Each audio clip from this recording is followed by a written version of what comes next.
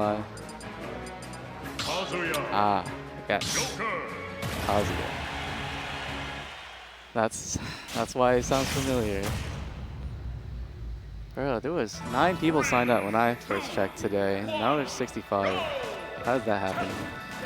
Alright, so I think if anyone that keeps track of or has talked to me about this game, they probably think I downplay Joker. I think he's a very hard character to use and that he's overrated. But I do think Joker wins this matchup. Yeah, that was a very unfortunate situation there. What's his name? Kazuya's moves have no hit stun or hit lag, making them very difficult to attack. He has the down guns down, but wow, those moves have no lag. He just threw out 4 moves and in like a second. So right now KML wants to get the win or the kill. He's a route, or at least before getting back here. Oh, there it is. Never mind. All right, we have an even game yet again. So on this part of Town and City, I would personally camp the entire time because it's basically the same thing as FD, or exactly the same thing as FD. Same thing with this one. I would just camp. Interesting that Joker back air was able to hit there. Okay, that was good.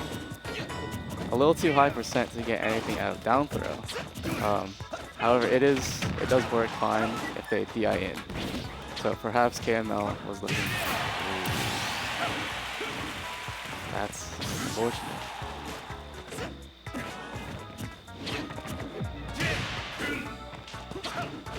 Interesting. He went for raise drive out of, yeah. Not an easy game anymore. Wait, that killed? And I hit from behind him, which is not surprising. But killing center stage. I don't know exactly how strong Kazuya's fair is, but considering it's Kazuya, it's probably very strong. All of his moves are very strong. Yeah, so going for the down throw again when it was a little too high percent. Oh, wow. I saw the jump thing happen, so maybe it was possible for him to air dodge out of that. But probably not. Kemono charged that up smash for quite some time.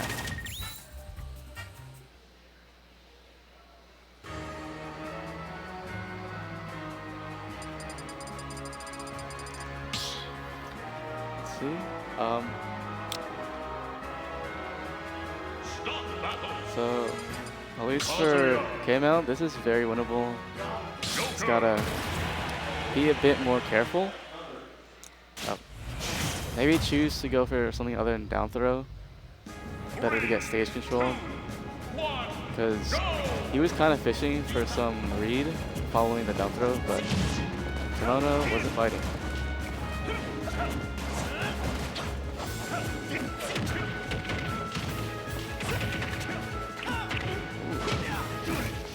Yeah, that up air is kind of an insane combo breaker for some reason. KML having not exactly a read, having an idea. Alright, so right there he didn't go for up smash because up smash just would not kill. So I do agree with that decision. Uh-oh, rage drive. No problem. Going really deep for that. Wait, oh no. Usually when that happens, he stalls in the air, but I don't know why it didn't happen this time. Immediately getting Arsene from taking 70%. So, Joker does get Arsene once he takes 70%, or around that much.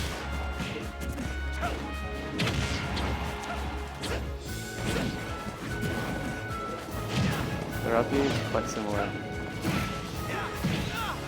Yeah, they didn't kill quite yet, but it was disturbingly close. Wow. Insane plays right there. Okay.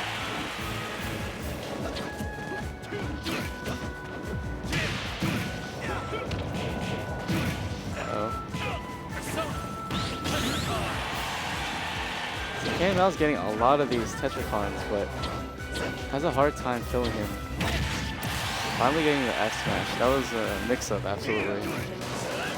It looked like Kemono was trying to dash in to get a, what is it, an electric wind god fist from the next back air. Because back air kind of, when you do it, kind of have the same timing repeatedly. Yeah, lots of Tetracons. He's quite bringing it back. No jump, but I don't know if KML understood that. Alright. Very even. It's suddenly not even anymore. Yeah, that was very unfortunate. Hey man, how you doing? I'm alright. What's up? Me? Okay, well I guess I had to play now. Oh. I was chilling, but Get the heck out of here. they kicked me out. Come on, get out. It's just me.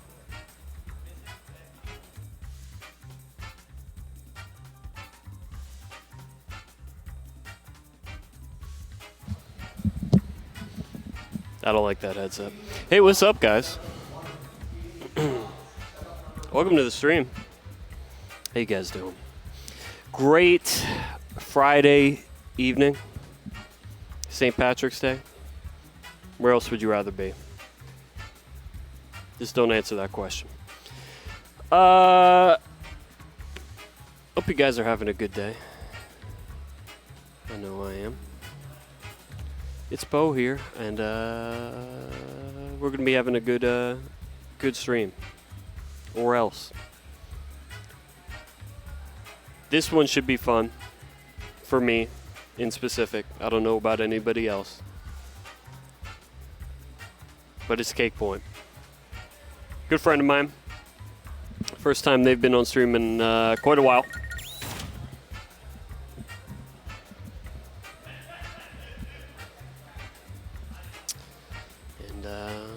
I'm excited to see if she can win. I know she's got it in her. She certainly has the experience of kicking my butt for a long time.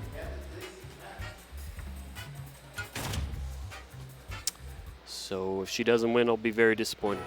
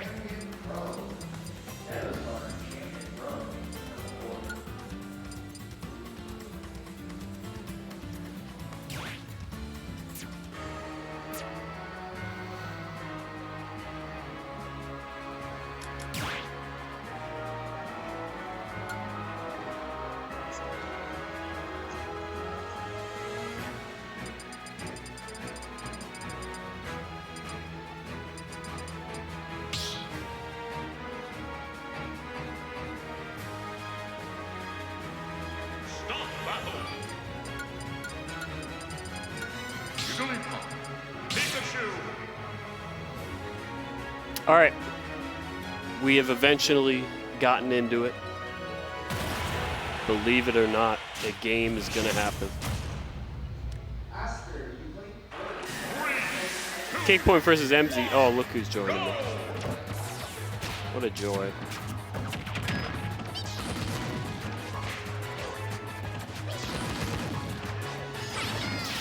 Thank you. Hello, everybody. This is IRLC. So I had to commentate Cakepoint set here. How are we doing? I'm doing fantastic. How about you, man? I'm doing okay. I'm, you know, I'm making it through it. Oh, I that's bet nice to you, hear. you knew I had to be here. Not just because I'm always here, but also because it's Cakepoint. Exactly. No, Hey, man. Hey, I'm not going to play any more chances during your nice voice and commentary. Oh, thanks, man. All right, but anyway, game this match right now, so far pretty even. And again, both these Pokemon. Oh, guess I'm off. Damn. He's a Pokemon? Yeah, he's a Pokemon. All right, but unfortunately, it looks like I do have to bounce out of here. I didn't really expect my set to be called so soon. Good luck. What a rip. I was all excited. Gets my hopes up just to leave for bracket. Ladies and gentlemen, that is why you don't enter Smash Bracket. All right, pit crew's coming in. All right. Who else wants to join? And then Raph gets here too late. He's got to turn around. It's just ridiculous. Who's coming in? Vibes are terrible. Spiffy just wiped the floor with me. It was It's awful. terrible It was right now. embarrassing. Everybody wants on. What do we got going on? We got Emzi and This is a mess Cakepoint. today. It's just a messy day. It's all St. around. Patrick's Day. Everyone's having a good time. They want to come on, you know, but early bird gets the worm, or early loser gets to hop on the mic, as they say. Yeah, he cleared you. It wasn't even close. So, like, the first game, he 3-stocks me. Like, he spiked me twice. In the second game, I thought I had it, and it 2-stocked me. So, I got 1 stock better, but doesn't matter. Anyways, we're here talking about... It's Cakepoint. It's Emzi and Cakepoint. I played a friendly against Emzi, so I know her Pikachu now. Well, I know all about Cakepoint, so tell me about Emzi. Like I said, I played a single friendly. She's got some movement, as the kids say, and it looks like with Pikachu, you wouldn't expect it. She's really good with the what do you call it? The dash attack thing. Not the dash attack, but the up B, the recovery that you use as an attack. I don't know Pokemon. Who knows anything about Nintendo? You don't know Smash I either, don't. which is a little embarrassing. But and yet I'm a consistent 2-2-er, you know. But also in real life, a little less embarrassing, I suppose. Gosh. I have not seen Cakepoint's Jigglypuff do that? ever. Is this a new thing? Yeah, she's got it for a while. Oh, okay. Although it sucked for a while. I've always beaten it, but I guess she just wanted to persist. Did you see what she just did? I'm sorry, I was not paying attention. I was too busy. Jabbed into dash attack. Jigglypuff can do that? Was I was too busy having flashbacks to Spiffy spiking me 3 times. Anyways. He's pretty good. But yeah, Cakepoint looks like goodness. they are in control here. Oh, and then Emzi is able to break out of it with a mean down special. Yeah, this game sucks. Let's go, Cakepoint. Good spacing there as we saw as we saw the down smash barely miss. I thought we were going to saw Cakepoint take advantage of it. Ends up getting grabbed and thrown off stage. But still, no, Cakepoint going for it all. That's the second rest I've seen just not even be close. Cakepoint going for it all, but 67%, that's some good extra credit. She's always playing in a different world. Marches to the beat of her own drum, man. You know, just do whatever you want to do. Your Jigglypuff doesn't have to look like Hungry Box's Jigglypuff. You know, you forge your own path. True. It could look good. I don't know. Is Hungry Box's ultimate Jigglypuff like decent, or I don't know. haven't seen it at all? Yeah, Emzi behind the 8 ball here, already up over 100%. But yeah, I don't know. Besides rest, what are Jigglypuff's kill options? I know you've got that weird punching attack that destroyed shields, but outside of that, back air. Oh, every character has That back move. air. Not every character. There's a character with a bad back. I mean, like, so are you making fun of Pit? Like, Yeah. he's got the sour spot, but like, if it hits you in the sweet spot, it does kill. I agree. Most back airs are pretty good. But yeah, in our joking time here, Emzi has actually started to close the gap. We've got a real someone else trying. I know, man. I feel bad at this point. No, everybody wants on. Everyone wants on the same Patty's It's a Day hot run. mic. They should have been here earlier. Emzi goes way too low, not able to recover, not able to get a high number of recovery.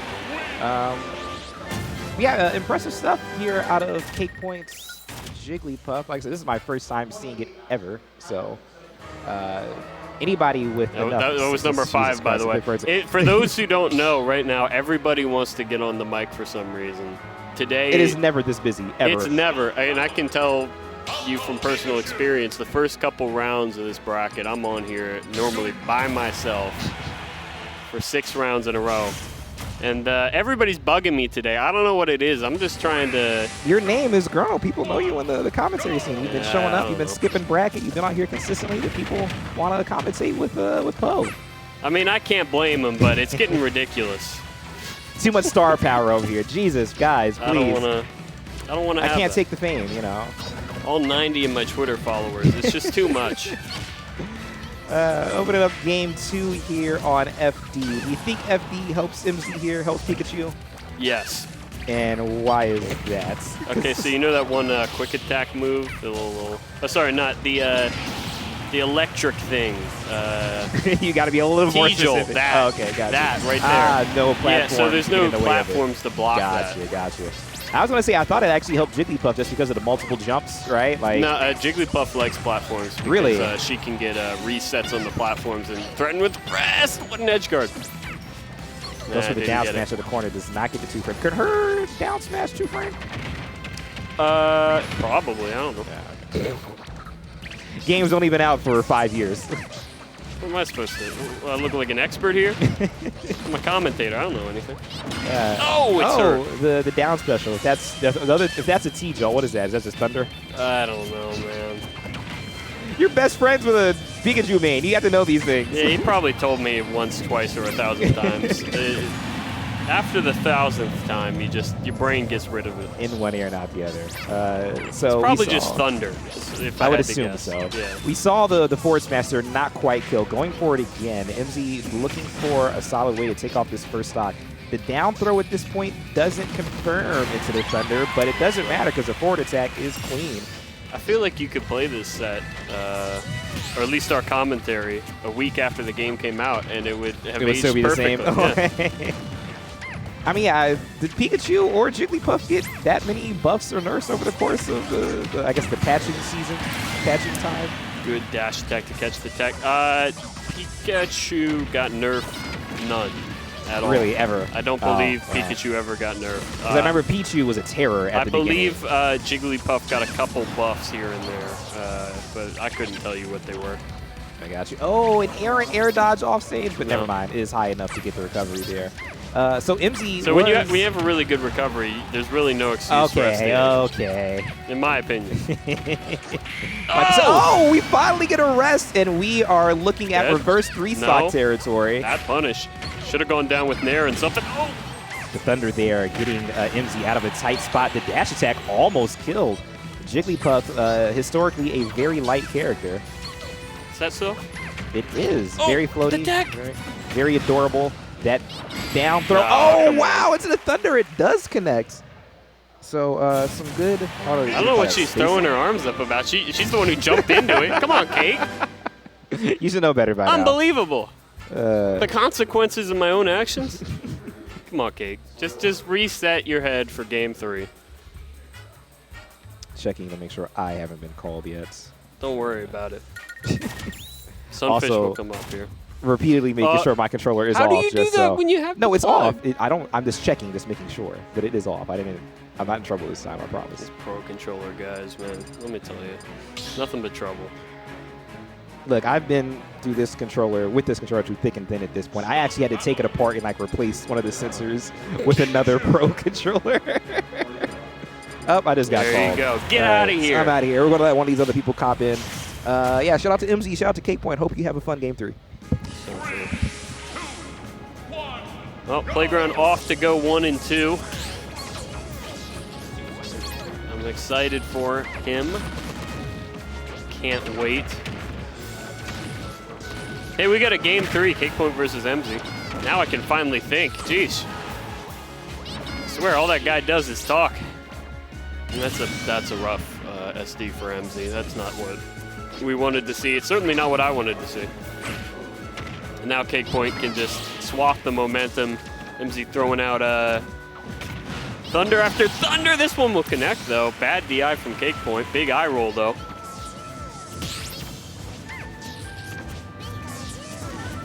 Both on side. Cakepoint not dealing with the T-Jolt pressure that well. It's grab through shield.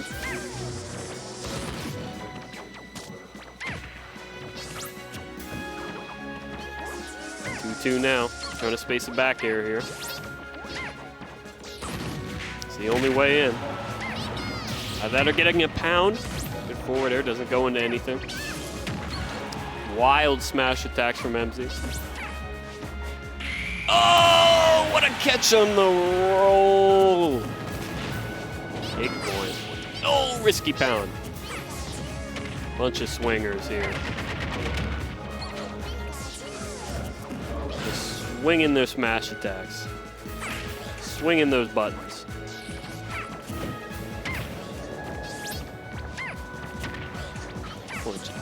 Would really like to catch a quick attack here with a rest. Oh, Emzi catching the full drift from Cakepoint with a large smash attack. Cakepoint with a solid % lead. She's just got to close this out. Good deck chase or regular chase.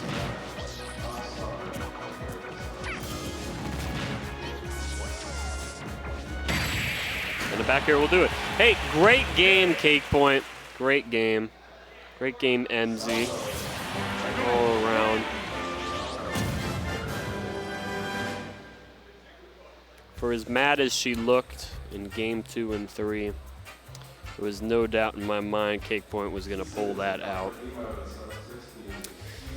Well, everybody wanted to be on stream not but 10 minutes ago, and now they're not here. I guess that's what it is, but I'm sure my my lonely figure, as it's broadcast amongst the Xanadu venue, someone will have the urge to come join me and do my job, which is, I guess, commentating sometimes. I guess while I have the air, let me give a shout out to my mom. I think she may be watching right now. I hope she is on this St. Patrick's Day. And if she is, I love you. Thank you for watching. Everybody else, they don't get a shout out. I'm sorry. Maybe another day. But this day, my mom gets a shout out. That's the way I'm feeling. I hope everybody's having a good time, though.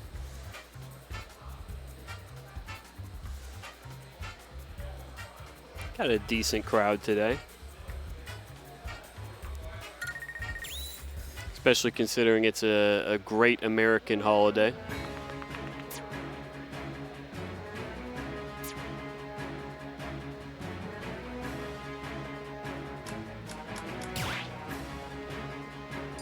No, I tried.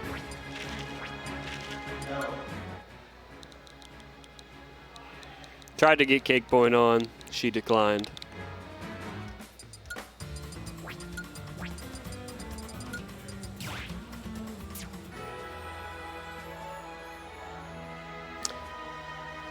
Coming up next, we got Tay of the University of Maryland, Baltimore College, or Baltimore County, versus Jayxma.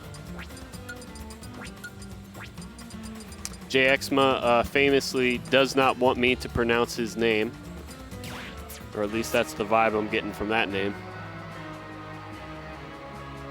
That's a mouthful.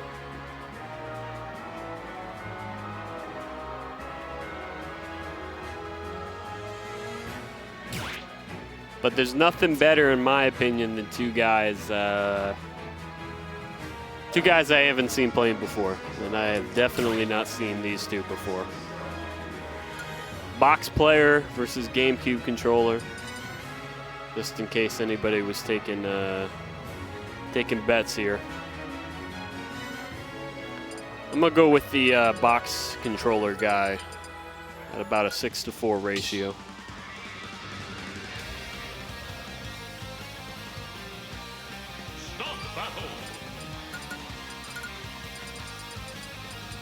Mythra. Mythra. I'm not happy about this development. I just want to let you know. 3, 2, 1, go!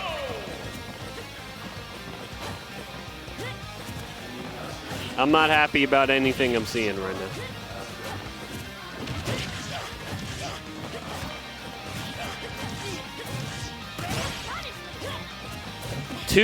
Count them, 2 sets of Pyra and Mythra on the stream. Which one's which, I won't remember. Oh! That was Tay. Tay with an early lead. A dominating stock 1. That's going to hurt the Jayxma fans in chat, who are loud as can be.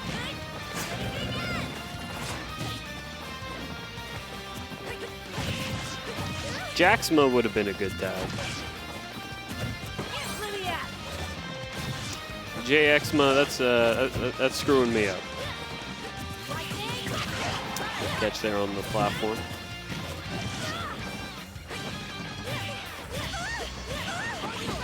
Tay looking pretty much in control to start this game. Jayxma, dash attack on shield does get the best of the offstage situation, falling down B, getting aggressive with the side B, just doesn't get it, but does force the checkmate out of Tay, even stock game.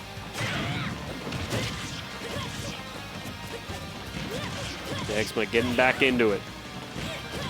March Madness season.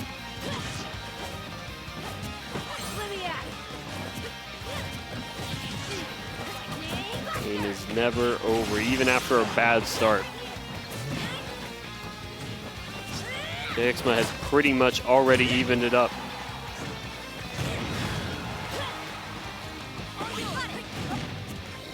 Almost gets down there.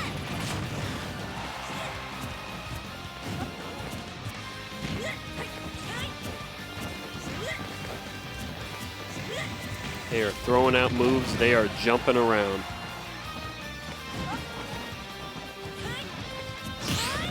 Whoa. Nah, just catching him going too high. Jayxma goes up. You know, I tell you what, it's starting to grow on me.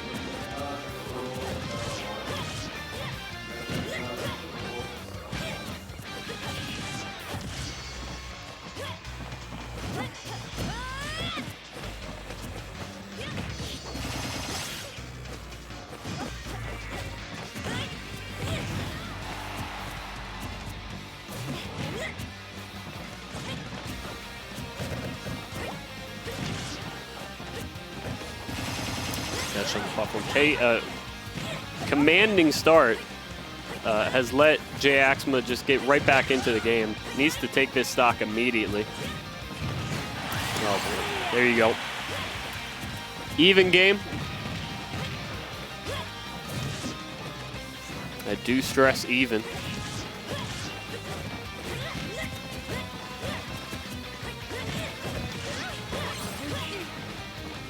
I hope you guys at home are following this match better than I am, because it's a blur up there.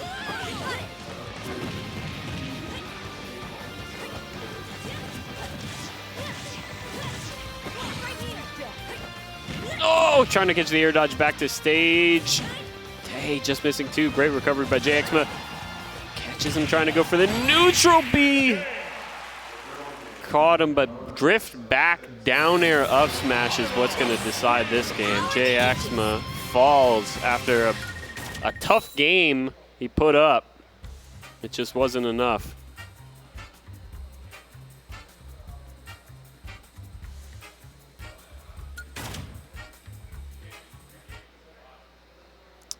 That's going to really hurt his fans in chat. They're pretty loud, deafening even. They all showed up to see their favorite player, Jayxma, win on Xanadu stream here in winners round 3 of the grind 200 and something. We're very sad about that loss, but I should tell them wholeheartedly, I think he's got it.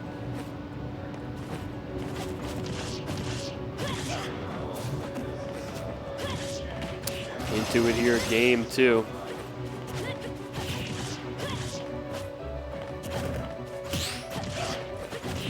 It's tough to know who's who, but when the dust settles, someone will win.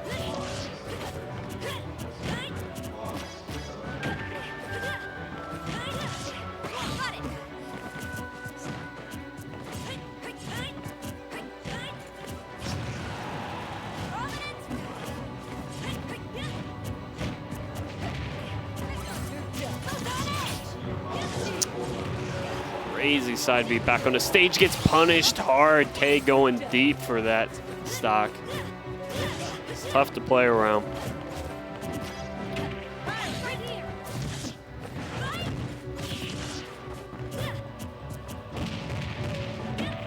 Jayxma needs the momentum right now, especially when you're down the whole game.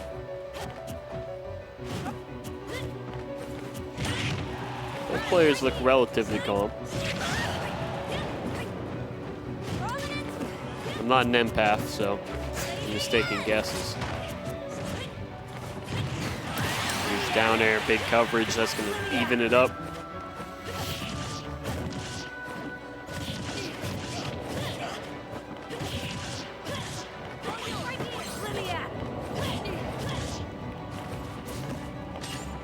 No, big smash, just inches away.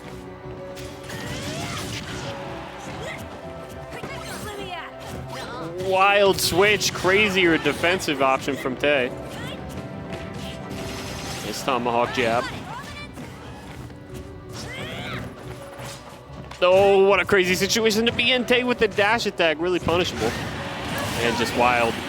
Wild whatever will take it. Jayxma on his last stock.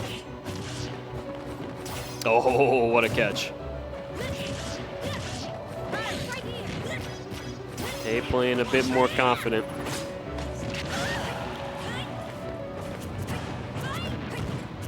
Easy neutral bait.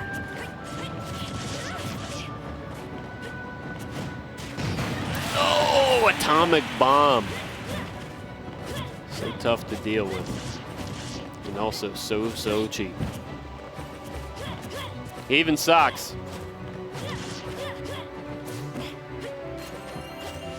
Wild! Staying a commanding lead, but it's even stocks. He's got to close this out. I'm feeling Jayxma with the momentum. Hate to tell you, don't you dare run into that. My goodness. Why are you doing that? What a down air! Pops the collar to the camera, walking over saying, I'd like to ban this and that.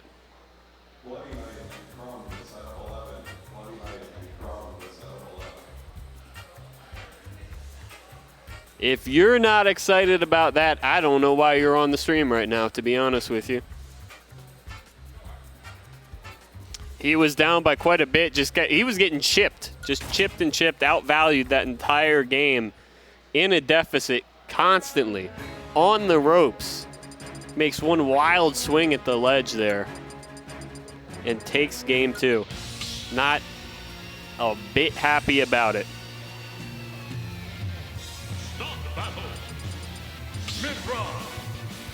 He looks more locked in than he was that game. Mythra.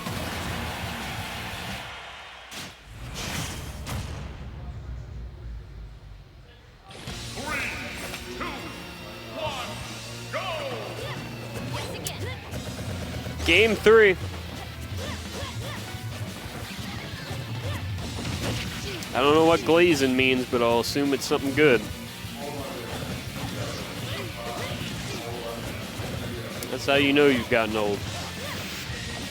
You just read something, you go, I do not know what that means. Oh, big down air and up air! And the up smash, excuse me. Tay, once again, taking a commanding start to the game. It feels like it's been that way this entire set. So consistent with the Pyra. No! Oh, no! Tay! Not interested. Not interested in playing this set any longer. Absolute destruction so far.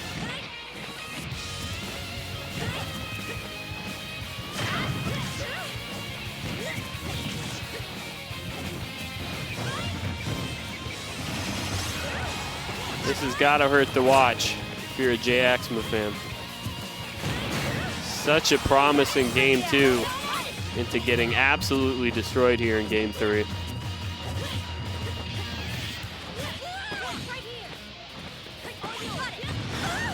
Never say never, though. It is that time of year.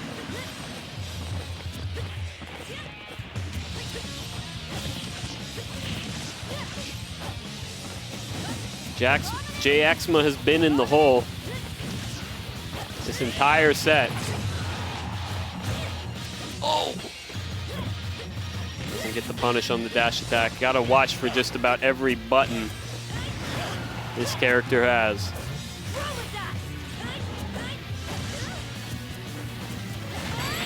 That'll do it.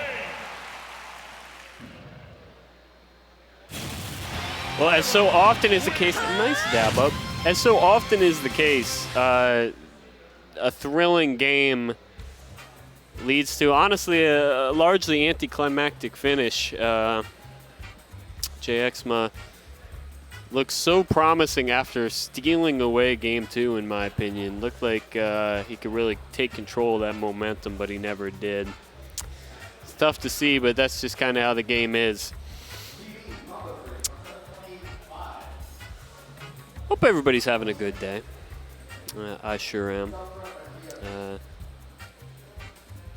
Hope everybody in the chat, everybody watching on this fine day is having a good time. I think that's what's most important. I'm happy for everybody who's here. I'm happy for the turnout today because I thought, you know, maybe a great American holiday like St. Patrick's Day might dissuade some, but I guess it's true. Smash Ultimate, not enough drinkers. That's just what it is. I think they'd rather be here. It's a shame, too. They always close the bar down at 7. And I was thinking maybe because it's such an important holiday, they'd keep it open a little longer, but which was not to be. There you go. You saw me up there looking lonely. That's what happened. Hold on. I still got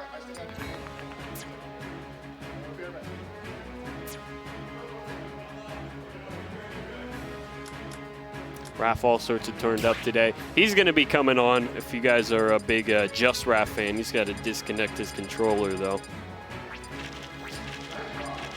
Coming up next on stream, we got Swagnarok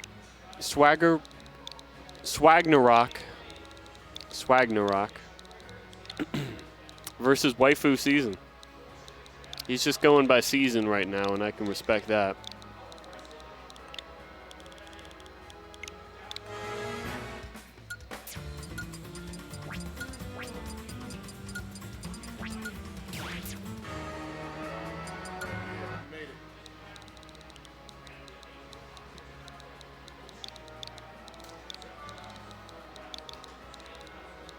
There we go. How you doing, man? I'm good. I'm out of bracket already, but yeah, you know. I don't. Tell me what happened. Tell you what happened? Okay. Round 1, lost Vayne, went Wolf. All right. Enough said. Next round. Round 2 was Mr. Patch, Yoshi player. Yeah. And game 1 he demolished me. Game 2 was I won, and then game 3 I think I up-B'd or so. I don't remember. I just, you know, I lost. There's no way to put it. I'm trash. But you know, we. Don't say that. I mean, you know. Say it off stream. Yeah. Well, no. Wait till redemption, man. Redemption's my bracket. So okay. True. I'd say it's the people's bracket. To be honest with you. It's the people's bracket. Yeah. What people? The people with jobs. Into this game, Swagnarok versus Waifu Season, just going by season now. I like the change. I like the change of the name. I like the change. I do too. I'm sure his employer does as well. I got to be voting for Waifu Season. He's been here for a long time. Oh yeah. He's never looked happy playing this game, but he's still here. Okay, so that's really what Smash is all about. honestly, really. Any other insight? I know Swagnarok's a pretty good player. Yeah. I'm trying to think of like on paper like who wins this matchup between Duck Hunt and Aegis. Oh, okay. Went right through the most patient. There you go. Oh, The highest stamina. That's who wins in my book. Honestly, I think Waifu Season's got the. trying to snipe him down there with that up B. He's got the stamina of a distance runner. He will not give up. He will sit under that platform. Yeah, Waifu's legit, man. With his can. Here he goes. And he will cheese out this character. And you know what? Honestly, I hope he does, because I'm kind of sick of seeing this Pyra Mythra on screen. We just had a Pyra Mythra Ditto. Oh, and really? I've had my fill, let's just say. What do you think? Dude. I do know Swagnarok, I think, had a recent name change. Oh, yeah? I don't know what from, but they're a pretty good player, I hear. Okay. So this is not a... Oh, was that the back air? Not that an can's easy- going to do it. not an easy oh, task. you missed with the can, unfortunately. Getting caught in that side B there. It's tough to edge guard with that. It's very easy to catch people jumping, though. Waifu Season is very crafty with this can. Anybody knows him. He's Yep. going to get you with it. Like, there's he no will. escaping the can unless you're in front of it. He's in his bunker. Oh, didn't catch the air dodge. Can will catch him. Can't get the punish on it, though. In a deficit here. Oh, no. That's not going to kill. Good ledge trap by What's Swagnarok. bad situation. Swagnarok. That tag's really messing me up. This guy just got done playing God of War. That's what it is. Is that what that's about? Probably. I don't know. Oh, he's trying to flex. Oh, come on, Swagnarok. All right, I guess you can. Good catch on the ledge by Swagnarok. Everybody wants on commentary, dude. Did you know there's like 10 people have come up that poked their head around that corner? It's all and went, good. I got it. Darn. Oh, here's another one.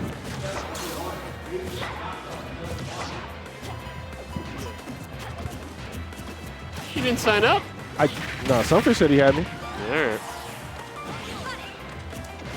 Season's got to close out this stock. It's around that time. Yeah, 130. Those up airs. Here it is. Oh! Waifu Season with the shenanigans. That's can the shenanigans. classic. What? Oh no! Oh, I no, think he no, might have attack. saved him. What attack! Yeah, he did. He was way low. Chasing him. Oh, good read on the roll there. All Oh, he's what's going he high. Doesn't catch. Good air dodge. In the hole here. How are you going to get back to stage? Swagnarok's played around the can pretty well. Yeah, so Crazy Swagnarok's- roll. Commits too Oh! hard on the jab, and that'll be death. Unfortunately, the rapid jab coming out, locking him in the animation. That's a shame. That was game one. A lot of stuff going on there. You know what's funny about a guy like Waifu Season? If he had won that game, he would have made the exact same expression. Yeah, he's very focused. He's in the zone. Is that all what the time. that's about? Yeah, that's what it's going to be about. I've never understood it, and I've even asked him about it, and he just couldn't answer it. That's how in the zone he is. He can't even come up with answers about why he's in the zone. He's just always in the zone. Don't worry, he's going to get him with a can. Oh, he's going to get him with the can. That I'm not. Running it back to PS2. Big All right, combo to look at start. that, 45. Start now heavy. Huge damage. Well, it is Aegis, so Aegis can run that right back. It's about being in the lead for Waifu Season. He's got to get the lead and he's got to keep Then it. you That gotta count him out. Look at that, I already tied it up. character like Duck Hunt does not play well behind. Huge The cans. can shenanigans. That's what we're going to call it today. That's what you're going to call it. No, I'm going to get you to say it. There it is. It's going. Yo, he's so okay. Good double. There it is. The up. Definitely better Never mind. there. Took huge damage on the Okay. down air. Bad up position air. for Waifu Season. No, he's back on stage, which you reset. 163. You got to hurry up and close. Oh my goodness! Okay. Why he dies? Almost dying that to it? the Is that nair. it? Good air dodge. Waifu Season needs to hurry and close this. Oh my God! He gets the can. He got the sniped. can. Needs to close it here. That's going to do it. Oh. No, bad angle. 200% on Swagnarok. And There you go. uncheckable. Yep. And this game really looks like Duck Hunt sucks. I'm just going to say it. This is brutal to watch from this perspective. I'm not going to say Duck Hunt sucks. You just got to... I'm not going to say it either. Ken. I'm just going to say it feels like it. In situations like this, where a good player like Swagnarok is able to consistently take stocks at 80, There it is. it's tough. Swagnarok has had trouble finding consistent neutral wins. That's a good way to start it. Get much. Ball up, Cannon in an awkward position. All right, juggle situation. What you going to do with it? Oh, boy. Ladders.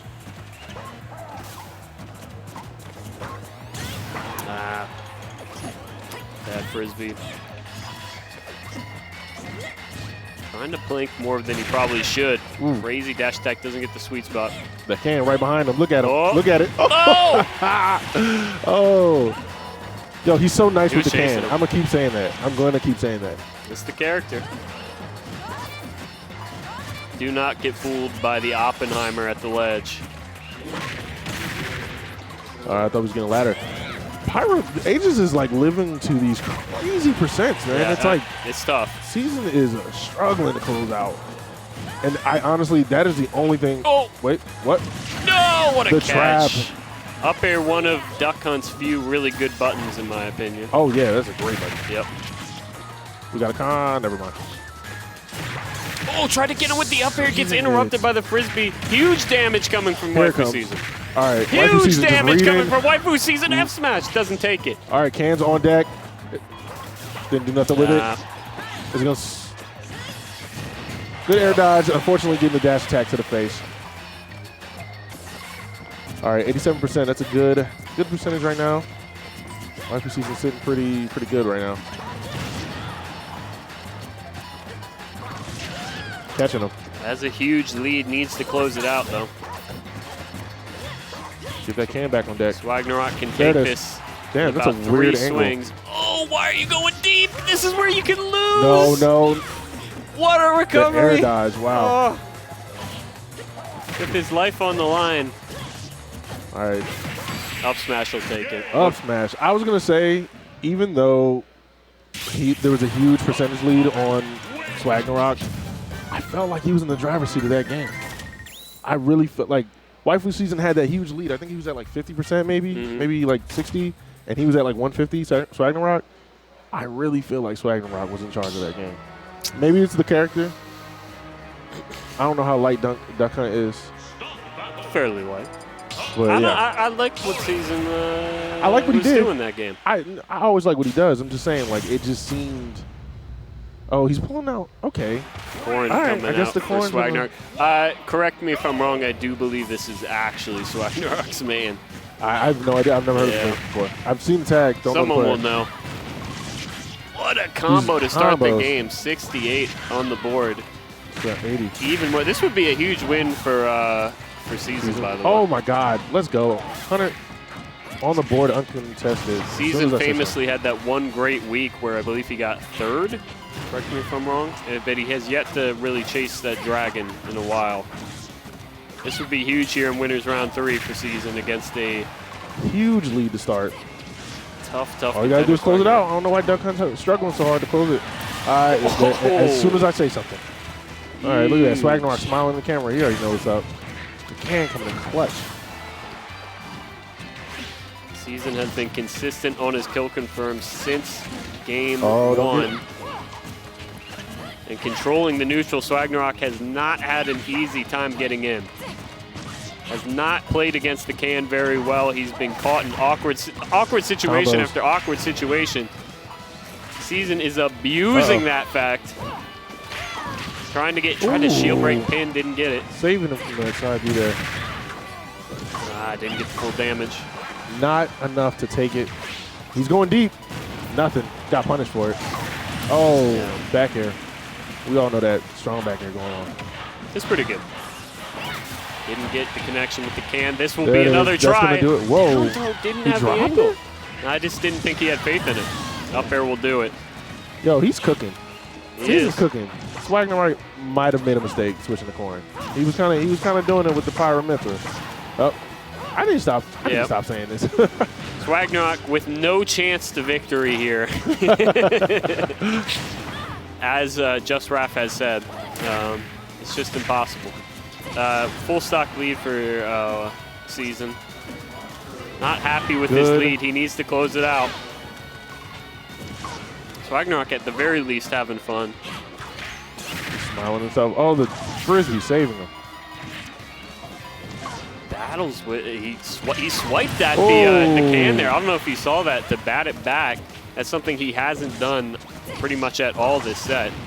And now he's completely taken back this game. It is well within his grasp. This is scary. Huge damage. This is scary. Even game.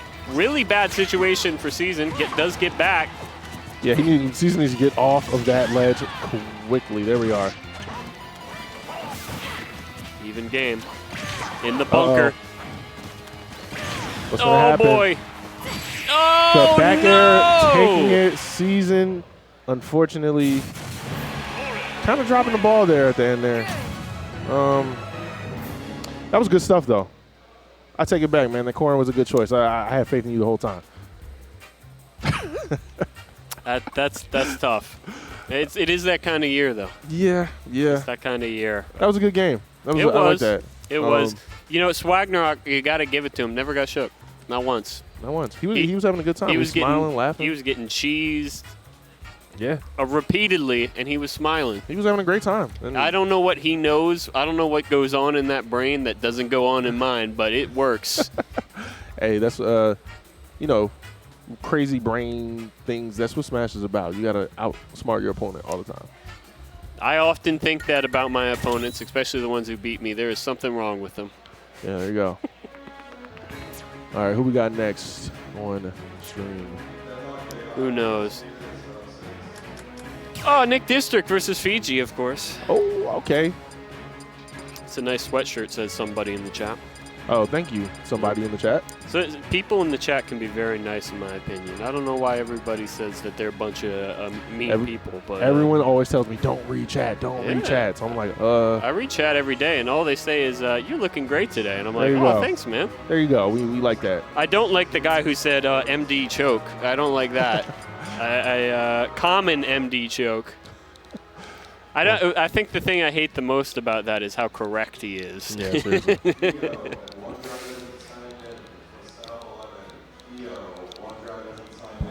Rough stuff. Hey, thanks, Orf. I appreciate it. I hope you guys are having a fun time. It's been a great day, St. Patrick's Day. It is St. Patrick's Day. It is St. Patrick's Day, indeed. The holy holiday in Ireland. Yes. You know, in Ireland, you're not supposed to drink on St. Patrick's Day. Seriously? Yeah, it's a holy holiday. It's So then we just got the message all messed up over here, huh? correct. There's like, hey, don't drink on that. You said drink. And they like bust a bottle over there. Yeah. I think it was a messed up thing about Irish people. You know, Irish people, they that was just the stigma. That's the stereotype. Yeah. You ever know where the phrase paddy wagon comes from? Mm-mm. Yep, it was Irish people. Okay. Yeah, it's just messed up. But I like to think that a day like this is about celebrating the best things about Irish culture. Like dressing in green and going to your local pub and smashing 3 tequilas. Okay, I guess. All right, let's see what we got. We got Fiji. We got Fiji versus Nick District. Okay, Fiji. Here in Kinda winners crafty. round 3, nonetheless. Nick District's been on a pretty big tear, in my opinion. Has been just outside the top elite here at Xanadu. Yeah, Has for come sure. pretty close, but just hasn't quite breaking the bubble. What? Whoa. I looked away. What just happened? I looked away. I don't know, man. Can someone in Smash chat us. tell me what just happened? All right, Nick District got one. Nick District knows things we don't know. That's what. Somebody exploded, and it was Fiji. Fiji with the most concentrated look I've ever seen on his face. Yeah, he's into it. He's in. Nick, pretty calm. Full stock lead here from Nick. Bell. Bell online from Fiji. Fiji, though, no slouch. No, Fiji is incredible. Oh, yeah. Oh, what's he going to do with it? He can body you. Can he body Nick District? I have less doubts. Nick has just been on a hot streak. And this is going to be a long set, so if you want to talk about anything that happened today. Oh, back. Great catch. That was nice. Back end, catching the bell. Yep. Knew he was about to throw it. Knew. Great timing on the back air. This Dang, is almost got where smacked by I that. assume Nick's going to try to put the clamps down. Yeah, you got this huge lead. You know, I was saying the set was going to last long, but I was maybe thinking of Kershawn's Pac-Man. Oh, okay. Usually when Nick and Kershawn have played, that set has gone long. And it is a best of 3. Nick in a commanding lead. Yeah, fully in charge of this game right now. Oh, trying to finish it with the... Oh! I was about to say. Yeah. Oh, beats spot dodge. Oh, Wow. oh la mama. Wow. Rough. That was rough, yeah. That was a 3-0, right? That was a 3-stock, yep. Yep. Okay. Okay. This is where a commentator would usually say what adjustments Fiji need to Man. make. I don't know. Fiji better figure something out quick. I don't like asking that question because whenever anybody's asked me that question, I go, Oh. what do I look like, a good player? Did he pull out the doc? He pulled out the doctor. I can't blame him. Dr. Mario on deck. How you go from Pac-Man to Doc?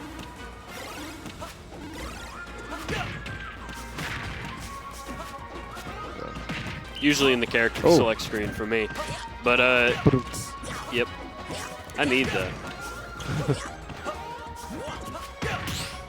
Just as much as I need, like, a noise to be Oh. made when ZD throws his arms up, I need a double snare hi-hat. Hey, Trying to read the roll there. he's doing a lot better. A lot better. Yeah, the doc was the good choice. Oh, boy. that was very risky deep breathing there. Yeah, Just got smacked for it. a bad one, I would say. Yeah, there you go. Yeah. Uh-oh. Crazy how stage he tries to cheese him with down throw up. He does not get the sweet spot. He's a lot more threatening right now. Oh, what a battle. man. Intercepts the What down is air. that? Dr. Mario's so slow. That up B is crazy good, though. Yep. Wait till you see the down B. Oh, there it is. There it is. Taking the stock. All right, Fiji's doing a lot better. Got to. Yeah, don't say I didn't warn you. Oh, good snipe there. Good 2 snipes, not a third one. Okay, all right, okay. Let's make it back somehow. Fiji in the lead. Far more threatening with rage. Tries to cheese an air dodge there. So Nick doesn't bite. deep breathing on deck. He's gonna wait it out. No, he's going right into him. Oh! That was a funny Yeah. sound effect. Risky I thought he situation. was gonna. Okay, never mind. Patience on the ledge. Down B. All right. Down throw up. Fiji is in a very good spot right now. He's playing better neutral now. He's, Oh, what a catch on the roll! Big eye roll from Nick. all right.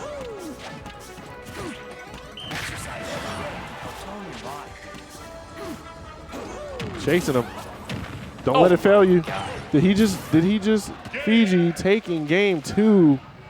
I take back what I said about Doc, or Fiji's Doc specifically, because he shut me up. That was some gameplay right there. That was some stuff.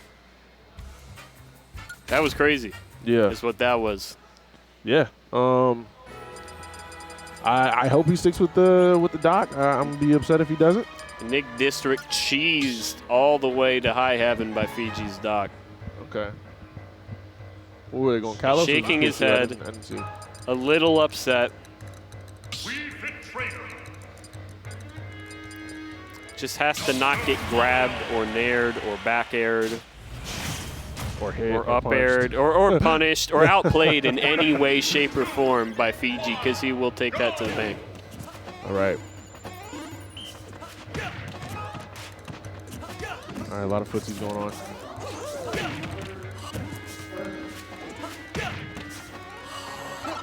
breathing on deck. I'm glad they don't make him play face-to-face because that face Fiji's making, I don't know if I'd be able to win. Nah, he's focused, man. He's like Caesar. Yeah. I do believe he's focused. That's a scary focused face, let me tell you. Oh. Tried to go for the cheese. Yeah, definitely. Nick was all the way on the other side of town. Oh when my it happened. God. That was a good attempt.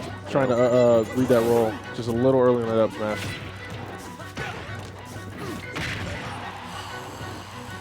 Nick trying to put the clamps down. Yeah, Nick's sitting with a good lead here. Breathing. What I say? Yeah, All right, Gets a 55, second 54% on Nick. oh boy, this is where the momentum all goes awry. Yeah, just missed with the pill. Forward air. Nick content to run away for his life Yeah, and catch him as he drifts in. no point. Big down tilt up B doesn't kill. Whoa! Trying it. What a stall on the ledge. I don't know if you Yeah, saw that. I did, He yeah. wall jumped. Full stock lead for Nick. Patient on the ledge. Doesn't get it. Both swinging. Oh, that up B is such a great out of shield option. All right, what's going to happen? A little too early on that up PG smash. needs this stock. Gone! Too early. 2 whiffed up smashes in a row. Needs to get this ledge trap. Yeah, needs to close this out ASAP. Oh, man. Boy. Nick District just climbing his way back and taking the stock. 141, rage on deck. What is Fiji going to do? Lamps are on. Yo, he's just swinging with these up smashes. Yeah. Hey, one of them out of lane. There you go. Scratching the head. Looking a little more resigned now. Oh, Oh, no, yeah. he's locking back in. Okay. No way. That Wow. Yep. Nick trying to sauce, man. Or just had a read. He was trying to read the air dodge. Nada. The snipes. Did he air dodge to his death? Oh, my gosh. Oh, Man. my goodness. Snipe from downtown. Nick District. A lot more commanding game that game. I think he just kind of figured out Fiji's dock there, unfortunately. I don't know. I don't know what he figured out. but, I don't know either, but, you know, he figured it out. And he definitely, you know. Sometimes you take one step back, and all of a sudden everything clicks. Unfortunately. Well, good game on both players. Fiji. feel like that we're was not- winners, right? He's knocked down the losers now? Yeah, I feel like we're not centered here. Are we not? Okay, Yeah, hold on. I'm all the way over here. Okay, all right. Boxing you out. There we go. There we go. All right, cool. Sweet. David Fincher would be proud.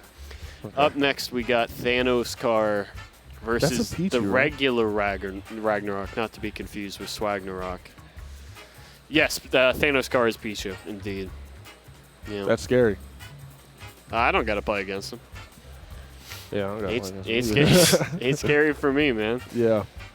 So we have a Swagnarok and a Ragnarok. Who does Ragnarok play? I don't know, man. Okay. All right. There we go. He's going to use random? It's too many people who come in and out of this door. Yeah, that's a good thing. We like that. We like to see new Well, faces. it is, but, you know, I can't keep track of all 1,000 of them. I definitely can't either. Yeah, I know Thanos Car, and that's good enough for me. I'm sure somebody who's a know-it-all will know who Ragnarok is. Okay. I want to see Swagnarok and Ragnarok fight for the name. Rights to the name. That'll be something. Yeah, that's what we need to see. To what name? I don't know. Whoever loser or winner picks the loser's name. And How like about some- winner gets the swag in front of Ragnarok? Okay. So they keep alternating who's Ragnarok and who's Who's Swagnarok. Swagnarok. Okay. Ragnarok seems more threatening because that's like the end all be all in terms of, you know, I'm playing God of War right now, so I think that's what happens. Ragnarok means the end. I think. I believe you. I don't know. I'm just swinging. You at could stuff, tell man. me anything. I'd believe it. I just swinging stuff at Kratos. I don't know what I'm doing in that game. Thank you, Sear DNL. I totally agree. It's been a good day today. Just a lot of great players here at Xanadu. Seriously. You know, I was telling Playground. You know about Spiffy? Yeah, he's you ever played him in friendlies or in bracket? Yes, man. I have played Spiffy. It's a nightmare. I hate playing Spiffy. I hate it so much. He's a really good player. And, you know, I was getting upset because I was thinking in my head, this dude doesn't even top 8. And then I realized that I was getting wrong. I was getting mad at the wrong source. What's the right source? I feel like if this was a just world or even a just game, this man would be top 8ing. Okay. But he's not. And that's what makes me upset because that man has an incredible punish game, a pretty great neutral, and he's always locked in. I never seen him play like another top player, so I couldn't tell you what's going wrong, what's going right. I mean, I've played ZD and I've played Dex, and I've been like, okay, it makes sense in my head that those two would beat them. It makes sense in my head that Pink Fresh would beat him. It doesn't make sense in my head that, I'll be honest, a lot of the people who make top 8 are able to beat Spiffy. But yet it's true. Oh, I thought you were going to call somebody out. That's why I said, I thought. Unfortunately, my limited name reservoir helps me here. I'm blanking. I can't tell. Out. Okay. Yeah. Right. This is all to say that I think Spiffy is a really good player, and that I'm glad I'm not playing this game anymore because people are too damn good, in my opinion. People are ridiculously good. Yep, it's too much for me. Yeah, speaking of which, Thanos card. There eventually will be a game, though. They're going to take their sweet time, let me tell you. You think this is the start? They're going to take another 10 minutes. Oh, they're chatting. Yeah, chatting. Yeah, what'd you have for lunch today? Cheeseburger. How long did it take to get your hair all that fluffy? About 2 hours. Well. Oh, my goodness. It's pro controller players. They miss. Oh, whoa. What's wrong with pro controller players, man? What? I'm Nothing. a pro controller player. Nothing's wrong with that. I was just saying we are a burden. I give you that.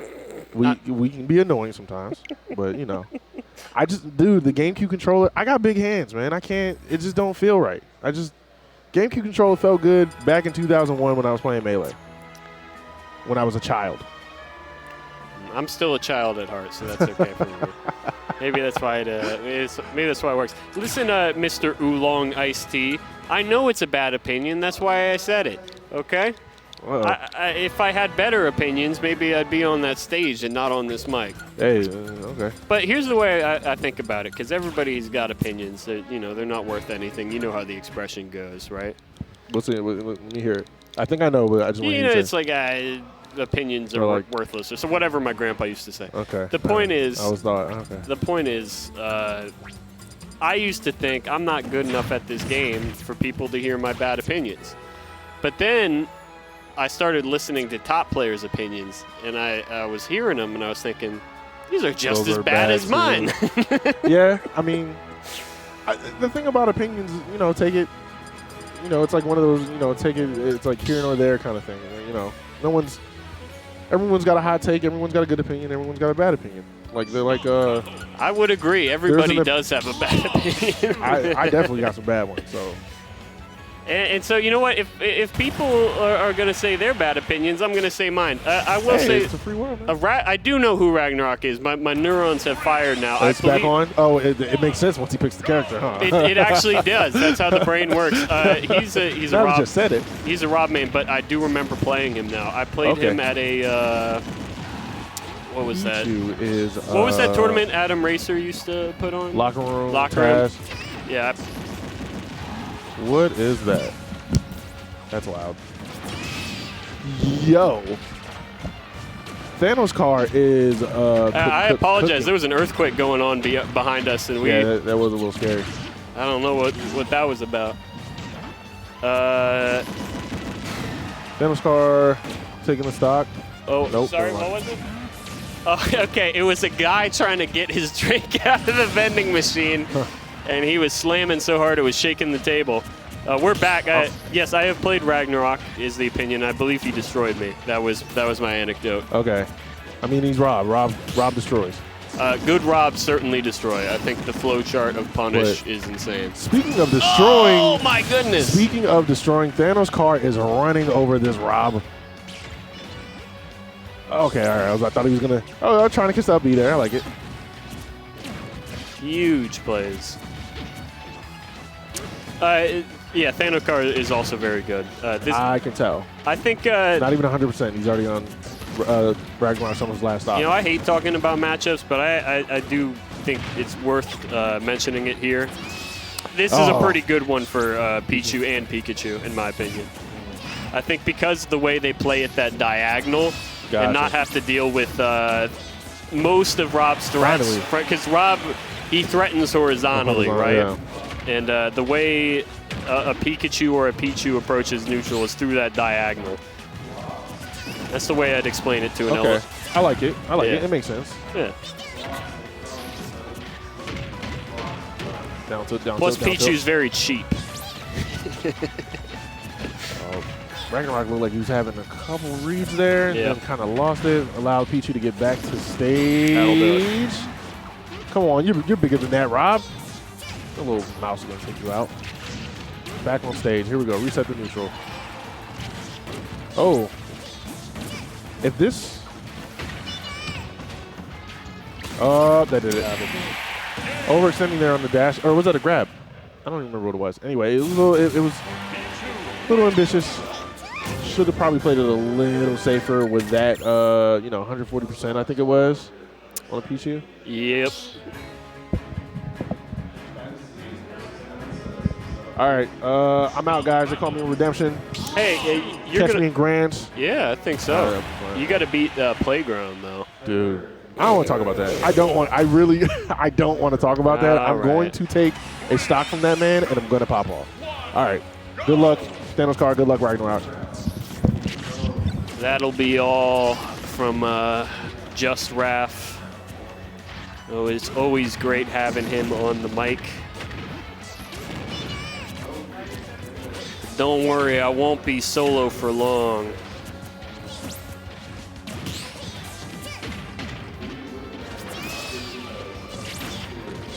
Hey, how you doing, man? Hey, what's going on? It's What's Mr. up? Patch in the building. Mr. Patch, he was talking all about how you beat him. And he was Yeah, that's a little awkward. But hopefully we'll get on What's awkward get on about comms together. If you win, you no, win, I'm just right? kidding. I'm just kidding. It was honestly a really, really good set. Very back and forth. Yeah. He wasn't. He didn't feel that way. Oh, really?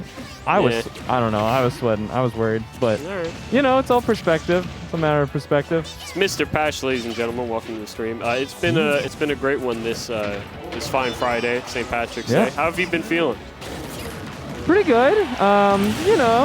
Would have liked to do better in bracket, but who wouldn't? I think even the winner would have liked to do better. That's Isn't true. that how that's that true. often works? Except Yeah, definitely got high standards in this building. No slouches here.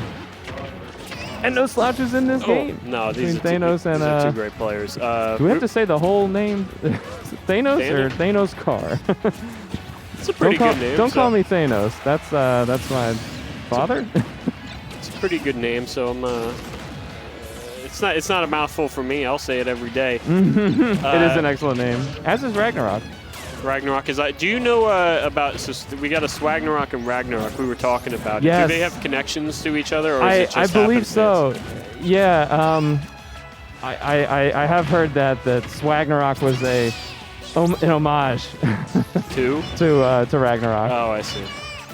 Are they from? Because I feel like I saw From Virginia, Ragnarok I around believe. here a while ago. And, Yeah, from Northern Virginia, I believe. Northern Virginia. Is Swagnarok also from Northern Virginia? I believe, but don't quote me. Pichu is light, and there's some rage on that robot. Well, as we were talking before, Rob wins this matchup. What do you think? I don't know. I feel like Pichu's hard to talk about because, obviously, one of the most nerfed characters. I think that's fair to say compared to release. But there's just so much that the character can do. There's, just being super small and able to pancake easily, can frustrate characters that may still have a good matchup overall. Yep. Even I don't know. even Mr. Oolong Iced Tea agrees with me in the chat. Rob, he just controls this matchup completely. I don't really know what a Pichu does. What do you think Thanos card needs to do in Game 3? I mean, you know, the the famous weakness of Rob, and you know, he doesn't have many, but he has a big body, he is easy to combo, and Pichu can certainly do that. Honestly, some of these moves, I feel like Pichu's gotta you know, combo into a down smash at ledge. You know, Pichu's got to be killing it like 100 or so. Ladies and gentlemen, the boss is in the building. Just saw Scabs walk by. I do agree. I think I don't like talking about matchups because it gets really boring. I mean, it's interesting. Now, granted, it's interesting for the very first year of the game, and then it gets really repetitive. But I think these are two pretty evenly matched players, in my opinion. I think they've great polish punish games. Okay, nice Crazy read. neutral options. Good read on the roll. Gonna take a little bit for that to kill on town, though. Yep. Honestly, you know, maybe the little what a stanky parry. leg. Stick that leg out. Parry into stanky leg. Huge start. Yeah, I mean, I feel like the Pichu player has to be so judicious in what they're throwing out, and their SDI. Yeah, it was a great SDI. Man, I mean, that would have killed even from down there, I think. Just, you know, twiddling his stick on the controller. Ooh. Yep. Well, okay, he didn't even need the platform there. Yeah, I mean... Oh, this is a dangerous situation. Goes deep for the down air. Good catch by Ragnarok to get back on stage. He waited just a bit too long. That's exactly what Thanos Car needs. Yeah. I mean, that was 99 after the hit. Ragnarok so upset he tried to go for a cheese with the gyro, a side B, didn't get it. Thanos Car scoped it out. I was about to say the gyro isn't doing too much. Thanos Car wasn't able to use it themselves, but, you know. Not having it used against you is enough. Ragnarok sloppy on the tech chase, doesn't get it, yeah. The good thing about Pichu here, doesn't really have to worry too much about the gyro.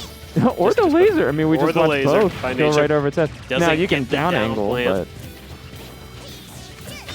T-Jolt messing him up. Okay. Does go for it. Nah, it's just a distraction. Yeah, I mean... Wild throw, great dash back. That might be doesn't get it, what an air dodge. Thanos Car has been doing what they need to do, taking only the hits that they can afford to take. Oh. Ooh. Great there to get back on stage. Ragnarok in a big hole here. Needs something big, needs to not get cheesed on ledge here. And I mean, Pichu with a lot of excellent tech. Hello? I was about to say Pichu with a lot of rage. You don't see too much for how late it is. But. Yep. Ragnarok's still alive. Now this is far from over. Ragnarok just has to be very careful himself. Ooh. This car got an air dodge off that throw, but 173. Any good hit will do it here at ledge. Great recovery! What a time to get aggressive. Would the jab have really... I guess it just keeps you off stage still. Like, would that result in anything? Looks funny. 180, tries to get aggressive on the ledge. Ragnarok keeps battling back. That could have ended it. Oh, definitely. Oh, no. I mean, okay, a side B, certainly, from Rob. That'll do seals this. Will it? No. Not quite. Wow. From closer to the ledge, it would end it. Okay, good shield discipline here. Up air might do it as well. Thanos Car is sweating. He's stressed. Be careful what you do. He should be stressed. He's at 200 and he can't take this stock. Wow, okay. Yeah, I mean, Ragnarok can afford to take these hits. Unbelievable. 211. He can't get it off. That'll do. No, he can't get the conversion. Could have been it. Okay, lots of... Oh, wow. That's... Okay. Oh, my God. Oh, my goodness. Thanos Car had to earn that. Yeah. Goodness. Crazy last stock situation. I feel like Ragnarok was just seconds away from taking it. The crazy thing there is if I'm Ragnarok, I'm worried about the down air there, which I think, I mean, wasn't ready for the tech, I guess. I mean, He could have surprisingly been, was not untechable. You could have been ready in that situation, but I think he was expecting the down air. That's yeah, why. again, I mean, multiple ways that you can die in that situation. That's just a great set, in my opinion. What do you think? Yeah. Hey, I mean, I only Yeah. caught the second half of it. I think but it though it was what I delivered. was saying. We had 2 even players, but I kept saying that set. Pichu wins that matchup pretty considerably. Oh yeah. Yeah. I mean, what can Rob even do? It's there? tough for Rob. It's tough for Rob to deal with the way Pichu plays, but you got to give it to Ragnarok. You also got to give it to Thanos Car. What a set! That's the set of the night, in my opinion. You can clip it. Clip it, jib it. Crazy stuff. Thank you for being here. We've had a lot of people try My to pleasure. come and go. It's been a hectic battle for this commentary side. I don't know if you've been watching. You know, this is underappreciated. It usually it's is very like that. underappreciated. I completely it can be hard agree. to just get on the desk here because we got so many people in the mix here trying to do it, and doing it well. Yeah. You know. So yeah, shouts again to our commentary manager Scabs mentioned in the building. I like to think of him as the boss, the boss, the mafioso, the Godfather. If you will. You see him walking in here with the suit, trench coat, all lit up. That's true. That's He true. just gives you the jet black hair. Yeah. Giovanni, man. Yeah, great stuff. Thanks for everybody in the chat too. Everyone's been having a lot of fun, not just in the venue. Just all around. Sorry to that one guy who couldn't get his drink out of the vending machine. Oh, yeah. I think you guys would want to know. But it's just that kind of, it's been that kind of day.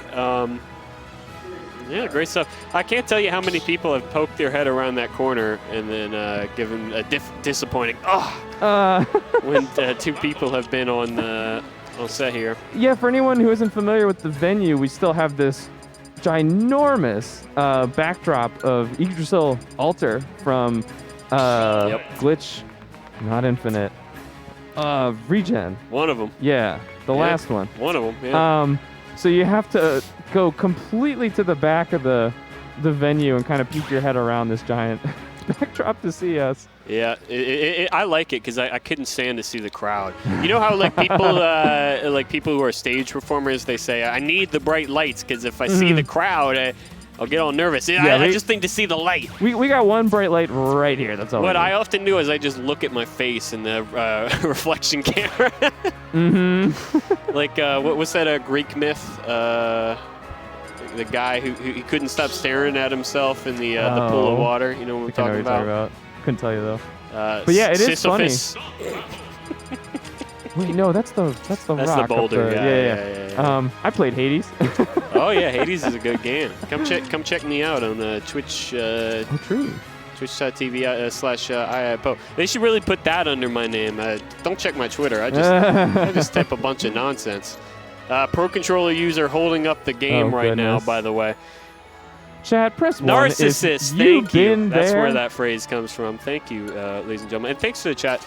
This is going to be my last game, and I can tell you why. We're commentating Enhanced PV. That's how I know I've overstayed my stay in the bracket. At Enhanced PV is on stream. But that's no insult on Enhanced PV because he's one of my favorites of the top. Just such an entertaining player. I was gonna say young star, but he's not that young anymore. Really, he's graduated to just. I mean, definitely a visible star as well. Yeah. I think pretty well known as one of been here for a MVBA's while. best right now. When I was first coming here and Enhanced was coming here, he was looking notably young. He's not looking young anymore. He's looking like a grown man now. Man, these smashers grow up quick, don't they? They really do. That's how I feel. Okay. That's why I love watching him. Okay. And now, I was just about to say, now he's got a limit too. Good position to get some extra credit. It's tough for McBanana. He's kind of been on the edge for a while. Wow. At the edge or far below? Far below this set, but he's been at the edge often. He's going to run into a bulldozer here in my estimation. I like these up Bs out of shield. I think almost every time he's done that to challenge Enhanced PV landing with a hitbox, it's worked out. Okay, PV feeling something. I don't know why he did that, though, because that wouldn't have even caught air dodge. Yeah, I mean, it would have killed, but... Yeah, if he had just drifted not straight quite down lined up. with no defensive option. Yeah. Right. All right. Oh! Okay, didn't have enough in the tank to get back there, but if you're PV, you're chilling.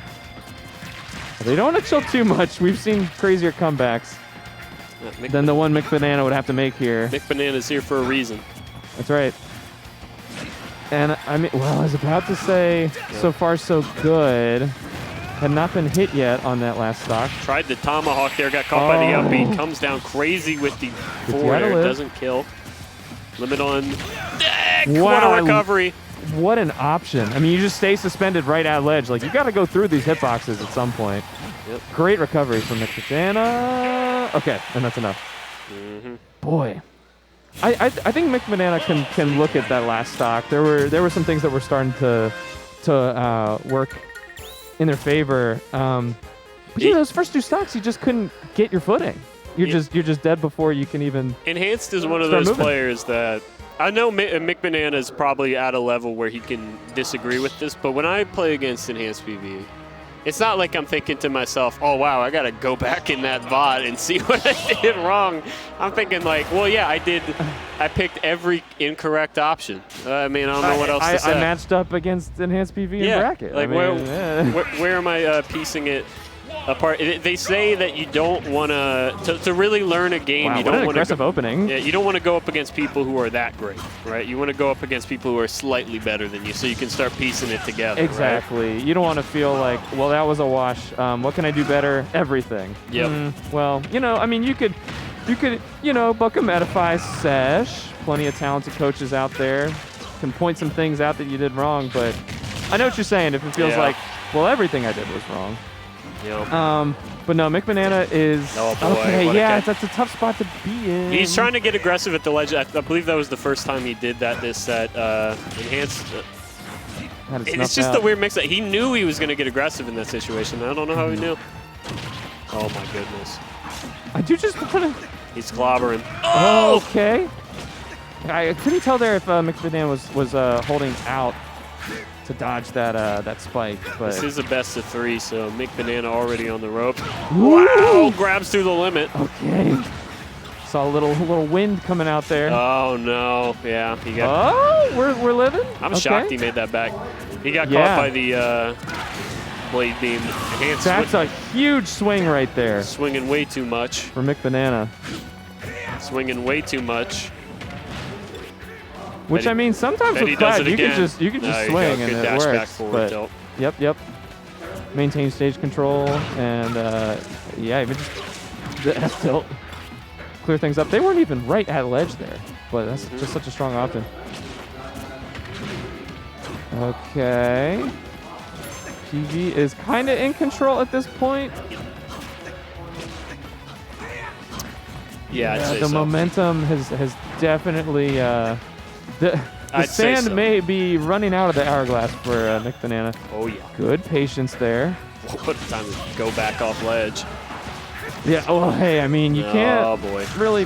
Wow. That was. I've never seen that in my life. This dude is on another plane of existence. How many dunks in those 2 games? 3 or was it more? I don't know, man. I don't know what I just watched. Man. I mean, I can think of 3 definitely, and that's one entire game. Imagine you get dunked 3 times. Yeah, in one game. That was too much for me. So. I'm gonna have to tap out after that one. It's been a good night. I'd say thank you all for being here, but I'm gonna hop off. I think you got this though. I do. I'll hold down the fort. Yeah, I think you can say things that probably make more sense than what I'm saying. I'll try. You'll try. It made sense to me. I'm telling you, it's not a large hill to climb. I think you can do it. I'll keep pushing that boulder. Keep pushing that hill. Hey, if you're out there playing this game, keep pushing that boulder. One day you might make it to the mountaintop. Hey, the grind gets you there. Well, I wasn't going to say. The grind gets you here. It gets you here. This incredible day here in Laurel, Maryland, Laurel Racetrack, Xanadu 200 and something. Thanks for having me. Thanks for hopping on. It's gonna be a good night for me. Good to have you here. Thank you. Take it easy, buddy. Take it easy, everybody. All right, guys, you're stuck with me until we have one of our handful of people, at the very least, peek their heads around the corner. Let's see. I believe we will have ZD versus Swagnarok up next. Not to be confused with Ragnarok. No, I'm not gonna go out on a limb and say the swaggier version of the two. The name suggests this, but you know, I mean, hey, if Ragnarok was taken, you gotta spice it up a little bit somehow. You know what I'm saying?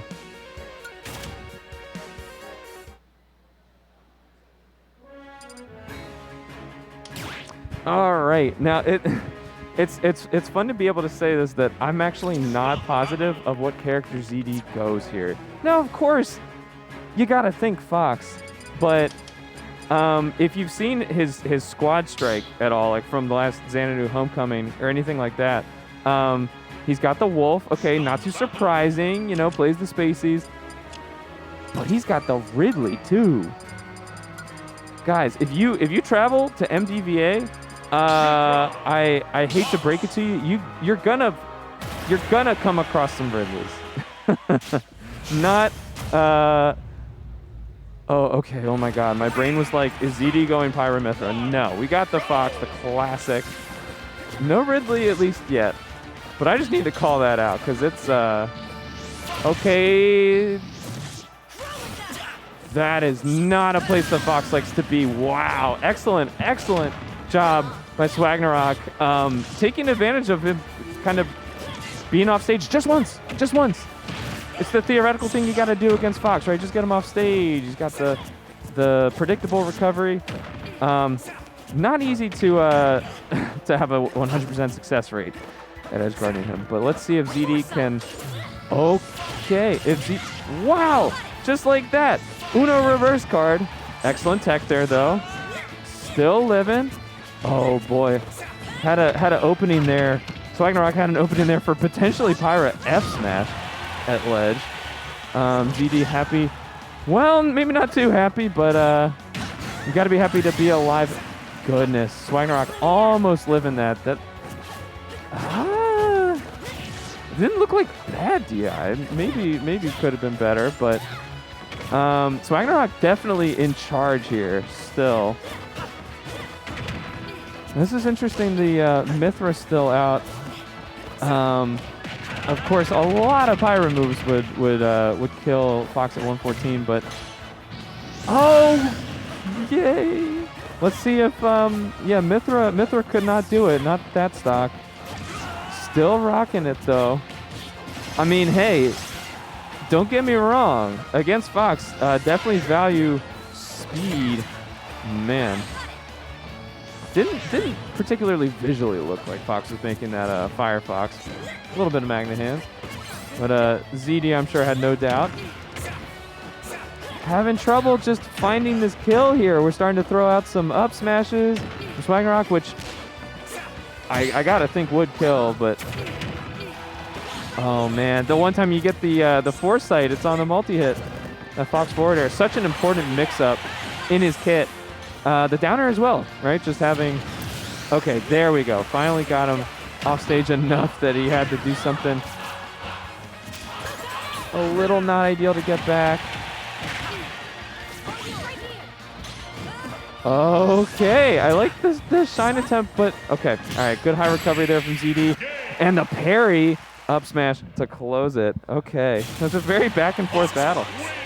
Ooh, we might have a second commentator here on deck for you guys.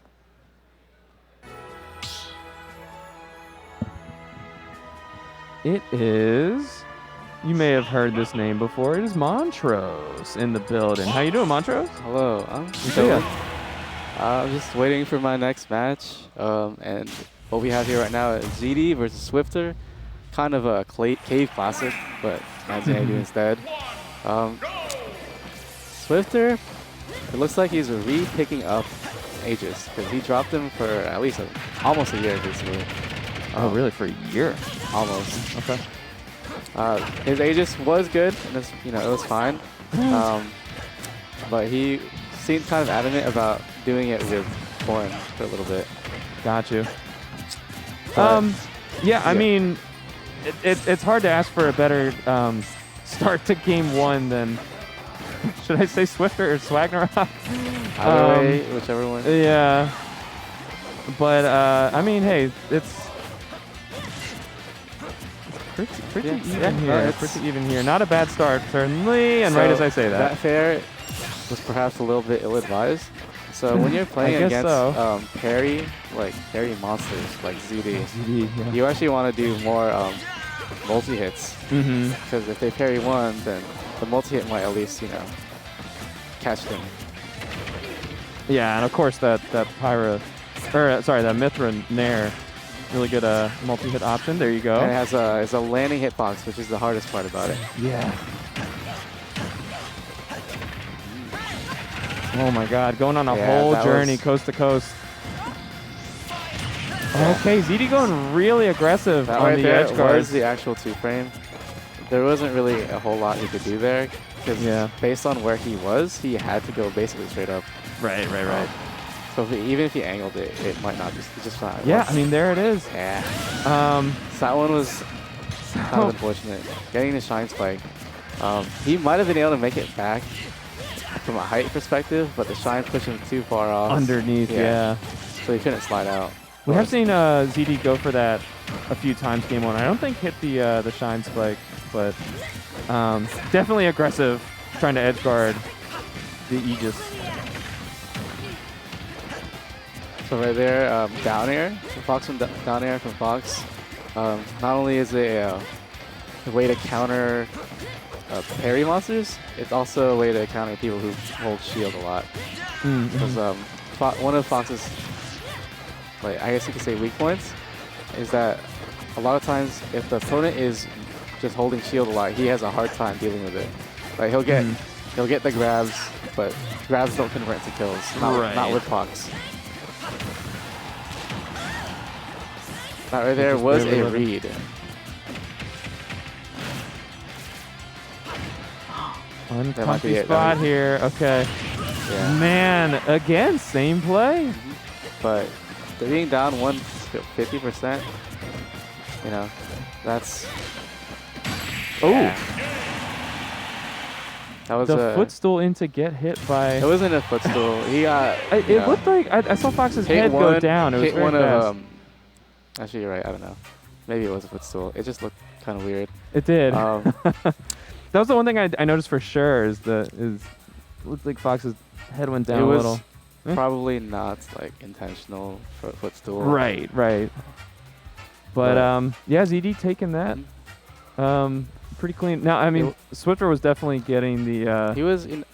Those spikes. I mean, to get back in it. So but I guess the problem with that is that essentially ZD is giving him the kills because he's putting himself in a bad position. Or if if he really wanted to win, he just wouldn't put himself there. It was last stock, and that's good, obviously, especially against the best, one of the best in the venue at the moment. For sure. But had he not gone off stage both those times, would it have been last stock in either game? Exactly. Yeah. And don't get me wrong, great to be able to capitalize and make him pay. Absolutely. I mean But yeah, absolutely. Like, you have, as an Aegis player, you have to be able to hit those. So even if even if ZD is going for the disrespect, the early edge guard, you cannot let that opportunity escape you. Right. So credit where credit is due there. So next we have Nick District versus Seagull Joe. This is a kind of an interesting matchup. Wii Fit versus Palu. I was gonna say Palu first. Have seen kind of a stable of characters from Seagull. I feel like he likes to he does like to mess around with mix things up. Yeah, try some things out. But obviously Palu is his tried and true. Back against the wall. He is picking up the Shulk. And Shulk. Really? I haven't seen that yet. Okay. Shulk notoriously very good against Wii Fit Trainer. And yeah, just also that range. Pretty good against. What? He misspelled Cheddar. This is crazy, but that's fine. Shulk is also pretty good against Nick District's other character, Steve. Steve. Put a period on it. Cheddar, OP, period. But why is it OP apostrophe S? Does Cheddar have an opening sequence like an anime? This is news to me. This is news to me. The in-game name Unless he's saying mix-ups here. Cheddar has ops, that is possibly what he's saying. We got layers here, possibilities. All right, so we are going to the Palu from the start. I actually don't really know how their sets go, but if I recall correctly, it's pretty like back and forth, at least game-wise. I'm not saying set-wise, but game-wise. Landing? Yeah, I mean, okay. I'm confident saying these are two players quite near each other in skill level. So theoretically, Ooh, the crouch, love yeah, that. the crouch is good. Catching neutral tech, but to be honest, it would probably catch every tech option there. And deep breathing gone, so Seagull. That one right there was good by Seagull because he made it ambiguous as to whether or not he'd land on the platform or not.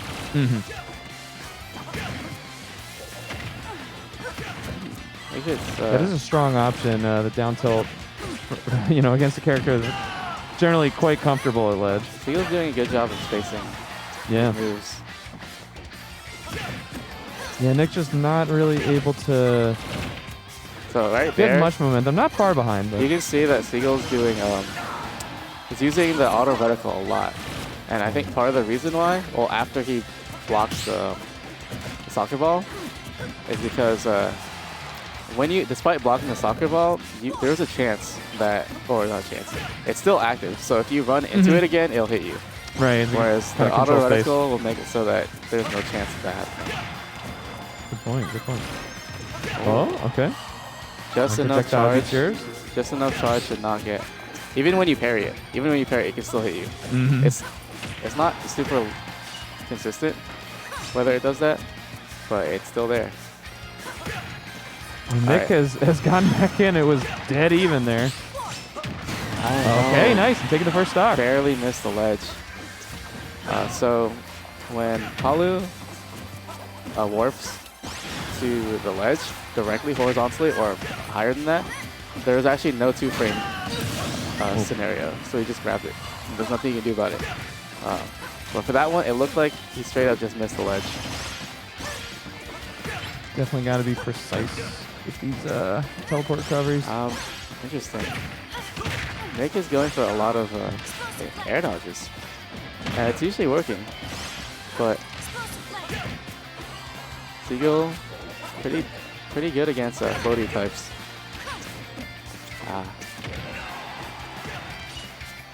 Man, we fit like ledge, but I don't think Nick is having a great time at ledge here. Seagull's doing it really well right now.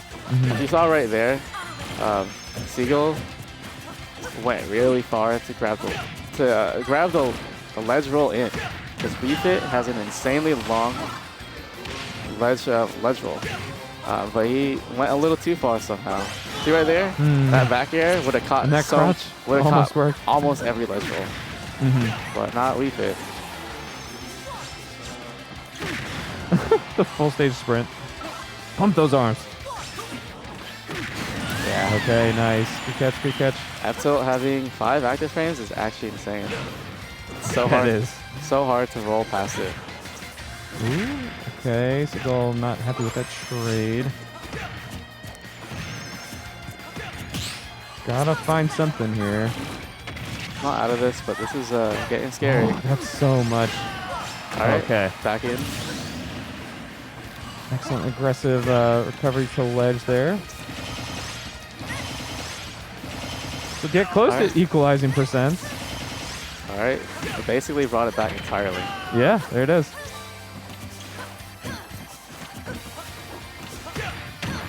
Oh, okay. I'm starting to punish these full stage projectile sends.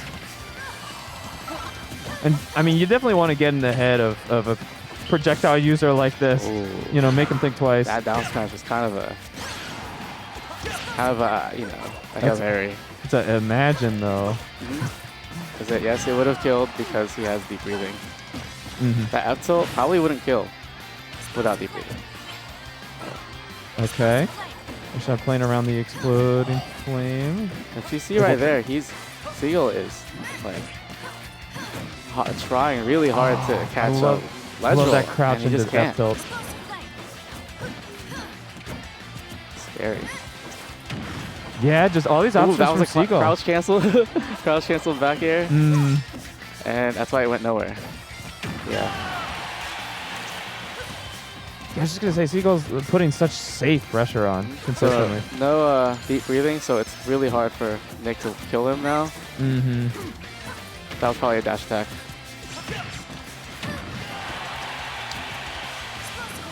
Okay, there you go. Ooh. That was kind of scary because you don't want the ball hit back into you. Dang, District not allowing that to happen though. You do have max rage here. No deep breathing though. That's not gonna do it. Oh boy. Okay. I don't even know what to say. It's too tense. It's too intense. Wow, that side B just hit him. All right, Okay. Oh, actually, yeah. Okay. Max rage, it kills. That'll do it. That's usually not the kill throw you see from Palu. no back throw probably would not kill. Not from there. Maybe because it's max rage, but generally speaking, it doesn't kill across the stage like that. Mm-hmm. So whether up throw or kill or not, it's actually such a hard call out. Because up throw is it's like base knockback dependent. So if you have 0 rage, it doesn't kill people at 180%. Makes sense. Also makes sense why I haven't seen it kill like ever. Yeah, no, it's an option. Wow, 95, just like that. It's an option that That's exists. deep breathing for you. You know, everyone wants that, but it does. It's not an amazing option. It's just one that exists. Mm-hmm. Man, it's just Okay, so hard to land Seagull on Palu. bringing it back so well. Covering Interesting. Okay, that was a really good Lots back of ledge air. options. Oh, Okay. so Yeah, right, Seagull nodded like, yeah, I shouldn't have gone for that. right there. I mean, he's up a game, so you know he's allowed to go for mix-ups like that. Yeah. Right there, Nick still had deep breathing, which increases fall speed and acceleration.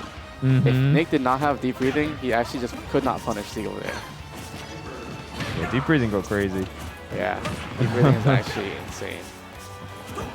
Oh, back auto spaced. the That's grab. crazy. Oh, that was good discipline by Nick. So close to getting the deep breathing, but you know what? Nope. I'm out of time. Just cancel it real quick. Woohoo. Okay, Downer attempt there, but Nick I mean, just keeps going for the ledge rolls, and Seagull, while trying to cover it, hasn't been able to. So and you know Seagull would love to just go for normal get up and back throw him, but yeah, Nick just not allowing it. Actually, wow, Oh my goodness. instant 50%. Just like that. And off of crouching. A better spot I dodge. don't know if Wii Fit has the best crouch in the game, but it's top 3. Yeah, I mean I think between it's Snake. Wii Fit, Snake, and then Bayo. But the other two have a crawl. I guess ZSS. No, it's pretty good, but it's not those 3. It just doesn't get down as low. I mean, it certainly looks like it. It I don't doesn't. know. Oh! The 3 stock. All right, we're going to game 3. Stretch it out, folks.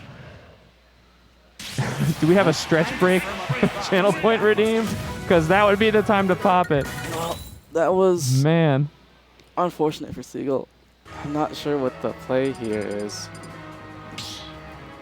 Town, he does love this stage, but so does VGBootCamp. So. Yeah, I mean, that's the thing, talking about all the other characters that Seagull I don't want to say messes around with, because I don't want it to sound like his other characters aren't, you know, perfectly capable, because we've seen that they are. But now you don't have the Palu tried and true fallback to go to. You know, I think I agree. You just kind of got to stick it out. Stick it out with the main at this point. Anything. But man, all credit to Nick for putting Seagull in a terrible position. Auto spacing down tilt. That's actually insane to me. That move is so good. Hashtag. Ooh. Ball had not despawned yet there. Palu's a was little on bit cooldown. tall, which makes this matchup way harder. Honestly, both of them have just been so strong this whole set at keeping each other just kind of locked down at ledge. Oh, that almost kills. Okay. Not quite, certainly not on town. Down throw. But- No jump. Oh, okay. I don't know if that was good DI. It looked like it wasn't. Yeah, I mean, very little rage. And now just as much extra credit. Okay. Seagull's doing a really good job of. That was a big read. But didn't really get punished too bad. Yeah, yeah. I mean, being down this far, sometimes it feels like you just gotta try to make something happen. Finally catching the ledge roll. Yeah. Oh no. All right. Okay. Oh That my almost goodness, caught I him. love that shot. That's crazy.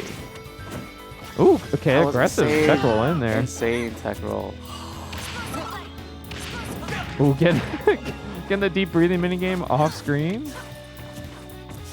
That's when you know they're main, this character. Yeah. It's honestly not that hard. You should get a good feel for it. But it's still, you know, it's still a flex. If you know, you know. Ooh, okay. That hit. Nice, okay, That's okay. crazy. That's actually so hard to hit. But Palu is so tall that apparently you can just do that. Yeah, yeah. Kind of unfortunate for Seagull right there. No rage means dash attack wouldn't kill. Ooh, love that 2% healing there. Hey, it counts. When Every little bit. it really does, because when you have deep breathing, you also take 10% less damage. Yeah, that I think a lot of people don't realize. You know, Yeah. okay, yeah, my moves hit harder, That's but why like people think, uh-oh. That no kills? way. Kill Sparks there. That might have That killed was at ledge. actually insane. No, it would have killed at ledge. Yeah. I mean, Yeah. yeah, I know the kill sparks were definitely deceptive there. Not that time, though. Nick District has taken an entire stock over 160%. This is wild. Right there, Palu just missed the down air. Or down, even the down air, because Nick District, Wow. what's the word? Crouch canceled the down air, therefore didn't die. Whereas normally that move does kill people at 160. There you go. That'll Alright, even stocks, it can go any way. Man. Honestly, You love to see a great set like this come down to the wire. it truly is one of the more annoying things about fighting Wii Fit. Oh wow. Oh no. Okay. Ooh. Oh, that's a Wow. 2-frame. Okay. Oh no! Not like that. Okay. Oh. Kind of very unfortunate. Oh, Nick Just tossing the. didn't match beat, I guess? I don't know. Oh. Well, I do have it to play was now. such a good close set. 95%, 99%. Alright, I gotta go. That's a shame. All right, good luck in your Alright, sets, my thanks. friend. Thanks for joining me. God, I mean, just heartbreak, right? Like, what can you say? We've all been there. I think he just, you know, thought he had his jump still. That's tough. That's tough. Definitely was not a safe opportunity to go for deep breathing there. Understand wanting to try it, but hey, just like that, the revolving door, guys. We've got it. We've got another person on comms that just sucked. like that. Yeah. I literally was watching. I saw him go for the deep breathing. I was like, no, don't do that. And then, I mean, it's too late. Yeah. But I'm assuming he just thought he has jump. We've all been there. it You know? it happens. But Such that's a why you good got to set. keep a tab on the jump. Keep tabs Such on a the jump. good set, Always though. keep tabs on the jump. But I mean, Seagull Joe did, after a pretty strong game, I think it made sense that he was going to be able to bring that back. But I mean, it's just the adaptations that really made a difference. But hate to lose like that, right? Like it looked like it could have gone either way at that point. Even 100%. though the edge guard technically was Nick District's, right? And he ended up, I think, going a little bit over committed. Overshot a little bit. That's what, I that's think. what it looked like. So. This is what it is. But we got Montrose next versus Thanos Car. This is going to be an interesting one because Montrose, fresh off the commentary block, is now going to be hopping on. And we got the Pichu lining up already, so we all know what this is. So he's going to make we were kind of memeing a little bit earlier, but we were like, does Pichu win this matchup? X? And question. It's I don't know. I think our conclusion was that Rob wins the matchup. But then Rob did not win the matchup. So suddenly, you know. Yeah. No, that makes sense. Right here, though, I mean, Montrose is going to be able to have, I mean, multiple different characters to pull out in the arsenal against Pichu, right? Yeah. I don't really know. Now, I mean, just first characters that come to mind. Bayo, I would think would actually kind of struggle a little bit. Yeah. Glass cannon versus, I mean, a combo glass cannon, right? Just Pichu can kill so early at ledge, especially. Pichu, right, and Bayo's light. I could also see Bayo having a hard time just hitting a small target. No, I am not well versed in Bayo, but I guess I won't need to be. Pichu got, I mean, those nerfs where they made their hurt box bigger. So now I think combos are going to be, still pretty consistent enough. But we are going to be seeing Ness here. So the multi-hits still going to be a present factor in this one, even though it is going to be the Ness instead. So we'll have to see how it plays out. Right now, it's the spacing game that's going to be the most important thing. And we're getting a couple little quick combos. I need more than I was just going to say, the PSI Magnet does kind of interrupt Pichu's neutral a little bit. You just have to think twice about throwing out a Jolt at all. Luckily, I mean, I find that Pichu is actually not as reliant on Thunder Jolt as Pikachu, right? Because you self-damage when you use it, so you have to go for some of these approaching options. You can't camp with Pichu. But gosh, I mean, look at that. The self-damage plus the healing on the opponent. That's how much of a swing. Okay, getting caught by the dash attack. That's just a little bit lacking on the spacing. This is looking a little tight. Yep, one edge guard could be the difference here. You know, Ness back throw will kill this character so early. Doesn't even have to for the first stock, but I'm sure we'll see that at some point in this set. Yeah, so far, I mean, it's looking like Thanos Guard is trying to stay aerial in a lot of these situations, trying to play that aerial, sort of air-to-air game, honestly, because you know you have to Okay, I like the attempt. Sure. Might have been able to go for a second one there, actually. Double jump, yep. Okay, yeah. Still safe. I mean, if the F tilt hits, that's a stock. If it misses, who cares? Yeah, still has to reset here, and that's not ideal because he wants to get as much extra credit as possible, and now he's off stage. Time is ticking every time he's off stage against Pichu. Just look. This card just looking for something. Oh, okay. I like that. Okay, nice. Very on the multi-hit even. Interesting. And that F-tilt, I mean, shades of what it once was. I mean, high percents at this point. Yeah, it's going to be good. Still, it is a good enough kill option in this in the pinch situation. It's just not silly. Yeah. So, real ones remember. Definitely. Forward throw. Okay, the percent is racking. Yeah, but at least not really in danger here. Unfortunately, there is no hitbox on that up B from Pichu. So you can just pass right through. And Montrose not really perturbed by that at all. Going to go right in. Love the approaching up smash. Very nice. So yeah, I mean, it's definitely tough to make a comeback with Pichu. Oh yeah. You know, because as you're doing it, you're giving yourself damage, even if you don't get hit.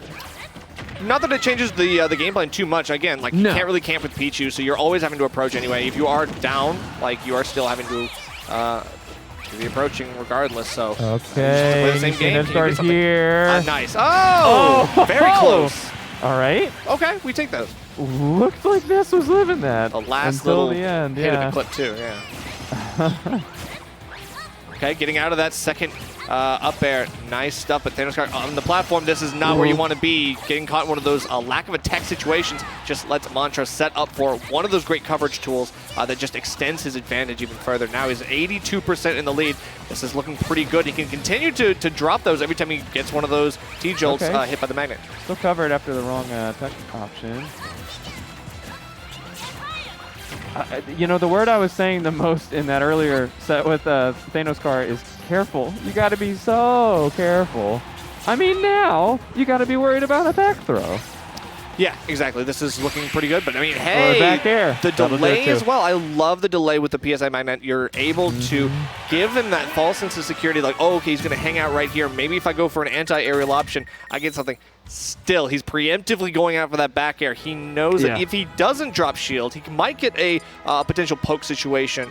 We all know that those ears sticking out beyond the shield, a lot worse than it used to be. Yeah, I mean, and just anything that can change up your timing, you know, on landing on somebody's shield.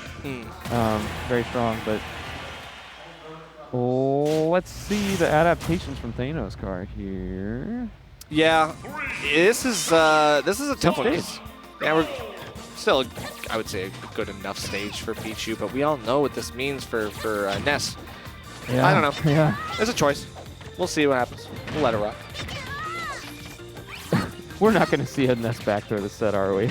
I mean, we're both so confident. I mean, if Thanos card plays his cards right, but I mean, at the same time, you said it yourself, Montrose didn't really even need the back throw that time. Yeah. Very few grabs in general, now that I think about it. And like I said, I think that's attributed to Thanos card playing a very aerial-based game, right? He's staying his, you know, keeping his feet off the ground so he can at least try to give himself a fighting chance.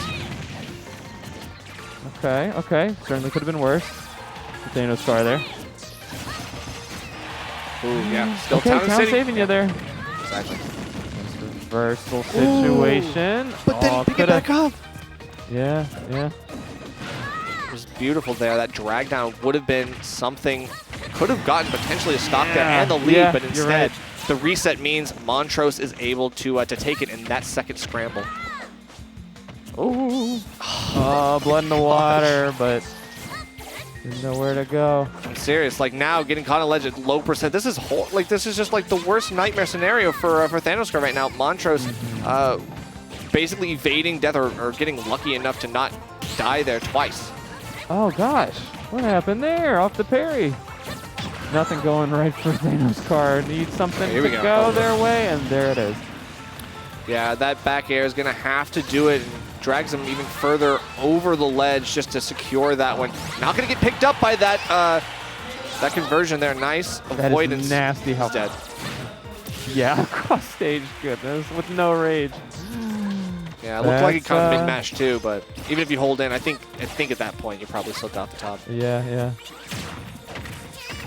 Okay, now we have some damage. Right, we're working. Oh, okay. Got a lot of work to do. Okay, I like the thunder. That was a little bit extra damage. It wasn't necessary, but it did help. Yeah, I didn't get the spike hitbox on it. Yeah. But you take what you can get. Yeah, exactly, right? The damage is so crucial here, especially since you're clawing your way back from a big deficit, full stock. Okay, playing nice and patient. Yeah, just got to keep Montrose comfy at ledge off stage. Got that platform to kind of play around with. I was looking for the two-frame with the F-tilt. Obviously, just a little bit mistimed. But then more damage reduction. That's just going to hurt, right? The healing is going to be crucial. And that's going to do it. Wow. Okay. Thanos card was really trying to make some plays there. Really close, but hey, I mean, Montrose had enough of a lead there, I think. Yeah. Probably feeling pretty comfy.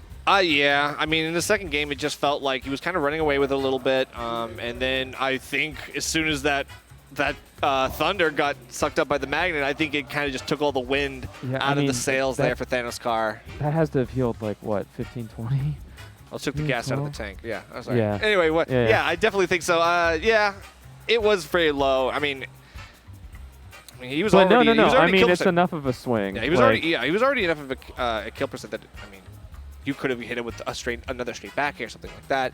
Yeah. Unfortunately, that really widened the gap even further, and then he just was like caught in a juggle situation. Montrose planted his feet, got stage control, and that was all it took. All she wrote. But so next, it I think looks... that's Winter. Yeah, so Winter Stems. We finally enter into Winter Stems. It looks like it's going to be Enhanced PV Seagull Joe first. That's going to be interesting. Seagull Joe beating that close scrape with Nick District. Unfortunately, that was the ST at the end of the day. But Seagull Joe now off the back of that win. Now facing off against Enhanced PV. Mr. Maryland. I mean, new Mr. Maryland, right? Like, I mean, That's right. Prince Maryland. Prince Maryland. You may see some #1 MDVAs and some Twitter bios around, but this is the one. That's the one right here. This is the one, #1. The cannot be faked, cannot be duplicated. No one does it like Enhanced PV. No one does it like Enhanced PV. Just the intensity with Enhanced explosiveness. Cloud. It's you feel it in your bones, man. And this is something that it's actually funny. I talked to Dadik about about Enhanced PV because Shattuck and Enhanced PV, like both really young prodigies, very, very good at adapting, right? Never really lose to the same person twice unless they're like supreme, unless they're really that good, right? So Enhanced PV, one of those guys, he lost to Ned in a 3-0 at Glitch Region. And then I think within the next 2 months, ended up 3-0ing him the next time they faced off. There you go. It just ends up being beautiful. One of those like stories where the kid is just built different, truly. And I hate to use the cliche, but he is truly built different. Looks like we got a little bit of a mix-up here. Seagull Joe now got a little ahead of ourselves. I don't know. Are we gonna let it play? We're gonna reset. Couldn't tell you exactly what happened, but. Now, at the end I of the would day, we'll guess just get a reset. we're going to see a new stage. You think so? You think so? Well, no, they lock it in. Okay. Oh, he turned his monitor off. I see. Oh, yeah, that's a pretty good reason. So you can't see this. You can't see the game. So that would be a good reason to reset. Okay, cool. Now that's that we've, funny. Shouts to Joe for he just pulled back the curtain over there. Gave us the info. In. Thank you for the. He's been in this seat. He knows. You know, he knows. everybody's gonna be wondering. I bet they're wondering what's going on. Like, I'll go in. Yeah. Thank you. Thank you. All right, cool. Information is key. Ooh. The inside scoop straight from the horse's mouth. All right, Seagull Joe. Now, speaking of horse, oh, God. Palutena. Okay, keep talking about the mix-ups on shield. You know, is it going to be a back air? Or is it going to be all the hits no, it's in the gonna world? Be back air. It's definitely going to be back air. Oh, I was talking about Palu. Oh, okay. Well, I was going to say, hey, either way, we're going to get that on both sides. And so far, Enhanced PV got full charge limit. What will he do that's not back air? Apostle in the building. Shouts out. I miss Apostle Beard already. I know. I was like, right after I said that, I was like, was that Apostle? And was that a stock? That was indeed a stock. I can't and tell. It's the down air. That's a really, really nice coverage tool. Again, it lasts for a while, like longer than you'd expect for a lot of down airs. That's usually a quick, instant done spike option. That'll do it. Here, it's going to be an important tool. Cool. 23 off one move. Yikers. Parry on the last hit of there, and then into the side B. Enhanced PV got the precision already. Has dealt with this character, I think, enough. For sure. Hey, I mean, even going back to Smash 4. And they are not the same. They are not the same characters, but both very strong in their own environments. Yeah, but I mean, I think in this game, you know, this engine, having a sword is so vital. Yeah. So important, especially in these matchups. I know Joe knows full well how to use the iframe that was moves, an opportunity there. but that's going to be another story. Okay, all right. Nicely done, Joe, getting off the ledge. Oh, man. Yeah, still unable to really get more than just that up air, right? The reset from Enhanced PV is strong. He takes stage control, and now you can see Seagull Joe. All right, wait out this spot dodge. Yeah, managing to get a back throw here. That's not bad. Uh-oh. Oh, yeah, that's... Ooh, good stuff. Not done yet, though. Not charging. Ooh, okay. Caught Joe pressing too many buttons. I was going to say off Nair. Well, yeah, Nair. I think back air would have killed, but I mean, the safer option is to go for the Nair. He did secure that and then gets the edge guard too. So got it. We'll take that. And now double up tilt. Good conversion here from Enhanced. He gets him off stage. Would have loved that back throw at ledge. Ooh. Man, nice spacing there. Wow. Oh, Joe just can't. Cannot play the game. Enhance is just scoping out Charge. every Yep. single option, and there's the finishing touch. Brutal. Brutal. Bones broken. Red every single time. I mean, that was 4 or 5 consecutive successful edge guards, 2 of which were reads on teleports. Yeah. That's kind of sick. That's kind of sick. I like. Yeah. I like the intensity. I love the intensity. We were talking about it. We're seeing it already. Absolutely. Yeah, this is just further proof that this kid is simply that guy. The real deal. All right, but sticking with PS2, not going to let that bother him. Seagull Joe just going to run it right back. enhancedpv off to a rip-roaring start. Okay. 2 in a row. Can you do a third? Can I get a third here? Oh. What do you do against Cloud back air on shield over and over again? It's a tough spot for anybody. Yeah, the out-of-shield options aren't the best for Palutena, especially against something like this. Like, really, you need to have the best options if you want to compete with a +3 back air. Yeah. Oh, that always just feels so gross to hear that out loud. That's that. Yep, and then we get that Wow, too. there it is.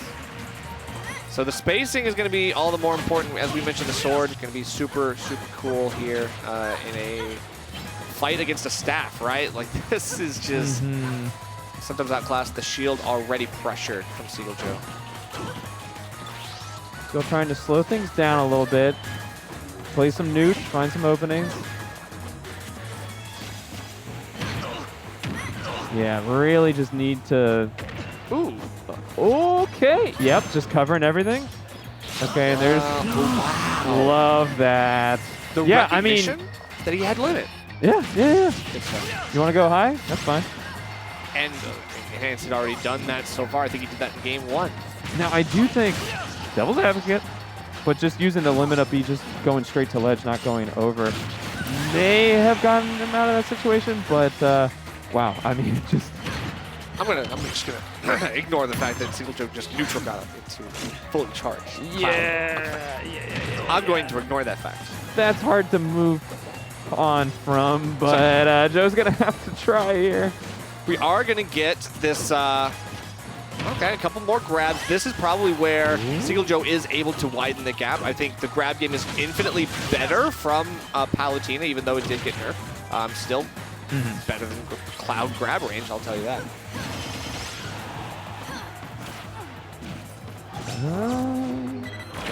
So far, the escape tactic has worked, but these reads on teleports, remember the last game, could it be an issue? Oh, there it is again. Look Going for the clips. You can't tell him no. Oh, very good air dodge as well. Oh, man. Cloud has a bad recovery, easy to How exploit. is this guy invincible? Yeah, like, okay, it's not over. Hashtag tweak was right. Hashtag tweak was right. All right, so we've got, a parry into improper spacing from Seagull Joe into nice combo. Now we've got more conversions. Knowing when not to force the issue. Yeah. Oh, Do it again. okay, did there though. A little Did bit. it twice. That will. Okay, best of 5 at this point. Yeah. We are semis now, so it is best of 5. We are Okay, good to go. So Seagull not out of this just yet, but I feel like we got to switch something up. Character, stage. Yeah. What do you think? I mean, what's the character pick here? You know. Sonic. Maybe Sonic. I was gonna say Diddy Kong. I was gonna say Diddy Kong otherwise. I wouldn't think Diddy Kong likes this matchup. I don't really think so, but I mean. You know, if it's maybe just a comfort level thing. I think if Seagull wins this, you maybe switch it back. I mean, maybe. But then again, I mean, how many times have we seen Tweak if you win, win a I bad think you should. matchup? I mean, I don't know. If you win, I feel like you should stay. But we are going a whole bastion, so we're seeing a stage pick as well that's going to be a little bit different. This is going to give Diddy Kong better up smash kill potential. We're also going to be looking for potentially barrels as like barrels as a surprise option. Under the stage potentially? Yeah, I guess I can Not see the best stage for that, but I don't know if Seagull not an Joe option is for PS2. that kind of. He's not the Diddy Kong players looking for the wacky barrel Yeah. recoveries, right? Only if necessary. Oh, okay. Good holding in. Yep. Excellent play and excellent survival play. This isn't bad. Oh, they misjudged that a little bit. I'm not really sure what happened. Okay. There. Enhanced PV had the banana there. Maybe he didn't realize that he had it. Mm-hmm. Okay, looking for something. Already, Enhanced has gotten more out of banana than Joe has. But that's okay because Joe has been using the threat of banana to actually take the lead. And I think at this point, it doesn't even matter if Enhanced PV is trying to utilize the bananas like as much as he is, because it's minimal damage, right? Right now, Seagull Joe is exerting a lot more pressure. What a shame there. The actually did get a playoff banana, but just was the wrong smash attack, I guess. Oh, okay, but no pickup. He almost had that too. I think he just kind of assumed Enhanced PV was going to be able to get off scot-free without ever having a challenge. But there really is something to be said for a tempo change, and I think we're seeing it with the Diddy Kong. Nice, and the call out, dropping shield, uncharacteristic for Enhanced PV. He's looking to get back in the fight, very eager to do so. That'll do it. Okay. I mean, Joe in nope. a pretty good position here. A really good high recovery there. That is scary stuff. Yeah, I mean, Seagull Joe, I think smart to go for that, but Enhanced PV a Okay, little bit that's greedy there huge. as well. Yeah, this is looking like Seagull Joe now making the necessary adjustments. Can he keep this momentum up? I think the Diddy Kong is actually making stark improvements to the neutral here. Oh. Okay. That was so far behind. Man. Big sword sweep and big arc. And not safe banana pulls there. And now you're in a tough spot. Really good defense there. Okay, I mean, we get the falling back air. Now we get the trump, but no, it's wanted back the air. I think, again, like a back air would have been a nice finisher there for the trump, but Man, like the mix up there, but Enhanced. Plenty patience. it's a jump and has to go for the barrels. This is looking good. And there we go. That's what I want to see. That's the kind of aggressive barrel. But he jumps and he dies. He could have lived. We saw him jump in the bubble there. Yeah, course correction too late, right? Yeah. Okay, bounces off the shield. Now this is looking good. Four's at that limit. No, you're going to get Oh, and it's even. Yeah. Oh, man. Remember that lead? Well, That lead from Joe? Pepper Man. Charm remembers, but can you get yourself out of this sticky situation? You got banana in hand. See the Z drop, Oh, re-grab, banana tech. Waiting for the answer here. Seagull Joe looking to get himself on the board. Could be on the verge. One edge guard. Wait, no. He just edged. Okay, so whatever. No magnet hands, no nothing. That's fine. Okay. Got your hands full with the banana, so you can't grab a ledge. That totally makes sense. That totally makes sense. Yeah, Logical. logic follows. Yeah. Thank you, Sakurai. Boy. But Now, I mean, Diddy Kong does have that excellent forward tilt, excellent two-framing option. very true. That's gotta be, I don't know, but even air dodge can be caught by that. Right? Everything has its answer, right? My first thought was Enhanced just doesn't want to up B to ledge, because we saw that twice. Not going for the up B, trying to get the air dodge and just not having enough distance on it. I don't know. Hard to say. Game number 4 incoming. We're sticking to Sticking with the small Diddy. battle. Yeah, sticking to the Diddy, but we're going to the small battlefield too. So this is interesting. So no Hollow Bastion. This means that we still do have the platform width. This is going to be really important for I think Cloud up smash at least. That's going to be a threat again, as it was in the first game. Ooh. Not to say that it's ever not a threat, but Right, but I in see what Hollow you're saying. Bastion, I mean, you have more escape options. Like the platform is bigger. You are not. It's not full coverage from one up smash, right? Right. So you are still free to Ooh, choose a that's couple so different scary. tech options.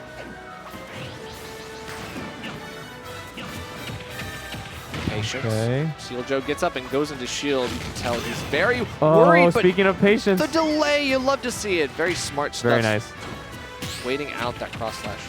Hans went out pretty far for that too. I feel like normally you see that, but just right off the ledge, toward the ledge. Ooh, okay, scoops from down below. Yep. And again, you think you can probably try to poke the shield from Cloud, but even then, I don't know. Enhanced PV, he's very good at pulling the trigger very quickly. He's a play bite instinct kind of player. Mm-hmm. Very quick reaction speed. Ooh. Dicey situation. Okay. This is still salvageable. Not able to. Okay, now we're going to have to see the limit recovery. Has to back off. Doesn't want to get caught Taking by the away that downswing here. top platform. Kind of. So still an issue, right? Getting caught by some of these. Oh, yeah. Now what? The air dodge, and then, yep, looking for a grab. Getting caught by the delay of the forward air hit. I like Enhanced not trying to go too aggressive, challenging the barrels recovery. I mean, you could probably afford to at this, you know, at this juncture. The extra credit is looking real nice right now. He's at 170. Oh yeah, bananas on the left. Okay, all right, we take those. Yeah, definitely past his expiration date. He dies, but hey, what a great way to set yourself up with the lead. This could be a quick game 4 if Enhanced PV builds this momentum further. Nice. Oh, yep. Can't just jump in front of that. And again, the drift, you have to be very careful about where you're drifting too. Yeah. Yeah, I mean, it's... Oh, caught the beat up too. Okay, good DI on that. Accident, right? Oh, should be living. Yeah. Now that you got to challenge every time. Okay, just looking tough. Hey, yeah. Oh, boy. I thought that was up smash. That probably would hit, but... Takes the air dodge, maybe takes the jump here. Nope. Orange lane, just a reset. Man, what's the path back into this game for Joe? I mean, he's got to play it safe. He's got to play it patiently, slow down the pace. But right now, Enhanced PV is going for the throat. He's looking for every viable option available to him, and he's going for it. And that is one. That powered up B out of shield. He's going to get that nice limit climb hazard, and that will seal it. Seagull Joe falls after taking a respectable game. I think the Diddy Kong definitely made a huge difference. It felt like the Palutena was getting outclassed because, again, you rely on disjoints, but he wasn't using like back air and dash attack, I think, effectively enough to really challenge the good spacing and timing that Enhanced PV had. The switch to Diddy Kong played a different kind of neutral. Really allowed him to focus on that item play that really challenges Cloud players sometimes because they don't have that. They have a projectile, but they don't really get to do too much with the items. But, I mean, you couldn't tell from the way Enhanced played with and around Banana that game. I mean, got to give it up. Definitely. Again, I mean, I know that this isn't the hardest thing in the world, but when you see the Z-drop regrab aerial, you know, when you're holding an item, you know, it's like, okay, they're not shell-shocked. They're not clueless about what do I do with this thing in my hand. I don't normally have one of these. Well, I mean, it does feel like at this point we've got so many other good players in this bracket as well, and those two still have, I mean, you know, plenty more in this bracket. I mean, Seagull Joe still has his losers run to make, so we'll see what happens. It looks like ZD Montrose next. That's the next sounds for us. Yes, indeed. By the way, I realized you guys can see that I pointed over there. I was pointing to the big boss, the main man himself, Scabs. Yeah, Scabs commentary manager off the side here. Scabs. Yeah, that's my guy. Yeah, for sure. Definitely a GOAT. I mean, hey, I wouldn't be sitting here right now if it weren't for his encouragement, so... No, he's always been You got to start somewhere, you know? Good, yeah. And what a place to start. Commentating VGBootCamp. That's what I'm saying. Enhanced, I mean, yes, MDVA, rather. MDVA has so many good venues, but, I mean, where could you go except the place that started it all? VGBC, Xanadu. That's a good point. We've got an embarrassment of riches in this 500 area. coming up, right? We've got big things planned. So, you know, if you got, you know, Xanadu 500, this is a huge deal because, I mean, there is no other tournament that has been around for the length of Xanadu, and we are celebrating this decade of Smash. There are so many cool events. We have the Bread and Butter, which is the FCC monthly, the Xanadu Homecoming, which is just next week, but also then the April 22nd, that was coming up later on. That one's going to be fun, and Xanadu Legends, that's the Melee one on April 29th. You can register at start.gg/Xanadu500. All of those info right there. You can definitely check those out. Please support the venue. We love to see it. And support your locals. Yeah. Guys, if you're listening from outside of our area, Maryland, Virginia, go to your locals, support them. This is what keeps Smash alive now, in the past, and always. Oh yeah, for sure. And now we get into the future of Smash. I mean, at least 2 players who've been around for quite some time. ZD, definitely no stranger to Xanadu himself, and has been around for a long time, just as much as the venue has as well. So we'll see what happens here. And now, I mean, Montrose, one of Virginia's best. Exactly. You know, I mean, we call it MDVA for a reason. You really do get a lot of crossover. And definitely Ooh, 2 okay. characters that I like also the have been attempt. around for a while too. I mean, honestly, Brawl characters now coming in hot. Yeah, true. With the old school Brawl matchup, and now ZD just looking for a little bit more percent. He's got to find the right plays in neutral, and now he's got Banana in hand. Can he actually challenge They are Montrose? scrapping.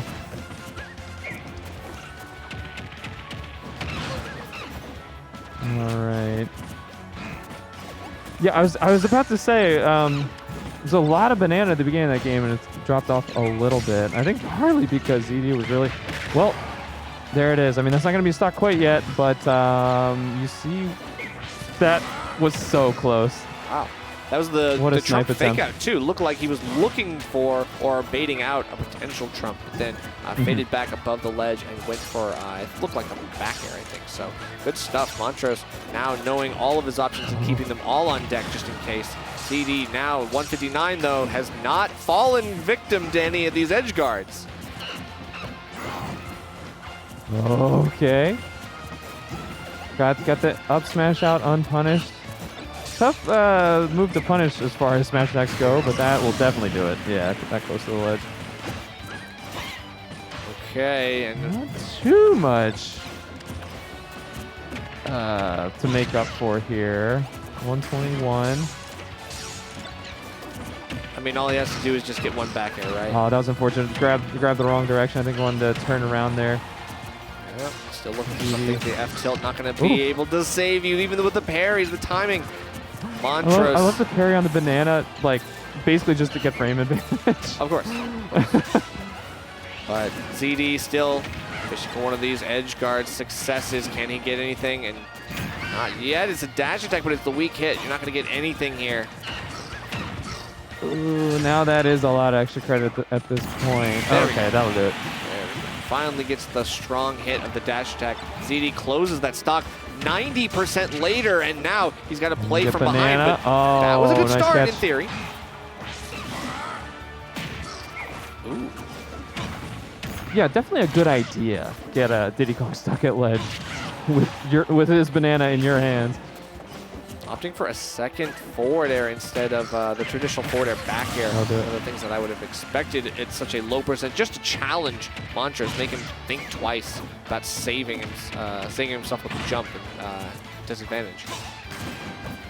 And I mean, ZD has been playing behind in stocks the whole game, really. But still, I mean, this is manageable. Absolutely, and Wolf is a character that can really benefit from rage, so even though he might be behind, I would never count him out. He definitely has the ability to clutch up. And we'll see it right now, 35% only on that last stock, and ZD now brings this to a last stock situation. Montrose already back to even, back behind the wheel. Is ZD, can he get more here?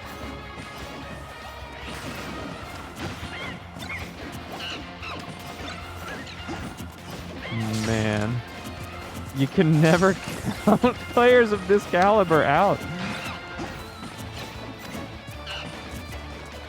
Okay, a little bit more, and you can see Montrose, a very, very different Diddy Kong neutral than we saw from Seagull Joe, right?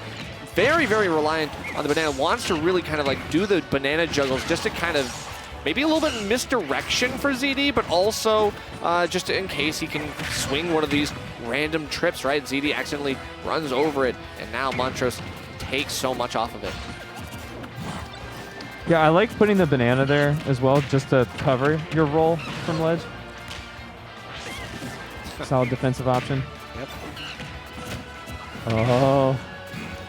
Okay, even after getting the banana hit, didn't force an F smash or anything. Just like okay, and that. it's just Ooh. send the boot. you miss one thing, and ZD, out of what you thought was disadvantage, comes back down with a fast fall back air, and it connects, and that's all she wrote, right? That's the thing about keeping it as even as possible.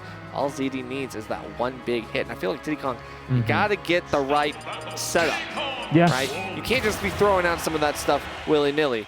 You gotta be using like your banana for the setups. And if you're not able to get it, then it's almost like a Pac-Man who can't get bell setups. It's just like, it's very, very difficult. Well, and I mean, even right at the end there, saw a banana hit, I think, in the air right above the ground, and was able to bring up shield to block the down tilt even. Yeah. So, you know, Montrose was doing exactly what he needed to do there. But you're right, if you're not getting the setups that you need. Right. And with such little knockback, right, there are so many things that can just like squeak by.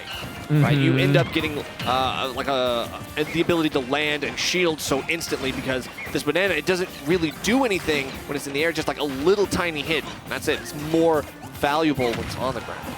You know, and I'm noticing Montrose kind of stubbornly, you know, tossing banana from on stage from off stage, and just kind of sticking to it, even though it got turned against him a little bit, but not dramatically. Yeah.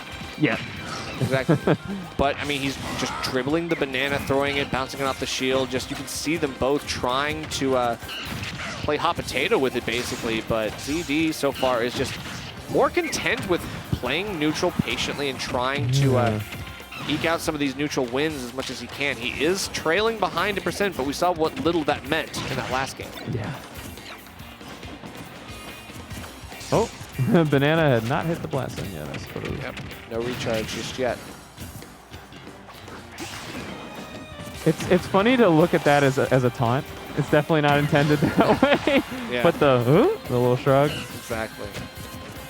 It's nice to stay in character with your characters. He's a silly little monkey. It's sort of like you know, every time Matador is looking for the bike, Warrior's just looking for the bikes. Very Love similar vibes. Oh, hits him with the I think he gets back barrels. from this? I don't think he gets back from this. I not think quite. he hit him way too far away. That was a perfect in the magnifying blast. I was going to say, I have seen Tweak be in the depths of the stage and come back, so I'm never counting Diddy Kong out. Uh-oh. No, I would count Wolf there out are if limits. he didn't have that ability to poke below the ledge. Yeah, really good angle there. There we go. Forward throw, surprisingly enough, a kill throw if ZD is holding straight up. I like the attempt at the aerial banana combo from ZD. Doesn't catch that double jump, and now Montrose gets back for a time. Again is the back air. Montrose shaking his head a little bit. I think he's That recognizing is he's tough. jumping from ledge a lot. That was the second or third time, I think, in a row that he'd been caught in quick succession by jumping from ledge. For sure. Okay, getting something going here. And we're still going. You got to. You're right. You got to take every hit you can get. And these combos can link. Like that banana drop. If that banana hit, that may have been in the stock. Just a little bit mistimed, and now we're going to get forward throw, get him back out. ZD still having to play the return to stage game. Ooh. Okay, good tech. Found the one option that basically saved him. I like the idea there with the barrels. Oh, no pickup after the air dodge. Couldn't finish the frame. Oh, and see there, now we don't have the kill confirm off the throw. Did he got to work? Wow, Actually saved him. No. Saved. And I mean, Very I think kind. and probably very smart of ZD to go for the side B instead of the up B, knowing that he had to go quickly instead of waiting for the charge. Yeah. All right, but still a scramble here in neutral. Neither of them able to find something except Montrose winning out with that up smash. But now anything is possible when it's even stocks. Yeah. Combos could be Montrose so can get going here. Desperate to Wanted keep hold of it. Make sure, yeah, that the banana could not get stolen there. Exactly right. So keen to make sure he's keeping an eye on it, keeping a hand on it. All right. Oh, I don't like being in that position. Okay, well. Still greedy. The back throw almost. Yeah. 50 eye. Well, don't get me wrong, that monkey flip is excellent. The thing command is- grab, but it does send you quite far. You can definitely overshoot with it. This command grab is just, unfortunately, it's not really working because ZD is flashing shield. He is so quick to not hold shield for very long. He recognizes how potent that can be. Absolutely. Oh, God. This is, I mean, Montrose playing very good patient gameplay here. That's probably the worst. Probably the worst. Two of the worst placements for Banana in a row. They bounced right off of ledge. They did not go over the ledge. They did not land on ledge as he was looking to do it. That's just horrible, horrible luck there. It just stayed off stage and just fell again, twice in a row. Yeah, and I mean the monkey flip from the blast zone basically was the right thing to do. Just kind of got him like a little too far, I guess, right up against the wall. Yeah, you overextend.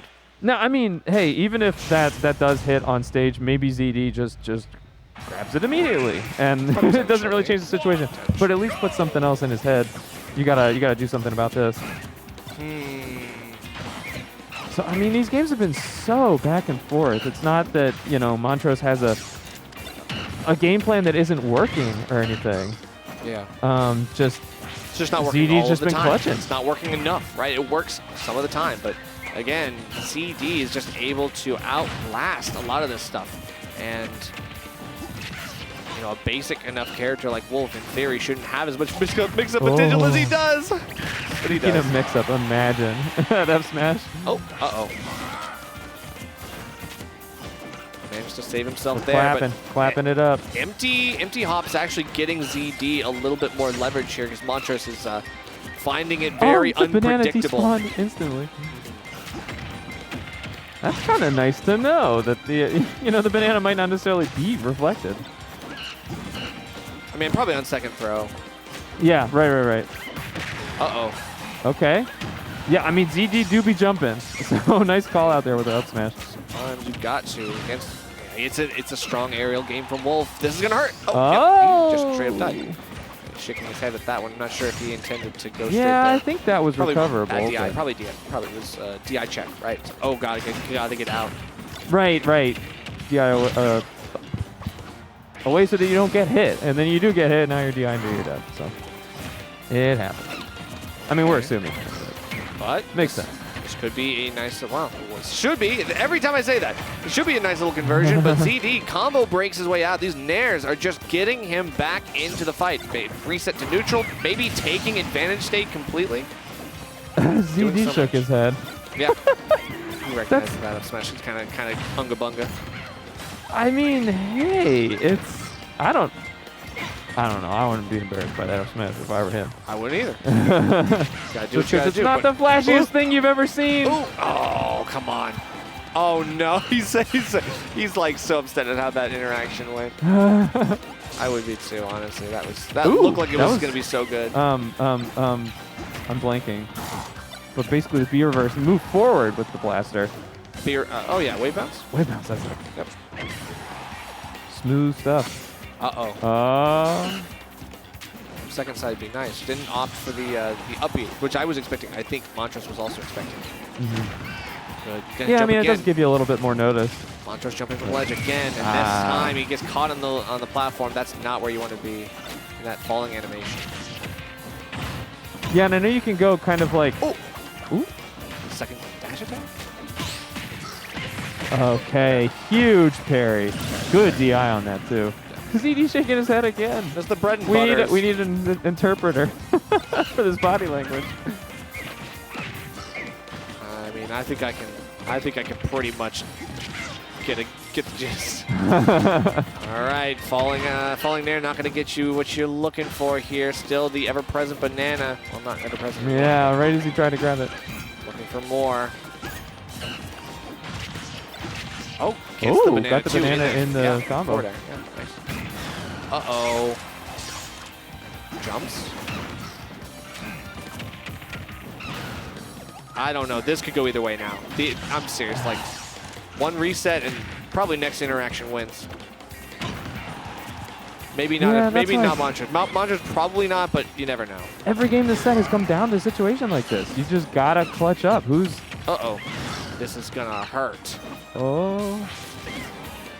Yeah, these F-tilts haven't hit once at ledge, I don't think. I'm very surprised. Usually Montrose at least gets a couple, right? Like, oh, could have gotten the command relatively grab precise. Okay, we're going to get a game. Forward air. Okay, cool. We're going to get a game. Nice. There we go. Montrose taking, clutching it up. I hope First so. time this set. I hope so. It was looking like any of these games could have gone like that, but they didn't. Absolutely. And finally is able to find the one interaction that you needed to win. ZD, I mean, yeah, it is kind of hard to tell like what exactly the qualms are here. I mean, it's Diddy Kong. I feel like he's more frustrated that the character, like Wolf, is sometimes not working the way it should. But at the same time, I don't know. Not playing the Smash Bros that he wants to be playing. Yeah, Can definitely relate. Yeah. Got to play around the banana all the time, and that doesn't really make for inviting gameplay, I will say. But hey, Montrose still playing the optimal strats. Like, you can't deny it. Like, this man playing to win for good reason. Just this nair, just it's Gotta respect this moving wall at the ledge. Montrose got out. Got a little something going. Yeah, so much empty hopping in neutral from ZD. Found his opening.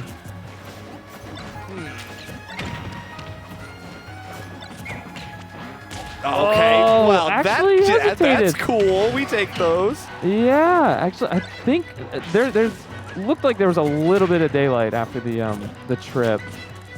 That F smash certainly would have killed there. Right, it's just like Okay, in but the animation. so will that. And again, ZD, you know, might be taking a lot of damage, might be at 114, but hey, what is that if not rage? True. Well, Down throw dash attack. Yep, we are going to get it. And misspaced on that one. Looks like Montro's going to be able to take something here. No down air, though. No spike, no challenge. Just going to get that edge guard. There's the F tilt. That's what we're looking for, but can't finish it off, right? You only get one. Got to get more than one sometimes. 78 won't do it. But you might get another chance. Montrose has taken over this, and as soon as I say that, ZD probably will here. And it's so back and forth at times, right? They both have great advantage states. It just depends on who's able to extend. I do find that Montrose's advantage states have gotten significantly better over the course of this set, and they are showing right now.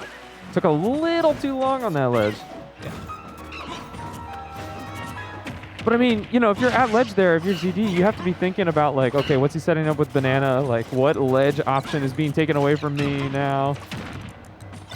And next thing you know, you're out of invincibility. Yeah. ZD still using these nairs to muscle his way in. We are going to get forward throw instead of down throw. I think that's an interesting distinction, but cannot find the pickup off the banana. Good jump. Simple jump from Montrose. Tried to evade. Still getting caught by the anti-aerial property of that dash attack, right? We got through the up smash starting up. Do that. This, man. It's, Oh no, trips on his little banana. That's rough. Still, it's hard. Already a ZD lot of extra credit on ZD. Charges the barrels right in his face. ZD's still not able to pick it up, and he just dash attacks on the shield. Montro's gonna let this go. What happened? What is going on here? This is, all right. That was kind of scuffed. Let's be real. That was a little scuffed. Oh, wow. No. Oh, wow. Oh, you know what? That's fine. ZD heard you say the word scuffed and said, how scuffed is this? Unscuffed. Check this out. It's been unscuffed now. I think we're good. That no was definitely... No scuffage happened here. That was a play. That was a play. And hey, what a way to finish it off. ZD's like, you know what? I don't think I want to play this game anymore. Ha! I think we're done. Get him. I think we're done now. That's good. That's good. I think Scabs wants to get on it. Yeah, it's that guy. All right, well, I'll take a little break here. Give it up to the head honcho, the Godfather. Let's go, Scabs. It was a pleasure. Pleasure. Chatting with you. Of course. I'll see you next time, chat. All right, so what do we got? It looks like Nick District. Yay! Okay, so it looks like we're going to the loser side. So this is, what is this? This has got to be loser's sand. Oh, this is loser's quarters. Okay, wow, that's early. Okay. Yep, we got Nick District as usual holding up bracket. Yeah, as he does. As he does. But this is just going to be one of those slowed down matchups. So far, they are swinging. We'll see how long that lasts. Yeah, I feel it's going to last until Nick District is able to go ahead and establish some space. Then it's going to be, all right, we have deep breathing and then reset neutral, and that's the entire game. Yeah, exactly. As soon as he gets deep breathing, I'm like, okay, well, now I'm going to increase the distance that I'm keeping you from me. True. This is a problem, though. That tail of PK Thunder doing a really good job of swatting away the soccer ball, making it a little bit difficult for Nick to get any kind of a camp game going. But deep breathing on deck, and look at the damage already racking up. I mean, it does look like Montrose is already playing the right game, trying to interrupt Nick District's going for the deep breathing, right? He knows that he has an aerial prowess in Ness, and he could probably exert that by going for some of those challenges. But, I mean, so far, Nick District is going to find that deep breathing one way or another. Actually canceled it a little bit too early right there, but he does get the aggressive aerial out of it. And trap situation, but he tried to charge the neutral B, and Montrose being aggressive at edge, as he's so well known for with that Ness Bear. Okay, but still, Ness Bear, one other issue for Nick District right now. He's looking for the answer off ledge to roll. Going to get him past the little down tilt spam that Montrose does love going for. Deep breathing in the depths, but again, that time Nick very wise to cancel that, recognizing that he was being a little bit too greedy, and then he lands first and immediately gets the tilt to take the stock. I dig it. The second that Montrose went off stage, I instantly was like, oh, Nick District is totally dead. He's going to get caught by double jump fair, and that's just how it is. He dodged the first fair, he dodged the second fair, then he gets back, he takes stage control, and gets it with the F tilt. That's crazy. So we have seen a little bit of one of the reasons why this matchup can be a bit annoying, because Wii Fit Trainer not the best out of shield options, and Ness kind of tiny. So back air out of shield is missed a couple times in a row, and Nick is kind of struggling to deal with this pressure that Ness is applying with that fair and up air. Right, and I think that Montrose is also able to kind of like slow down neutral, make it so he's able to actually outlast that deep breathing. Like, Nick District is looking for like the answer, trying to win neutral, and now he doesn't even have deep breathing, so he's got to go for the re-up. Coming back from edge, though, got deep breathing on deck, trapped in the PK fire, and look at that damage. Deep breathing probably just going to be gone off of that interaction alone. And then the soccer ball, again, smacked away by the PK Thunder. This projectile pressure from Ness has been devastating. Nick unable to get anything started that stock. Yeah, it feels like pseudo frame traps, like just going for all of these options, trying to force Nick District into air dodges, into using his jumps, all of his resources expended. Montrose ready with the kill options always, and that's going to be a lock to get more damage on the board. Nick District already off to a big deficit right now. I'm digging the duck with the down smash there, though. That definitely allowed him to manipulate the hurt box and dodge that back air from Montrose. That may have killed. I'm sure he's going to need more options like that to keep himself alive here. Back throw is probably going to do it, but we probably not. Okay, never mind.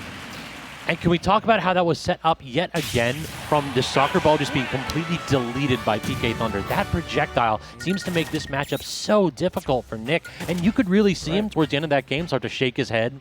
It's like you can tell that the man's starting to get a little bit tilted. The frustration certainly building. Yeah, I mean, and that's the thing. When someone finds the one thing that can completely dismantle your flow chart, like something that's so central to how you play neutral, to how you play the game, your win cons just start fizzling, and really it can be very frustrating. I think Nick District just has to, oh, okay, looks like he's going Nick S Smash. It's Secondary? Steve time. Okay, there we go. We're going Steve time. Steve District 14 popping off now. Yeah, I had a feeling. Good God. I had a feeling because this seems like a rough matchup, at or that at point, least a yeah. tilting one. At that point, yeah, he got dissected by Montrose's expert use of PK Thunder, as you so expertly described. I don't know. In addition, we saw like the multi-hits on the fair too. It was the exact same thing. All those projectiles just getting eaten alive by the buttons that Ness has and is famous for. But we'll have to see if the Steve will go ahead and make a difference here. Yeah, I mean, it could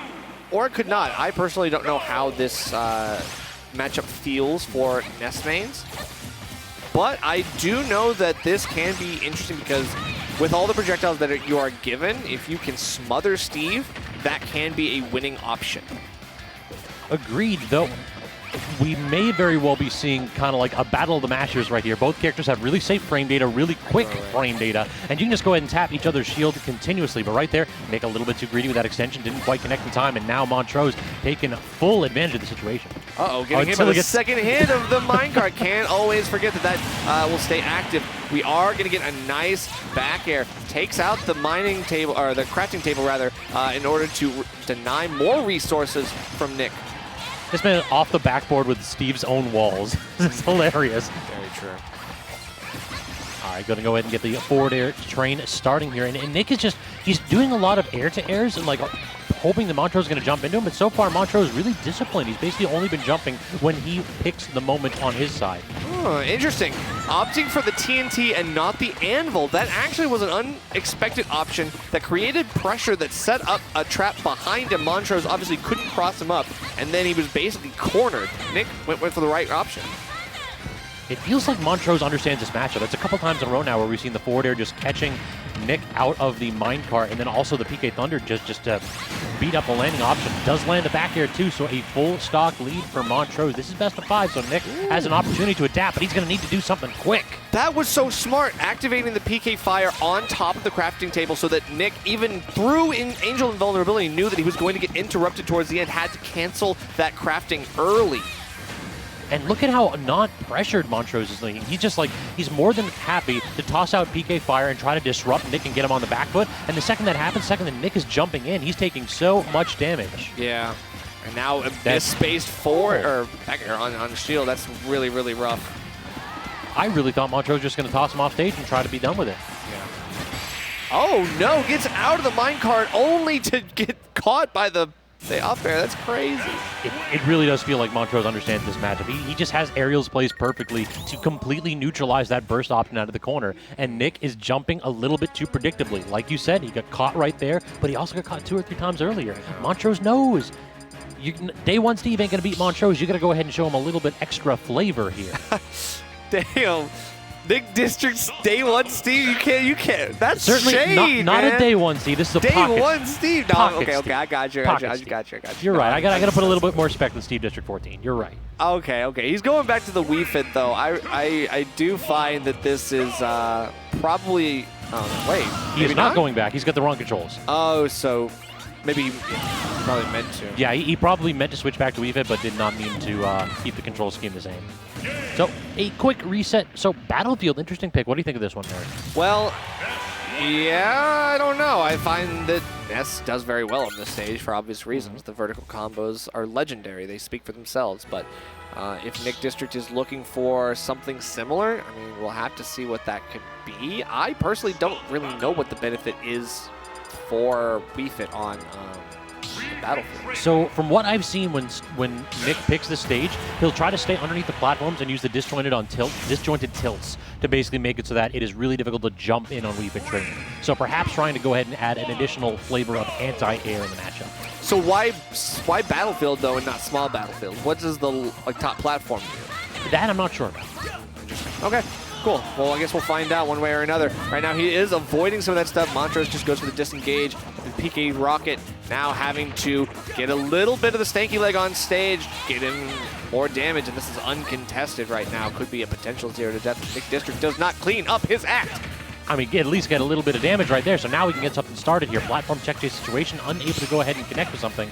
And then the immediate parry from Montrose. And again, Ness's short stature really coming in clutch here. Able to just avoid certain angles of that soccer ball. Good spacing, beating out the yo-yo, knowing that he can at least poke above the ledge. Dealing with that. However, it still dies by the wayside. No matter. Montrose on the verge of taking even further of an advantage. This could be a quick end to the set if this is not, I guess, course corrected. For sure. Good air dodge right there from Nick, though, getting the heck out of dodge. But again, Montrose, the PK flash little mix-up right there. Just when you thought Nick had an opportunity to get a punish in, absolutely unavailable. He's feeling confident, you can tell. And now he just knows that these edge guards are going to go his way if he just keeps going for the same options. If it ain't broke, don't fix it. Nick's been caught by so many of the same options. Now he's got to find the answers, the mix-ups. Can he keep it going? I mean, have we seen Nick get any momentum off of deep breathing this entire set? It just feels like he gets it, and then immediately Montrose takes out the stock.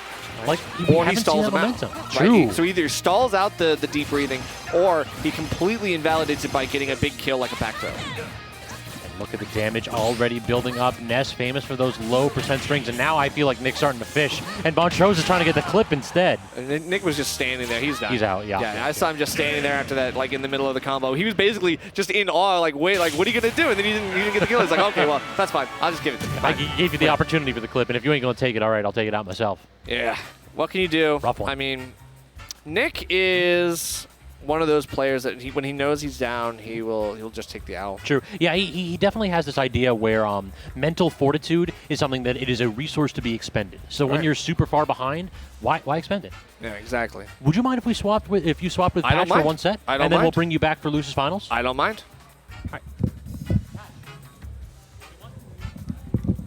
Sorry for the delay, y'all. I love to do these rotations for top 8s because it basically, one big skill for commentators need to master is how to work with everyone. So go ahead and hop back in. We got Patch stepping back on the mic. How you been? Hey, I'm good. I'm chilling. Good to be back on here with you. Definitely. So yeah, I figure we'll do a set and then we'll rotate so that we'll bring Nerf back in one set and then for Lucis Finals and then for Grands we'll swap one more time. Sounds good. Oh, yeah, Nick, we're something to talking say? about oh. That matchup sucks. I can't do anything. I can't land. I can't hit him. That just sucks. True. Spitting. So this may not necessarily be a matchup that is unfortunate, but ZD versus Enhanced PV, we've got Mr. Maryland versus the #1 MDVA. That's right. You know, that's a decent way to put it. It's He that's can like still the be little, Mr. Maryland. That's right? a back and forth that we got is Enhanced #1 in Maryland, ZD #1 in MDVA. Can't take that away from him because he was top of the PR the last time we had that unified ranking. I was saying earlier, you may have seen some #1 MDVA in Twitter bios, but yeah, don't believe them. So these two have been going back and forth as of late with Enhanced having a slight advantage, and we are already seeing, however, ZD off to the early lead here. Limit on deck, but so far unable to really get anything started. But the aggressive option from Ledge. Yeah, it's tough because you want to keep Enhanced off stage as much as possible. You know, force them to burn their limit on the up B. That's a really nice wake up option, if you will. You never really think that he's just going to go ahead and come up with it with that really aggressive option. Enhanced is willing to let her rip in more ways than one. All right, so ZD now ledge trap opportunity. He's been really disciplined here. Holding stage. Not giving up any spacing for Enhanced. And then as soon as he does, he rolls back to center stage. Yeah, nothing lost. Nothing of importance lost. Can't get the 2-frame on the forward tilt, though. Yeah, the timing definitely is a little off there. The cloud was facing the wrong way, which awkward, yeah. I think leaves him a little more vulnerable. Okay, just you talked about letting it rip. You talked about letting it rip. You called it, Patch, for sure. He really just ran up and did it. Just run up, think about B. How much riskier of a limit option that is than just any of the other ones, really. So not too much extra credit, though. Only 6% right there. ZD does clean it up early, but that was one heck of a percent differential that Enhanced managed to close up. Yeah, no, we definitely appreciate guys like Enhanced trying to give us the clip. Definitely. Hey, chat, if you see something cool, clip it. For sure. Now we're kind of seeing like the neutral dance these two characters have to do because of the cloud up B out of shield. ZD has to be really careful about how he touches the Enhanced shield. And then on the other side, if Enhanced is ever like inaccurate with his up Bs, ZD's going to get a ton of damage. This is walking a tightrope here at low percents. I haven't seen much of the cross slash. I really like that empty hop. Good roll through immediately with the forward air. That is so safe. Oh, that 2 frames. Man, that catches. That's caught the wolf flash before. I think it dipped below the edge, actually. Yeah, it's weird. When he sends it from stage and it goes off stage, it like the bottom part of it kind of comes out from the stage. Like true. I've noticed that. Oh, nice. Solid damage, but not quite going to get wolf a kill. confirmed. Just let it go. Yep. Rip. He's not one to go ahead and keep that in the back pocket. Some clouds like to keep it so that they can get the enhanced gravity and like get a couple combos with it. But nah, Enhanced is like he's all about that damage. Empty hop down smash. Please drop your shield. Oh man. For all that patience, you know? What do you actually do in that spot? Like, I feel like if Enhanced just basically back airs and holds shield, ZD has to commit to something. And he picked an option that Enhanced was ready for. And that's a good burst option, too. Oh, yeah. I mean, I guess Wolf does have a much better projectile. You know, he might be able to lean on for a little bit. Excuse Even just me? to frustrate. What did we just hear? I think we heard the ZD Let's Ridley. go! I teased this earlier today. I was Smub like, which 2.0? character are we getting? This man has been, he's been trying to emulate Smub because this character is basically, if you can edge guard your opponents very well with Ridley, every matchup's a winning matchup. And that's interesting because I think a lot of people look at Ridley and go, oh, I'm going to edge guard this. Look at this huge target. You can't, though. It's like the disjoints on the up B and the wings on the up air. It's just so hard to get hits. But this is the problem, is when you're at edge, though, what do you do? A bit of a suicide. His must have slipped or something. Yeah, the up B could come from basically the bottom blast zone. I think it's probably stuck in an air dodge down there. Yeah, tough to say. But, great down tilt right there, but the what a aggressive, poke. Yeah. So far, patience here from Enhanced PV. He has not really been trying to like swing errantly into this Ridley counter pick. He's been really respecting ZD's nair, which you have to in this matchup. You just have to. Ridley nair. I was going to say, that shield was looking a little low. That parry was very welcome. And after that unfortunate suicide, ZD's kind of cleaned up neutral. Like he's actually getting his hits going pretty well.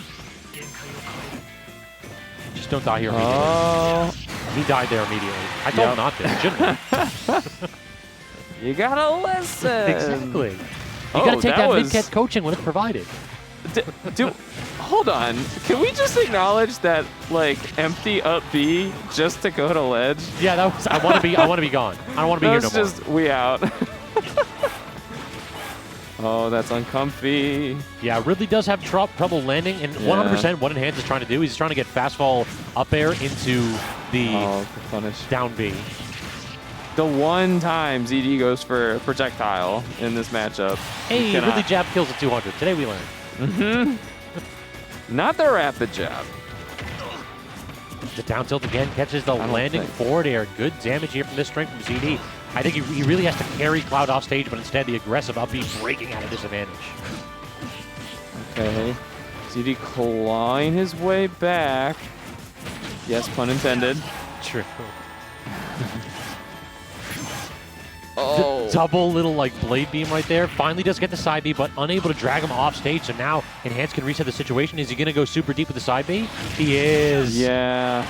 And you're right. That up B is so hard to challenge. It is, but it just hitboxes. Big old hitbox. Everywhere in this lane. You got to go through here. Do not pass go. Limit cross slash, man, is a heck of a move. It sure is. So you think we're going to see the wolf, maybe the fox, or are we sticking with the Ridley? It's Incineroar? I don't know, man. The Incin would be so high. Do it, ZD. Is he actually? It's lit. OG Ultimate Maze, remember when we had WarioWare legal for 2 weeks, ZD would pick Incineroar and cheese people off the side with this character. Yeah. Ever since then, he still had it in the pocket, but he hasn't brought it out in brackets, so perhaps a little bit of inspiration from SkyJ leading ZD to reach deep into them pockets to bring back the old school Incin. And guys, listen, if SkyJ's recent insane run was shocking to you, I don't know, man. You've been missing out. Incineroar got a lot of ridiculous stuff. Now, what it doesn't have is many players willing to put in the investment. I think it's like SkyJ. There are easier solutions in this game. SkyJ and 6 AM are the two big ones that I've seen. But here's the problem really with Incin. Oh no, ZD held down. If he just went ahead and didn't do the second hit that, he would have been fine. That would have been so nice to take him with him, though. So we're already seeing the attempt. A little bit of Enhanced PV just winning and even dominating neutral. And you can't hold shield there. After he taps your shield once, if you're a tall character, you're going to get poked. Yeah. And the revenge is, I mean, he hit one, but Enhance has not been fooled since. This is looking so brutal. He does manage to get the side B, but that should not kill here not quite yet. Gotta burn the limit. Triple down tilt not going to work out for ZD. Now, this is the big problem with the character is that the frame data is just so bad, so Enhance is just running away and daring ZD to catch him. Does land the forward smash, but this is a long hill to climb here. ZD wants to go ahead and come back in this one. Okay. This is how you get it started, though. 60 All right. damage. Yeah, It's a start. Not bad. 16 one hit. he needs it. Back throw. Yeah. That almost killed at 60. What? Oh boy. I mean, he's a grappler, right? Yeah. That I mean, how do you not go for that up air? So I'm surprised that we have seen ZD trying to shield these projectiles too. Like you can stack revenge. So yeah, take that's it, true. Take it again. It's a very good and again, point. one more. Ooh, okay. Dash attack and a trade, not quite going to clean up the stock though. I'd like to see. Okay. Well, I'm not going to see any more of what I was about to say. I don't know. I feel like I didn't see too many of Incineroar's just normals. True. We saw a lot of like side B attempts, but not really any like tilts. Yeah, yeah, and or even the forwarder. Gosh, I mean that's a that's a disjoint move. All right, so let's see. Did you guys get a chance to cast already? Yes, we were. Do you want to do one more set, or are you done for the night? I can do one more. All right, I'll swap off Up the to you, nerf, though. and then I'll come back after the set to finish off the night with nerf. Sounds good. Appreciate it, Chief. See, this is what I'm talking about. This is what I'm talking about. He gets everyone involved. That's my guy. Welcome back. Honestly, I was worried because I was like, that was the shortest set ever. Well, I don't know about ever. It's pretty short. It's pretty short. Pretty short. I mean, the second I saw by ZD ZD pick Ridley, I was standards, like, this is that set. This is that kind of set. It absolutely was that kind of set. Because the Incineroar, though, I thought that was inspired pick. Inspired. Let's be real. Yeah. I mean, Incineroar's hype. as someone who's at collision, not- I believe it. I believe it. Yeah. Oh God. Oh man. Wish I Sky J's was. never lost that. Wish I was. What a run. Can't say that it's not a fluke, but I mean, maybe it is. No. Yeah. I mean, kind of felt grasping at straws at the end there a little bit. I will say, coming off of the last Xanadu homecoming, another plug. We got another one coming up soon. True. And then the one after that, Xanadu 500. I'm just saying. That's right.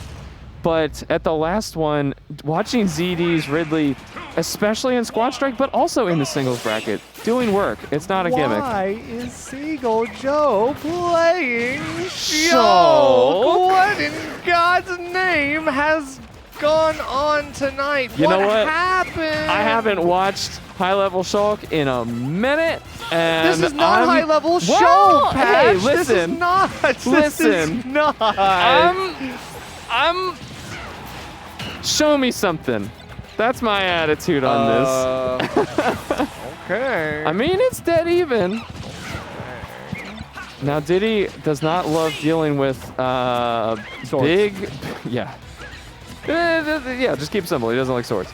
This is the worst sword. This is one of the worst swords, if not the worst sword.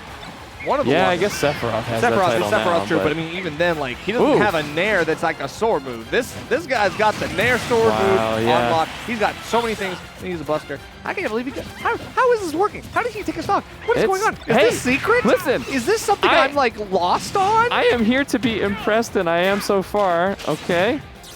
Now here's. Oh, you need jump mode, I think. No, okay. Need the second slash there, but that's no problem. Shulk is so funny to watch. He's just bouncing around, and then half the time he's not going anywhere. Right he goes now, in shield mode. Does make sense. You know, okay, knowledge check. Does Shulk... Oh... Yeah, I was going to say, does Shulk move himself with back air? I know it's not like Rob, but... I or mean, Corrin. Not really. That may just be to kind of put out a nice big hitbox, I guess, but I did see Seagull going for that off Yeah, I mean, stage. he's getting the right spacing here on shield at the very least with it. So I mean, I'm not counting it out just yet. I mean, right now Montrose has been playing the neutral fine, but I mean, right now there's not a lot of banana he's able to go Oh, for. that was scary for Montrose. It's just zooming right through smash mode. Got Oh, I like that option. Montrose not recovering high though. It's okay, doesn't have to. Still Yeah. has plenty of options. Now it's still banana has been almost a non-issue thus far. You can see him going for it, but then Seagull Joe quick Nice to job take it and catching. throw it out, throw a move out. What? Oh, almost had that. I Montrose thought so that lucky. was gonna be a confirm. Montrose threw down that banana, and that clearly saves his life. Now, I know in Smash Mode you take more knockback. I don't believe you take more damage, that's Buster. No. So during Buster, yeah, you have the same. You have like drawbacks. It's like pros and cons. Right, so right. you take more damage. You give out more damage. Yeah, so I mean, at low percent, you can afford to let the Smash Mode rock. Because nothing's going to kill me I guess, at like this low level. percent knockback, exactly right. Yeah.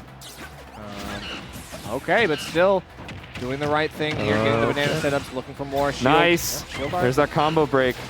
But then it's not really a combo break because Montrose is still going to get that still low on you. knockback and now get more confirmed, more conversion. Now, you're not dead off an up air, but...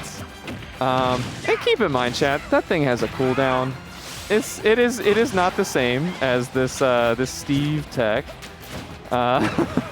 You don't have to spend a resource on, so it is a very strong option for Shulk, for any character.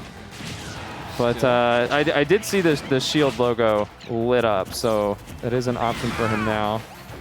Okay, now we've got banana on ledge. Okay. Goes above it to grab it as well as throw out the killing blow. Very nice coverage here from Okay, Montrose. nice. And Tomahawk. Even with the smash art, no kill throw yet. Gonna need more. Yeah, how does Montrose get out of the corner here? Got his banana, but non-factor now. Okay, I mean, yep, getting caught on the platform, just bad vertical height going for that. Seagull Joe able to, again, retake stage control. Is it kill throw? I was going to say, I don't think I've seen that even with Smash Art. No, it's still a little sus. But oh my god, the grab didn't... that grab was atrocious. That was so nasty. That was just, I'm grasping for something. I'm grasping for a way out of the corner. Please, may I have, no. Oh my god. You may not. Crumbs. Okay. Swipe the tater tots out of Montrose's pockets, and that's about it. You were asking what the Seagull Joe Shulk was. I mean, I think we saw. Okay, and now we have the cheddar color. What is going on here? As well as the Bayonetta. Bayonetta, I mean... Wow, that's shield crazy. art, Actually, like, shield art got him out of even the Bayo combos. Right, but like... Just it's really not like going it's hard nowhere. to get out of Bayo combos in this game. You know, it's like when you really get down to it, right? Still, it sure when it's on, ain't when it's, Smash 4. When it is on cooldown, though, that's when Montrose is able to get this stuff. Montrose said, cool Buster. Bust a couple of these. That was like 25% just from the neutral B. That's crazy. Still, I mean, not out of this yet. We do know it could go either way, and Shield Art going to get out of that one. Air dodges through. Montrose kind of respected okay, you got out of the combo. Fine, I'll drop it. This is crazy. I literally, this is the first time I've seen like Seagull Joe Shulk. This is the Shulk Goal Joe. The Shulk Goal? Shulk Goal Joe. Shulk Goal Joe. You heard it here first. Oh Maybe. my god, you can't get out of that! You can't escape! You cannot escape! That was a vision moment. Okay, that was canon Shulk right there. I see everything. You cannot get away from this. Okay, we can't get away from that. Definitely. That was nasty though. All right. I mean, we do have it even, right? It's even now, and not just even. Montrose able to take something. Can you get more off the shield? Nice. I love the gamble of Buster mode. It's just saying like, hey, I'm gonna try to get a lot of damage on you real quick, and yeah, it's the call. It's like Babe Ruth's like pointing towards the fences and being like, I'm gonna hit a home run. They're like, oh, okay. Watch me. Okay. And then big people baller. engage. Let's see it. Right? But if you do engage with it, get quite a bit of payoff. Exactly, right? It's like a high risk, high reward scenario, and that's what it's all about. That's what you're gambling on when you play in the Shulk game. Okay. All right. I was gonna say, I don't think Bayo up tilt on shield is tremendously safe, but Shulk also is limited in out of shield, fast out of shield options. What I do find interesting is that Seagull Joe is actually going for. He's actually using shield art like outside of being comboed, right? He's like just doing it, and then now he can't use it when he's getting comboed. I mean, he certainly got out of a handful of combos with it, but Exactly. So but it's like I feel like I've seen a little bit of neutral being played in yeah. Shield Art. Okay, smash. Not quite taking it with the up B there. That's fine. I mean, Bayo 105 though. I don't think you need smash art to get a kill with No, technically a lot no. of things I mean, at this point. Still, center stage, up B's not going to do it. We are going to need more than just backslash. And one of these callouts in the top, that high, probably could be good. Oh, doesn't have a jump. This is dicey. You do have... Okay, I was going to say, jump art should be available. Still not really going to have the right kill option Oh, here. I think a back air. Turn around, up there. tilt? That's something. Yeah? Yeah. Oh, wow. Okay, cross stage, sure. F tilt has been pretty nice. Oh, still getting... I guess that wasn't that much percent, all things considered, from a Bayo combo. But see, right there, Shield Art was not available, so... Exactly, It's right? not It's a like get-out-of-jail-free card. That's what I'm saying. So it's like every time it's on cooldown, that's Montrose's time to really go in for these big advantage states. That's when he needs it the most because he knows he can basically get it for free. And now we're going to get that kill for free. It's See ya. sailing off the top. That was a more convincing game too. It's always funny seeing people get launched to their death in Witch Time because it's like, that's what knockback used to look like.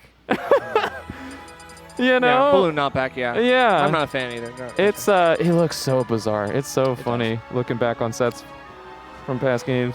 Yeah. But hey, at this point, I mean, you take what you can get. Montrose with a low percent stock, you know, one stock game, basically. So we'll see. Okay, and here's the Palu. I think the Bayonetta did make a difference. I think Seagull Joe, I think if he cleans up the shield art usage, I think it probably could be good. Hey, don't need no shield art. Just got it. A shield permanently on Seagull's arm there. But it's not gonna help him get out of the Bayo combos like that. So yeah, I think I agree with this though. There isn't a compelling reason to keep going with the Shulk now that the Bayo is out. That's true. However, I mean, I do find that like the Palutena, this could be a game of counter picks or a set of counter picks. Rather. It could. And right now, Nice it catch. looks like we are getting one counter pick for another. And Nice this catch is again. Working. Coverage as well, able to still get the edge guard even after missing that explosive flame. It's just pressure. Got crossed up on shield there. But up tilt back air will not kill yet, so that's good for Seagull. And Montrose just trying to throw out hitboxes right at ledge. Did not catch the teleport. But caught that back throw. Yeah, that's really crucial here. And now getting caught by another one of these up tilts. That time back air would have done it if it was the other side, but it was not. And 150, you're still living on Town and City. A second lease on life. Now, 40% later, and we are still getting something here on the bats. Now, Town is an interesting stage here because, I mean, you got a lot of ceiling. I would imagine it is not easier for Bayonetta to carry off the top. You can carry off the side, though. And one of those stray hits, like we do have at least one kill option that Bayonetta can potentially rely on in the back there. You're going to need more than that, though. Good pressure, good damage. Ran out of resources there, I think. Yeah, but that just brings it right back to even now, right? Yeah, right. All that for nothing. One interaction. Uh-oh, and that, down, seal. That's not safe. Oh, nice spacing there, going right over the down tilt. Nice call out on the teleport, too.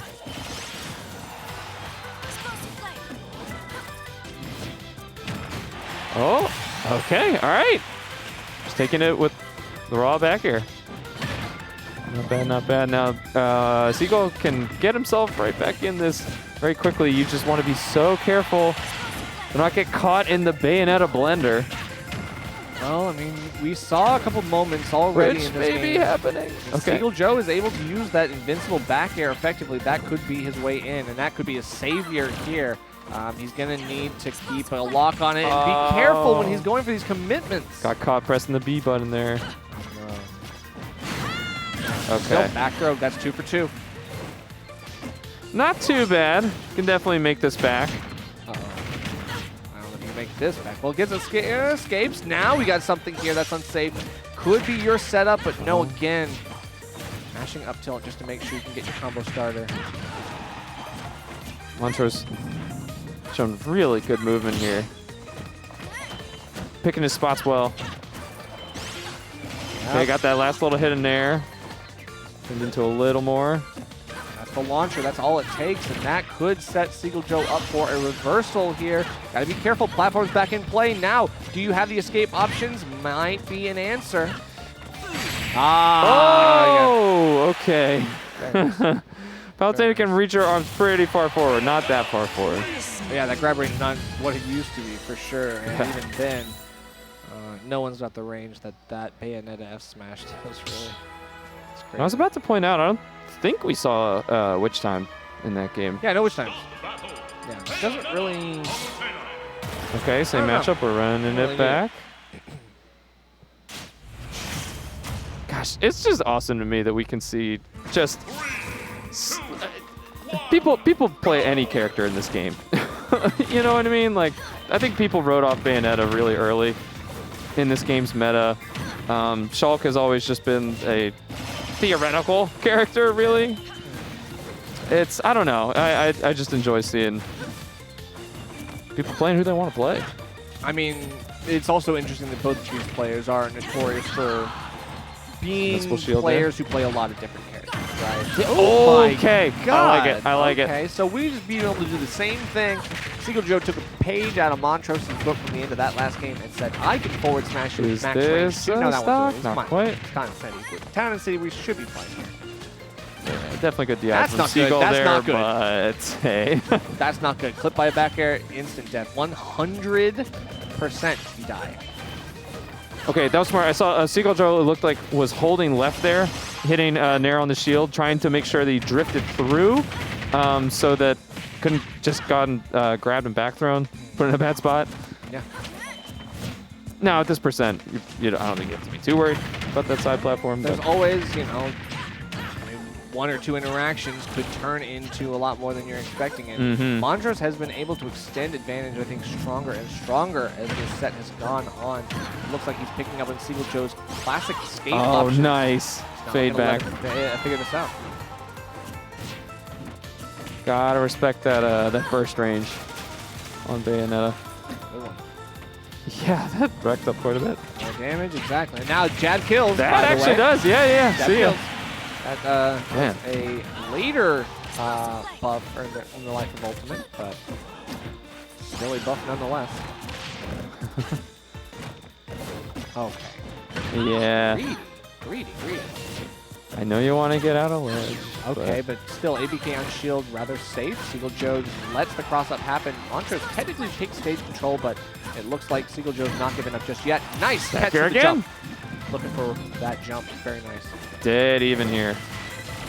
Is Seagull gonna buy himself a game 5? Well, he's gonna have to after. Actually, that was not that much damage, all things considered. Right. And both defense. Okay, good use of the shield. Down throw bear? No, down throw fair. Get the eye away. Uh-oh. Gotta be very careful here. Those guns can be a big commitment if you start them. Uh-oh. Drag down? No drag down, actually. Oh, it's tense. It's dead even again. Oh, that was a trade. You could see Montrose went to the grab. The dash attack's so useful. Again, it's that iframes. This time it's not going to be useful. A little bit too greedy. Okay. A safe landing option. I can't help but think of Witch Time. Yeah, there's no Witch Time. We saw at least one game ended by Montrose by it. No. Come on, don't have jump on the platform. You're crazy. Oh my god, he went. What did you do? Okay, Seagull couldn't get there in time. That was so textbook. And there's the back air. That was so textbook. He's going for like a commitment with the jab, hoping that Seagull Joe's just going to run into it. But he's like, I've got an invincible move. Let me just fast forward with that. We got game 5. That we do. That we do. Sticking with it, or maybe are we going to see a switch from Montrose?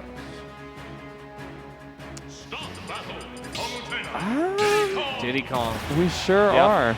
We sure now, of course, Seagull familiar with this matchup. I feel like we've just come familiar with the character, circle, at least. right? Like maybe was playing Diddy Kong earlier and was in this. And I mean, that's full another circle. character that was kind of discounted early on in Ultimate Meta.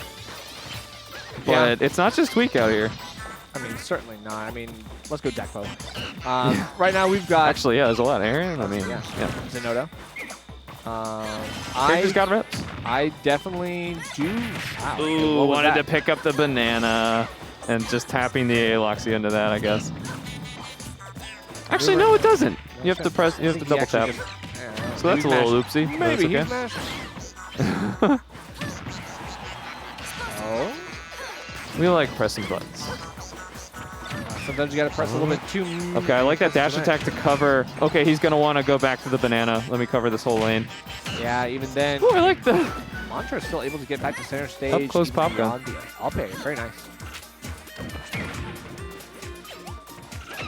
really good positioning with that last banana. Okay, Seagull just. There's a platform here. Not the full stage sprint dash attack on shield. Please spare me.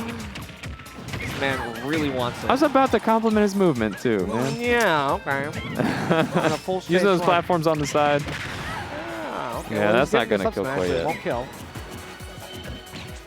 Oh, yeah, drifted. Definitely would have preferred to be on the right side of that shield. Montrose's making him pay. Oh, Ooh, wow. Okay, all right. Good patience. Not getting caught by that. Was a bit of a gut check, but gotta be careful here because you never know when that's gonna be a detriment to your neutral player. Like game 5, you can't be making mistakes like that. Mm-hmm. But see, here's the thing with Joe is used to playing with banana. It's not even just like a character knowledge thing. Okay. You know, he's got the muscle memory. A little different with Palutena, I guess, but I feel like banana hasn't been too big of a factor so far. I mean, right there, we take that trip, no problem. Oh wow! But again, these spot dodges allowing him to get around the grabs. That's very, very crucial because you know that those grabs are so important for Palutena. It's a huge part of the game.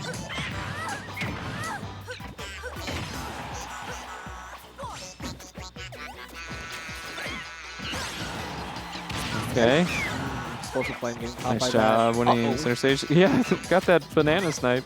And you can see force the air dodge afterwards too. Montrose might have buffered that. Mm-hmm.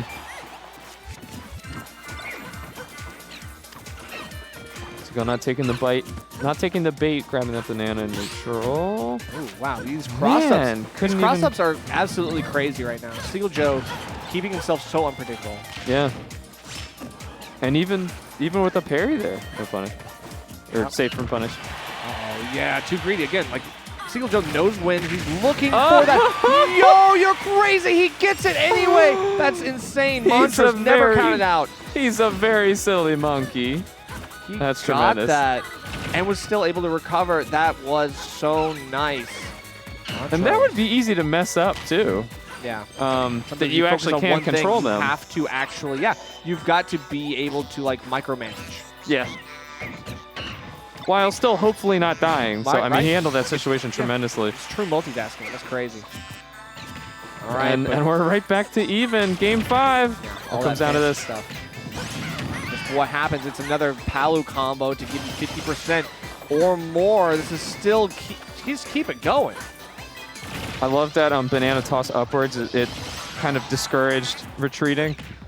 You know, just tossing it up just to kind of take up space and make your opponent think about it being there and when it's going to come down. And now dash attack might be starting to be a little bit of a crutch. Oh, Getting that caught. was- You got too close for comfort, my friend. Did you think you could save yourself? You got right up into the jaws of the beast. Yeah, Montrose knows. Saw him crack a big smile there, like, yeah. He gets grabbed. He's like, no, why did I let it happen to me? I can't believe it. I was going to say, Simply yeah, wrecked. you hate to see it like that, but I mean, it's not an SD. You hate to see those. Palutena Seagull- like, oh no, I sure hope nobody approaches me here on this side platform of Oh Town no, and City. somebody save Please me. don't let me get a back throw. Oh no. Anyway. All right, well, I'm going to GG's. rotate back out to to the boss. Get Skaz back in here, and everybody follow Mr. See Patch you later. on that social down below. Plug yourself. Yeah, Patch SSB. I'm on Twitch as well. Not much Smash, but that's okay. It's a good time. See you guys later. All right, so that all aside, silly set. Seagull Joe beating Montrose. I mean, all things considered, it's a good night. Good night for Seagull. Good night for Seagull. All Still, right. We got the old school Seagull Joe with a random character of the week in losers finals. how many characters has he played in there? Too many. I would wager a guess that it's above 5. I would not be surprised at all. I feel like every week he comes up with a new character, and last week he was talking up his Shulk.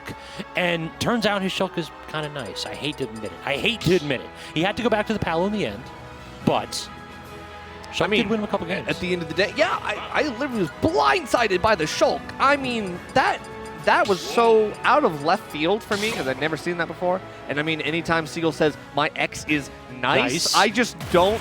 It doesn't register with me. Like I just don't. I always take it with like a huge mountain of salt. He openly said it's like, I have to work with Palu. I want a character that cheats. Therefore, Shulk. I guess Shulk cheats, but I feel like Shulk gets cheated too, to a varying degree, and I think it really honestly evens out. That's my opinion. I don't know. This character's got some.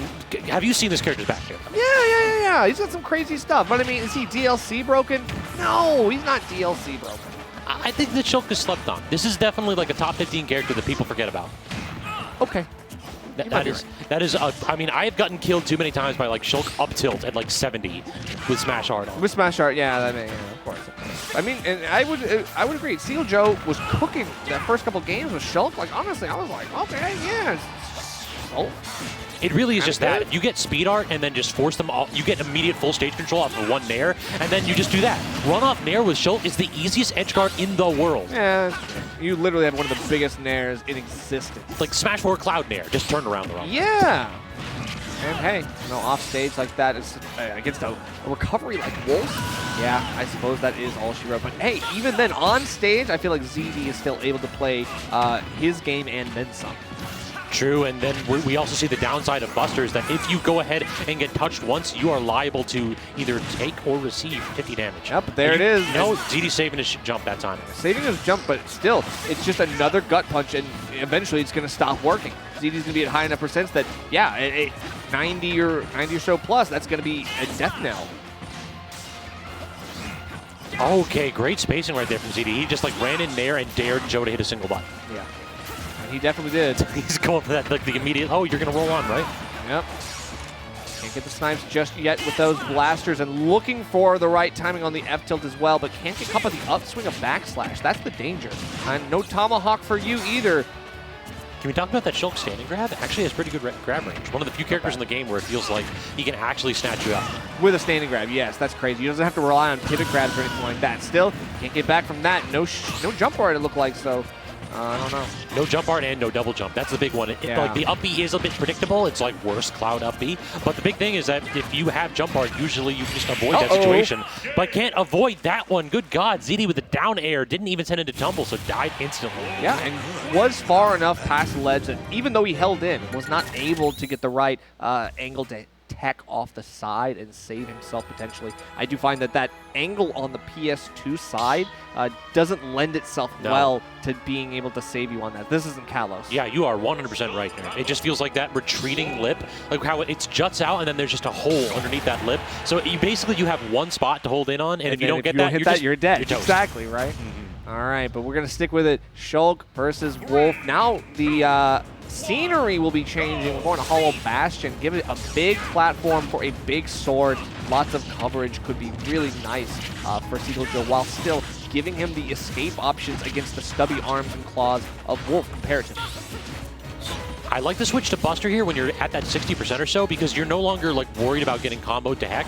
You're out of like those easy Wolf combo percentages. Meanwhile, 2 hits and they're dead. Oh But this is an issue. Lost the jump already. yeah, he really has to be more judicious about his use of the double jump in this matchup. Yeah, he definitely is using it so much that I find that he's really lacking when it comes to getting himself back. And the double jump at disadvantage as well can be rather patterned, very predictable.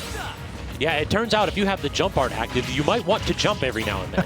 And ZD wise to that pattern. If I say he's going to jump, is that coaching? Does that actually count? I think it's Shulk saying he is going to jump. It's jump art. I think he knows, but I mean, hey, you know, we're just going to let it run. Tio though? Exactly.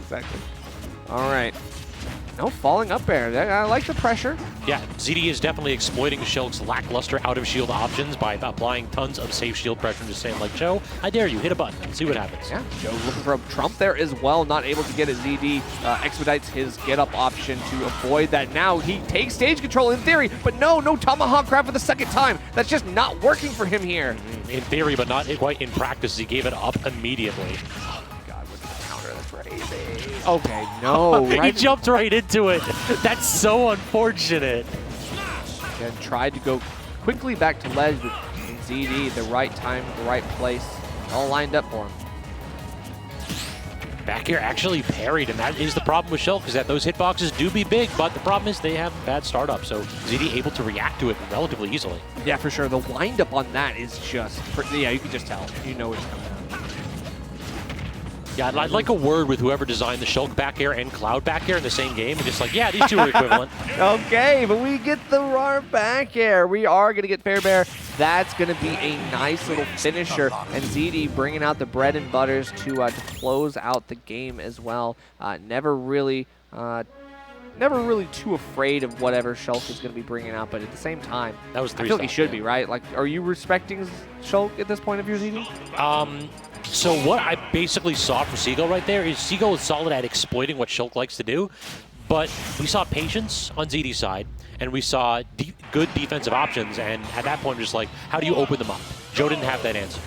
Yeah. So we'll back to Palu instead. Exactly, right? We'll see if Palu provides for any further benefits. I don't really know, because we're already off to at least the first hit being Seagull Joe's. That's a good start. Caught the double jump right there, but great fade back by ZD, so he didn't get clipped with that down tilt. Okay, recognizes you can't really get too much, and doesn't want to press the issue. Just kind of backs off and resets, even though it was a little bit unsafe. Can't let ZD get that out-of-shield option. That's the Joe special, is like backing off even when you're in advantage. Yeah. Like, listen, I can go ahead and reset to neutral, and we're okay, because I'll win neutral again. Exactly what we saw. A couple resets, and Joe just kept ZD on the back foot. Yeah, being able to retreat even though you are still positive, that does kind of set a tone for this game, for the set. Seagull Joe trying to play a more patient character and a more patient game here. Yeah, I mean, with Shulk, he was literally throwing himself across the stage. Like, I'm fast. I'm coming to approach you now. And this time, it's like he's got a little two-step. He rushes in, fades back, and then allows ZD to dig his own grave. Right. I feel like he got overconfident by the use of the large sword, right? Like, it's definitely empowering. Like, you feel like you're a god. Like, you're playing one of the best swords in the game, like the most oppressive sword. Like, and then you kind of over-rely on some of that stuff, and you kind of lose your fundies a little bit, it feels like. Now he's getting getting in touch with that again. Sword characters and fundies, pair that we don't typically see too frequently sometimes. Every sword main is carried. Oh, okay. Well, we just throwing shots out right now, and so is ZD rather, trying to get those blasters, but Seagull Joe still able to get something here, but the trade, and even then, it's just going to be a quick end. And now what we need to really see here is we need to see ZD just get these low percentage combos. I feel like he is such a different player when he lands like that forward air or that grab at low percent. Alternatively, like if it comes into these spots where like Joe can like scrap a little bit, it feels like he's had the advantage. But when ZD can just get a full head of steam, get a little bit of momentum, he can turn the tables. But instead, cleaned up with that back air, and Joe commending all of a sudden in game 3. Yeah, expected an air dodge out of ZD or something like that, but he kind of just didn't expect the burst movement from Seagull Joe to go in for that quick back air. A nice little call out, and hey, we will be happy to take the lead here. Seagull Joe got to get himself out of the mix here, and a delay on the get up. I love the patience, but he can't be hanging that for too long. We know how ZD will be quick to end your life if he notices that your invulnerability has long since ended. And then we got the parry again and forcing a tech situation with a forward throw, but great option just immediately tech in place.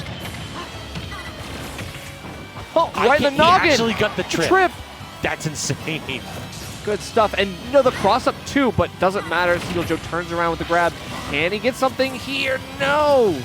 Instead, just the empty short hop, grabs it, and then the up air calling out ZD trying to jump away, and the added bit of rage all Seagull Joe needs. This man's on the board with the power. I think this could be the right answer. I mean, honestly, it feels like Seagull Joe, even though he's down 2-0 in some of these situations, he goes for a character swap, and he takes a game. This is the second time I think it's happened tonight. In both of his in the first set that he lost, right? The set that he lost, I think this is exactly how it happened. He took a game with a character counter pick, and then it was the next game he lost. But at the same time, I think maybe he could take it to a game 5 then. I mean, it feels as though his Palu has actually been pretty close in this matchup. Like, he's definitely scraped a lot of the rust off, and he's more than challenging ZD. He's been taking games and threatening sets. But the problem is, like, when you go down 0-2 with your counter pick characters, then it becomes such a bigger hill to climb. It's hard enough to beat ZD, let alone to 3-0. For sure, but right now he's finding the right options, getting the tech chases and catching ZD where it matters. And that's in recovering, noticing where he's going to be going as his escapes options, looking for some moments of reprieve, but right now, Seagull Joe is not letting him have it. Speak of the devil, outspacing that nair with the back air, and then going for the trump. That's like the Joe special right there, the old, I'm catching you asleep, and I know you don't want to hit buttons right now, but that does give all of a sudden ZD an opportunity to answer back, and we are just about even all of a sudden. Down air out of shield, what an option from Seagull Joe, and that actually does give him a little bit of a moment, but now getting caught by the up tilt, that's just going to be a painful end, because now Seagull Joe recognizing that even though he wants to stay in the air, that up tilt could rear its ugly head yet again in this game. And look at how grounded ZD's playing all of a sudden. Like, he's doing just these empty short hops, and then he's just running around in shield because he knows that this back air, this up air, and even the explosive flame can threaten to kill real quick. Yeah, and he also wants to be able to have the option to pull up shield anytime he sees Seagull Joe going for one of these nairs, any other combo starter, something that can get him a little bit closer. Was that an empty short hop and ZD just flubbed the grab? I think so Seagull Joe got the grab instead? Yeah. He definitely landed, had a whole split second to do something about it, and then just like, oh god, no, it worked. What do I do? That hurts, but right now getting a back air at low percent, that's still gonna, oh my god, no! This could not, don't let it end like this, please. He didn't put his hand up though, so he didn't get the ZD. It's like basically the ZD middle finger right there. I guess so. He's not in the he's not in his head just yet. Gotta recognize one SD could give Seagull Joe the in. This is just so hard for ZD all of a sudden. It feels as though Joe is going to go ahead and make a home on these platforms. He doesn't really feel the need to press right here, so he can play so conservatively. Right. Uh-oh, now just snapping back to ledge and getting caught by the dash attack. ZD not going to give up this game 4 just yet.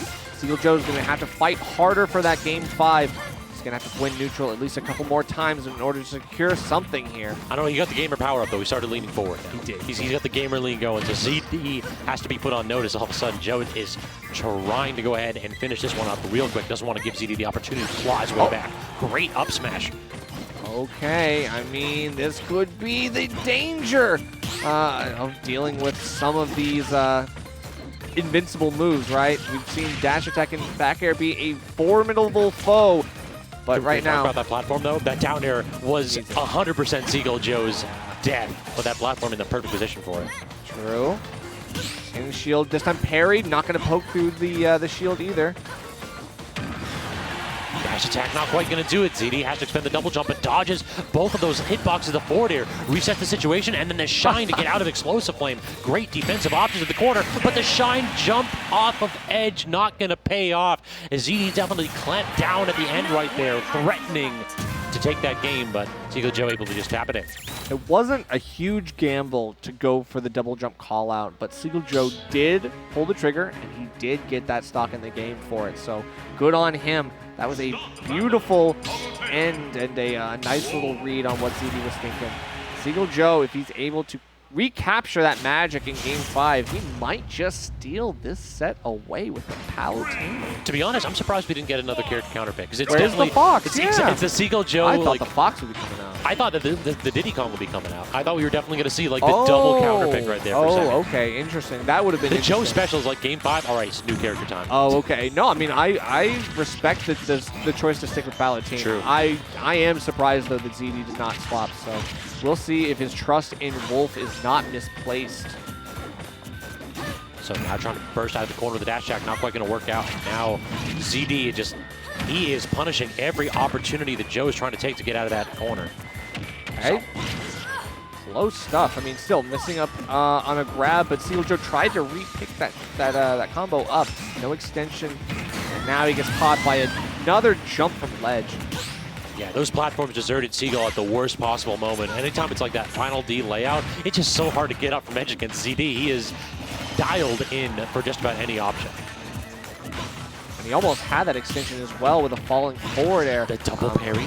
But yeah, we are going to have to be careful because these parries just means that what little advantage you can have could be even less.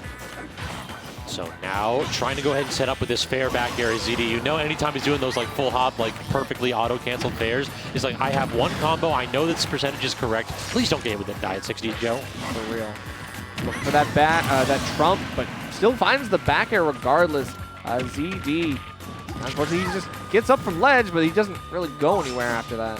Feels like even when the trumps don't work, sometimes they work. Yeah, because he's still like, okay, I got to get back and hold shield. I got to be afraid. And then all of a sudden, Seagull Joe has already pressured the shield enough to get a poke. All right, low damage strings going for Joe, but ZD not hitting a button. Discipline in defense.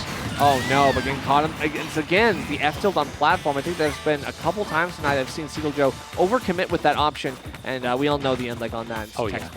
Definitely, I'm 99% sure that when that happens, Joe's trying to do a platform drop into the neutral area. That might be true, yeah, you're right. Oh no, anytime you Yikes. whiff that grab, that is a ton of damage. Joe trying to jump out, but still gets clipped. The forward air busting out of that disadvantageous position, but ZD just going to start it up again, swinging with that back air, and he gets it! Oh my god!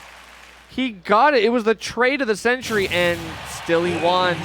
The Wolf back air just is that good. It just beats the unbeatable. I mean, Palu with the forward air, she's got them long, spindly stilettos. Not going to work against that big old boot that Wolf's got there. Them steel toe boots for sure, killing that quick. Absolutely, and the delay aside, I mean, forward air's a fast option. Doesn't really matter at the end of the day when you get the trade. The hit is the hit, and you get sent off to the side. There's no surviving that, so good stuff. Seagull Joe, a hard-fought game 5, but I mean.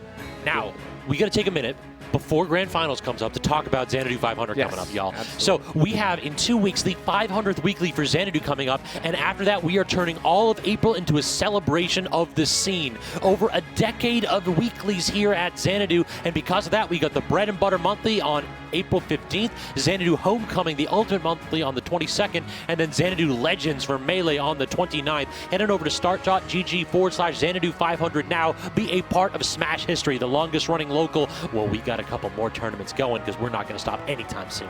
Yeah, absolutely. There's still more for VGBC and Xanadu. I'm very excited because I know that they might have thought that we were down, but we are not out. And we will always persevere. It's like Mango said, we are the cockroaches of this community. Exactly. And we will always be here, whether you try to kill us with raid, nuclear weapons, or the like. We will always be here, and we will not be stopped. So let's get this grand finals started, because there is another person who cannot be stopped in this venue. It is enhancedpv, the prince himself of Maryland. And can we talk about that winner's final set where ZD tried to pull out the Incineroar? It just felt hopeless for him. It felt hopeless, and yet he doesn't start with the Incineroar here. Maybe he's coming in with renewed vigor. So we have seen ZD clamp down in grand finals before, and he's going to need to do so after getting 3-0'd in emphatic fashion by enhancedpv. He tried the Ridley, he tried the Incineroar. Now we're back to the Wolf, and this is looking like it's not going too well at start. Yeah, it's okay. It's only 20%. You're only getting spiked just next to ledge. You're not dead yet, so it's okay, right? I mean, these things are bad signs, but they're not the end of the world. Good chase down on the side B right there from Enhanced PV, catching ZD trying to run away and reset the neutral. He just air dodged off stage and died. Oh no, Limit coming in clutch. Are you kidding me? The plot armor, he had just enough to get that last little bit of Limit, get himself back in the fray, and now he's already off stage again. This man is so reckless. Did you see why ZD's jaw dropped right there? The down smash pushed him away and he couldn't grab Cloud because the animation of the sword made it so that he just couldn't lay hands on the man. I mean, hey, the Buster Sword becoming in clutch. It is the ultimate 10-foot pole you can keep your opponents at bay with. And right now, that up smash, ZD already, the wind has been taken out of the sails. Oh, that's an odd way to use Limit, but I guess at that point it was just kind of like, wait, we're timer's winding down, take a shot. Mind game. It's all a mind game, Scabs. Could be, could be. It is psychological warfare. Torture is what it is. Torture. I was going to say torture, but I decided warfare because that's two ways, right? Yeah, you're both sitting him up for me. You got to give me the layup, right? That's so true. That's so true. All right, but it's okay. We get one parry into side B. Now, if you get the, if you actually SDs this time, maybe ZD will be good. But we got it. We got it. So after that early stock loss from ZD, not too much extra credit here. I mean, we have seen like one Wolf forward air at this percent. We're back to normal. But it's so hard to land those forward airs because if you're not perfect with your shield pressure, Enhance is going to up you to the platform, and it feels like ZD hasn't had the timing right to punish that yet. Still, I mean, he's still getting some of these nicer callouts. He's keeping things as even as they can be, and this is not out of the realm of possibility for ZD. He's just got to find himself his center once more. Why did Enhanced up be there? ZD was all the way off stage and Enhanced just like, I'm gonna do it again. Enhanced just be pressing buttons sometimes, especially when he's like feeling himself. Like, look, he's like waiting for the roll in. He knows it's coming. He just doesn't get the timing right. He's just trying to see what's gonna happen, and he knows he has a set to play with. There's no pressure on his part. Good use of the up B immediately out of shield, using up that limit, dealing solid damage here. It just feels like ZD has to work so hard all of a sudden. Like, whenever Enhance feels like he can just sit and shield, ZD has to guess when Enhance is going to jump, and he has to preemptively aerial. And if he guesses wrong, you won't get punished for it. Right, exactly. And that is a source for his frustrations, I would imagine. He always hates having to work harder than his opponent and still coming up short. So now ZD center stage control, trying to establish a projectile game, but that's a problem. If you pull out that gun errantly once, you're going to get clipped with that back air and die. Absolutely, and that beautiful drift with the Cloud back air. I mean, we all know that this character has some insane movement speed, right? Like, especially in the air, some crazy drift. Really utilizing it here with Enhanced PV. Especially with the limit, too. Like, adding that additional gravity right there, that gives him a little bit more speed just to make his aerials even more safe, because he needs it, apparently. Exactly. So they tell me. Okay, but right now, the only thing needed is the kill, and ZD does find it. 41%, this is still okay. Not untenable just yet. He can get this back, but he doesn't get the grab. He hesitates. ZD waited out on that spot dodge and then just didn't actually pull the trigger on it anymore. That's so unfortunate. Great down tilt into the neutral air, picking ZD up, but can't land the side B. I dig what Enhance was going for. Not going to work out, though. Okay. Forward air nair into dash attack. Nice little bread and butter conversion. Kind of odd, though, but I mean, I'll go with it. Limit, what are we going to see here, Nair? What are we going to see? I mean, I'd say side B. But now at this point, I don't know. We are going to go for the close range climb hazard. That is a little bit of a call out. We have seen him get killed with it. True, it feels like that's been like the new thing that Enhance has been doing. It's like, yeah, I have like a frame 3 out of shield option. Let's take it. The up tilt, not quite going to kill. Fake kill screen, but the up smash. That'll do, though. Okay, Enhanced PV again tried to delay his landing again, tried to bait out ZD with a double jump there over ledge, but ZD still reaches for the stars with that up smash and catches it with the tippy toes. That's going to be the game. ZD might have made some adjustments since the last set. It feels like it. Especially since that first stop. Out of curiosity, why do you think we haven't seen the Fox tonight from ZD? I have no idea. Has it really been all Wolf tonight? It feels like it. Like there might have been 1 or 2 games here, but 3 games against Enhanced PV, this man went to his Incineroar before pulling Fox out. That's stunning. Yeah, but I mean, I think that was just a desperation play, and now he knows that, like, okay, this is grand finals. You know, I don't have room to play around, and I mean, I'm already at second. Why not shoot for first? Yeah, right? why not? Why not shoot for first? Why just give up in grand finals? There's no reason. So he's just going to go try hard and just do the best he can. And it looks like Wolf, it feels like this is the play against the far. That was the play until he got punched in the face with that one. That is a check if I ever seen one. The immediate forward air, missing the tech, and you are just toast. Yeah, that's rough. Yeah, even I couldn't really blame ZD for feeling the way he looked in that player camp. He just looked defeated all of a Just sudden. like, Like, what? all right. It was true surprise. Like, oh my, what in the world just happened? And I'm like, yeah, you know what? That's the game. Every now and then, Enhance just like pulls these double options out spot of nowhere. dodge! Ah, he's crazy. This kid's like, don't touch me. And then he just delayed the up B perfectly to hit that second hit instead. He still got it. He still got it. Cannot get that back air though. These trumps with the up B, just such sick movement option from Cloud because then he can immediately double jump in the back air. Right? ZD does manage to clean it up though, so stopping the bleeding, not allowing Enhance to just run away with this match. And I love this. If Enhance wants to go ahead and play defensive, don't feel the need to go in. Like, you have a solid projectile, more than a solid one, given that you have Shine. Right? Okay, we're not seeing the Tomahawk grab as I would expect it. You can see Enhanced PV is frozen in shield a lot right now, is respecting ZD's options a lot. But we are not seeing ZD go for the grabs in response just yet. He did go for a couple and was not able to get the grabs, right? His grab range too short. And tech? missed the tech, so he's going to have to expend the limit right there at least. Yeah, so back throw won't do it. No. And send him off. Well, it doesn't even send him off like beyond ledge. That's the problem. Has to use the air dodge right there, and that is an easy two-frame. And yeah, just air dodge into the blast zone. No coming back from that one. Not nearly enough limit. Well, this is good for ZD. Again, like he was down, and now this is a stark difference. He's able to play from a lead. And he is not pressing it whatsoever, but these spot dodges, man, that feels like that's always the special sauce that Enhanced has in these matchups. ZD just cannot pick up any kind of habit there because I don't know if Enhanced has one. It just feels like he's mixing up his options in defense so well. Yeah, the kid feels like Neo sometimes. He just like dodges bullets. He just has that instinct. He just knows when an attack is coming out and he's able to get something off of a spot dodge, which honestly is very good in this game. So Neo dodges bullets and Enhanced dodges back airs. True. He is not that though. You're just dead. That was the best down tilt I've ever seen. Good God.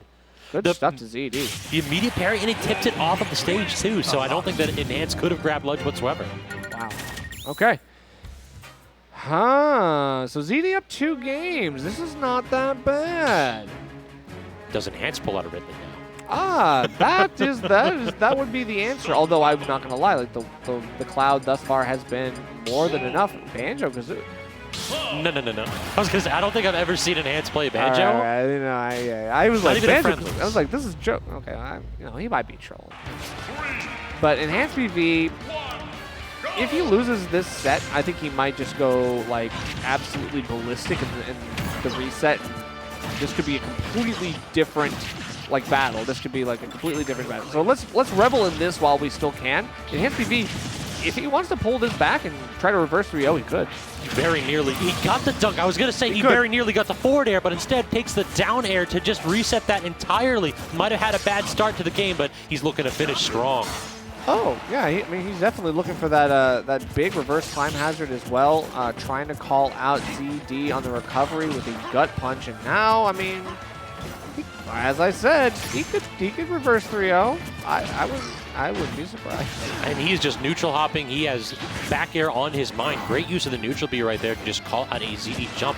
But now Spot Dodge getting clipped by the back air. But great aggressive side B from ZD, digging the Wolf Flash right there, used to force Enhance off the edge. All right then. Greedy, right? Thinking that the down smash while you're standing on ledge is gonna like actually bait ZD into a really, really reckless approach like that? I don't think so, but we'll see what happens.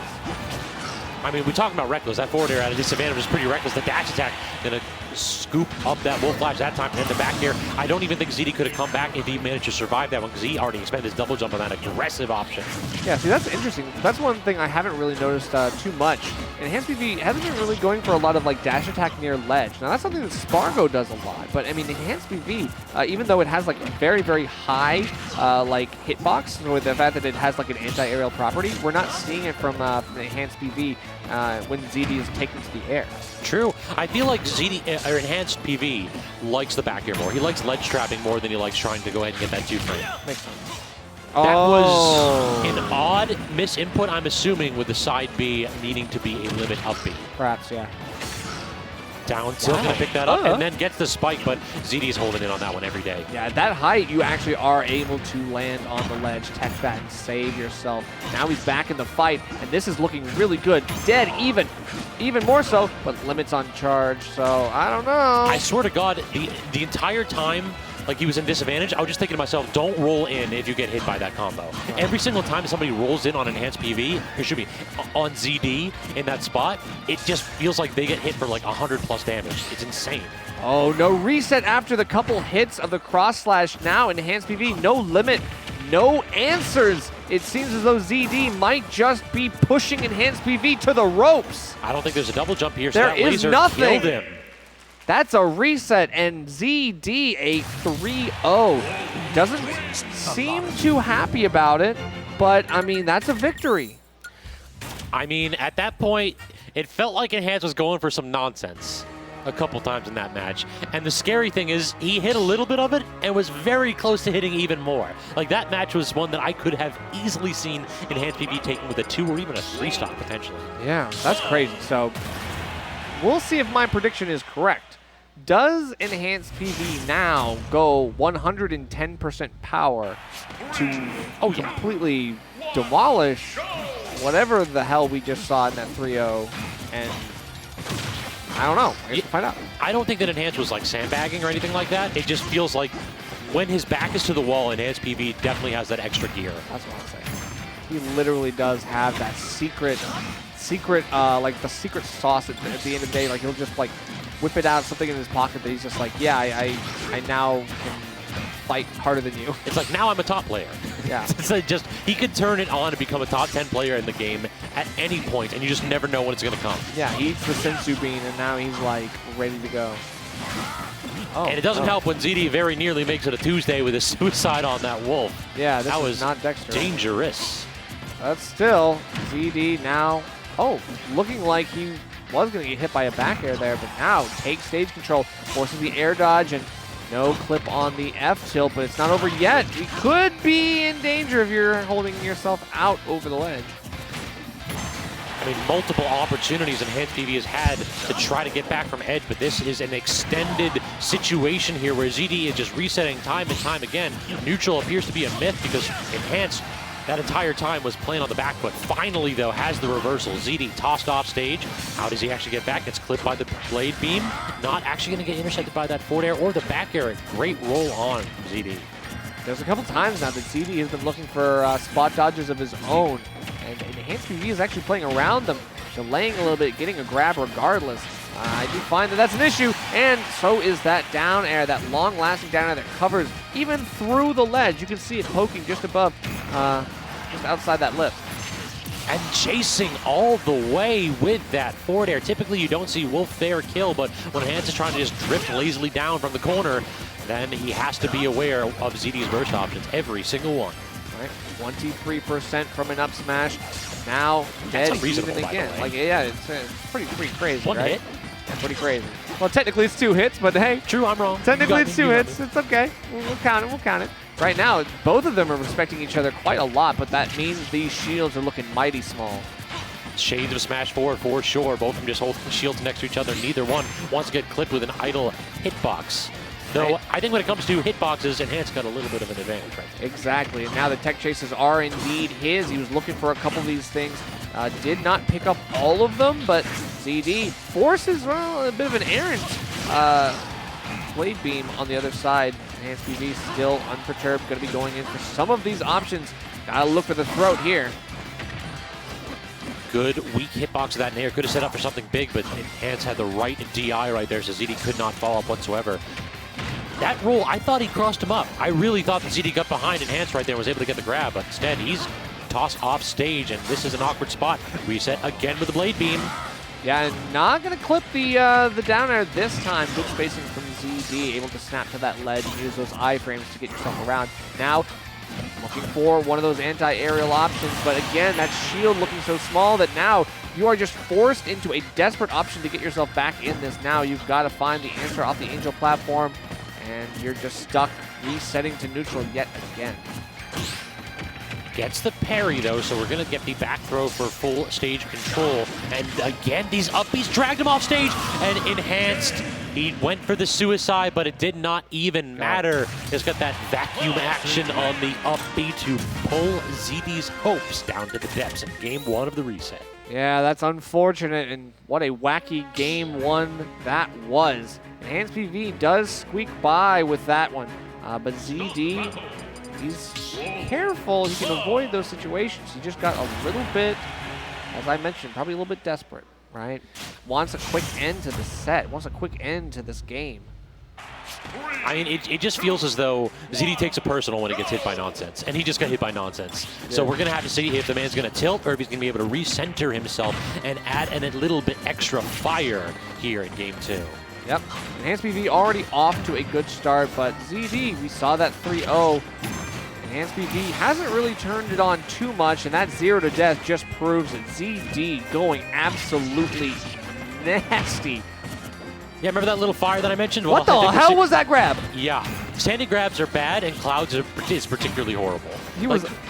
He can have his hand directly inside of your shield if he doesn't actually touch your character. That was in the shield. Oh my god, all right. And a spot dodge actually from ZD. So he's doing a good job playing the anti-grab game right here. Recognize that Enhance, when he's trying to dash forward, he's definitely trying to force him out of shield. Oh, there it is. Just patient and knows when that upbeat comes out, he has the ability to see it coming, prep, and get the right option. And the up tilt actually, so that all set up by that blaster, because Enhance was trying to just drift and to get both beats set on edge instead of taking the ledge. ZD having absolutely none of it, forced that ledge trap with the simplest of options. I really dig that. It's these subtle things from Wolf. They can go ahead and create these opportunities for early kills. All right, when your character doesn't really have that many mix-ups, you gotta make your own damn mix-up. All right, but we'll see what the answer. The dash dance into side B seems to be the answer here for enhancedpv. He's going for the down tilt. He's getting quite a lot off of that too. Pops him up, but no stage control for you. Now you got down throw dash attack to deal with, and limit fully charged means that PV could be in the driver's seat, but no, it's not going to play out in that way. That was a thirsty option right there with that limit up B. That is, I see you trying to double jump away from me. I got something to say about it. Let's see what happens. Enhance really needs to end this stock immediately. He cannot allow ZD to get a full head of steam. Tries for the down smash to end the game, but not going to work out. Does clip with the back air here, so 81% easily doable. We've seen Enhance make this comeback before. Right. One more dash attack could be a danger, though. What a parry punish. Just immediately pull out the blast, just like one of these hitboxes will do it. Yeah, hit him with the Glock, and then all of a sudden, you might just take the stock. Can you actually finish it off? Ah, you are going to get it. The get-up attack. No, it won't kill, but that's crazy. Great DI from enhancedpv. And then we just see ZD do up tilt back here. Please fall into one of these hitboxes. I need this stock now.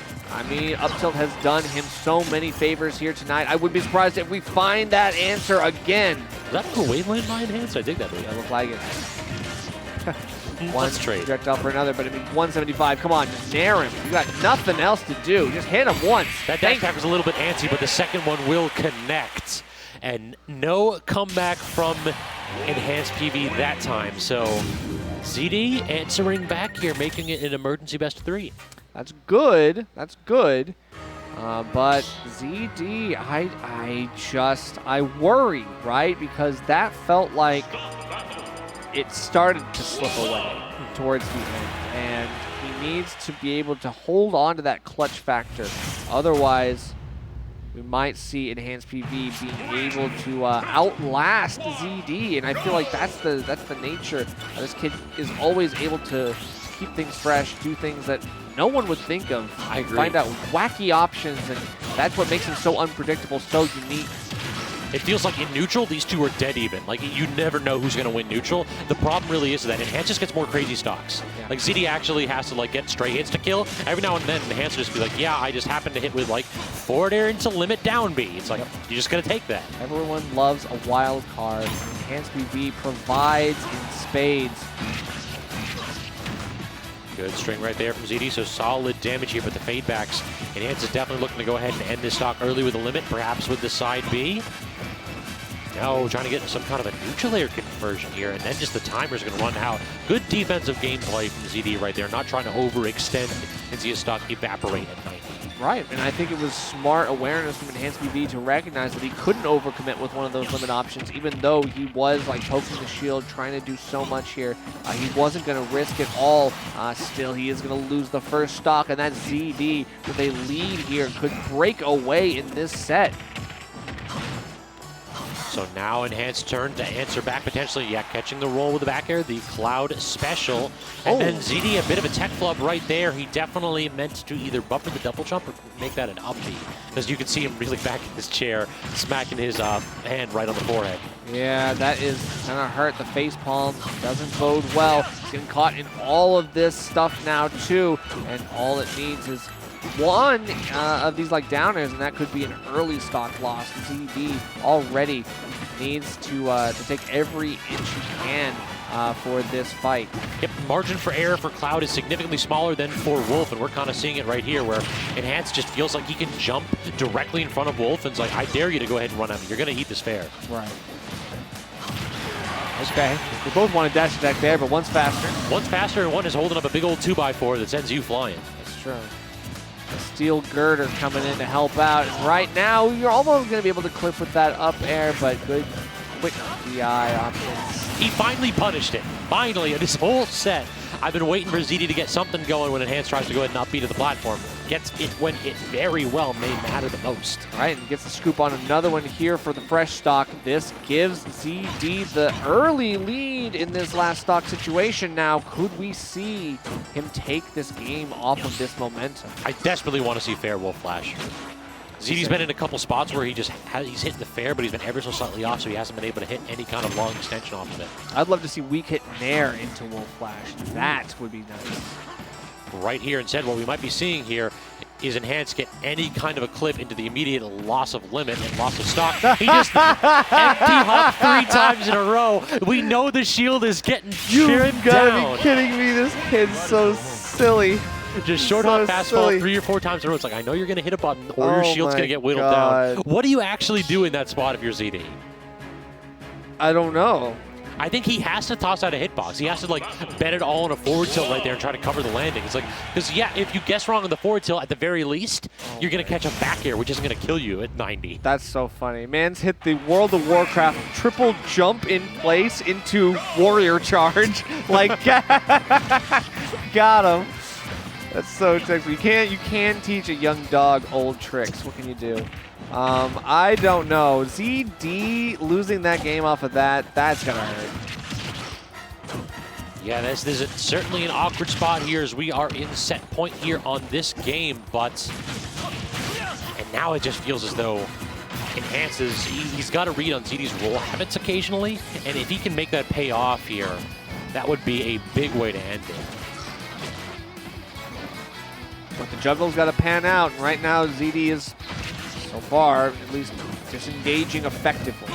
And shielding enough, holding the shield up. You can see rotating the shield up to avoid the poke at the last hit. That's always a danger. This is going to hurt. How does he make it back? Delay on the up B and then a little bit of a beefy one at that. So Enhanced unable to go ahead and clank with that dash attack. Hello, Enhanced? Okay, thank God. He didn't actually end up losing the stock for it. Very nearly claims it with another dash attack, though. Yeah, I mean, really, a lot of near miss SDs here. Oh, God. Got to be careful there. And the spacing was perfect there. 3 dash attacks in a row, and he's already unhappy about that fact. Yeah. I mean, now I talked about it before. enhancedpv started to do a lot more dash attack on ledge, it looks like. Maybe you heard me. Taking notes from Nerf, who taking notes from Spargo. Okay, great DI from Enhance. He did not get the spike hitbox on that. Surprising. Okay, the turnaround climb hazard going to give him something, but he actually lands on the platform, which means the ZD doesn't get caught in the full downswing. He can reset to neutral, but it's right back into the Buster Sword. Look at that pivot grab, too. We talked about the standing grab earlier being so awful, but Cloud pivot grab actually pretty good. Yeah, that's why you need it, right? It's like you literally can't rely on standing grab, even though Enhanced PV does try sometimes getting caught by that, but 100 nearly percent for ZD. Don't get hit by the We're PGA. almost dead. It's dead now. Yeah. All right. PGA into the immediate back air, and ZD not happy with that. That's one of the problems when it comes off of the Angel platform. The back air is fresh, so you have to be aware that is a kill option for the 2 seconds before he back airs your shield 6 times in a row. That is so true. Now he's just trying to get the right spacing with the Nair. It's a parry, but he can't get anything else, really. He's going to wait for a miss from Enhanced, and that could give himself a back in. Looks like his fingernails ever so slightly too trim to go ahead and get that forward tilt. It really did look as though PV was going to get clipped by that ledge. Yeah. Now ZD's shield looking so small, he's got to be very careful. I liked it better when he was flashing the shield, trying to avoid situations like this. Now, so far, it's working, but you got to be able to get yourself out of this. Back throw won't do anything, so you have to go for down throw. This stock has been immaculate, by the way, for ZD. Yeah. He's been pinning Enhanced to the corner and not allowing him out, but now all of a sudden is the door cracked open with that side B. It looks like it here. We just need that one hit and the up B, this safe emergency option out of shield. Going to put Enhanced back in the driver's seat, perhaps. Oh no, Enhanced PV could be on the verge of taking this, but at 53%, ZD is not out of this. Could use the rage as he has done before tonight. He gets a tech chase. He doesn't get the second one, but he does reset, and now we get more and more. All of these grabs working out for ZD right now. This has been a phenomenal stock and a half. It feels like ZD back against the wall has decided to double down on playing immaculate neutral. He just needs to go ahead and finish here. We still haven't seen that exclamation point nerf. We haven't seen that crazy conversion right there. Did not hit the sweet spot of the back air. And then he missed his fastball right there, so Enhanced got back for free. He did, but he's not over that hump just yet. He actually gets caught. The jump gets caught, and now we have a game 5. Even Enhanced was kind of not happy with that one. You could tell. ZD just played the best 2 stocks of the tournament. It felt so good to see him bear down and double down on what had been working for him. The whiff punishes, punishing landings, not getting his initial dash caught out by back air. It felt like he started walking more, he started reacting more, and Enhanced just had no options. If ZD can play like those 2 stocks for this entire game, I don't know what the answer is on Enhanced side. Love him or hate him, ZD has turned on the Jets here tonight. Enhanced PV might have just found his match. This is a matchup that goes either way. These two have traded sets before, and this could come down to the wire in game number 5 here in the reset of Grands. Let's get it on.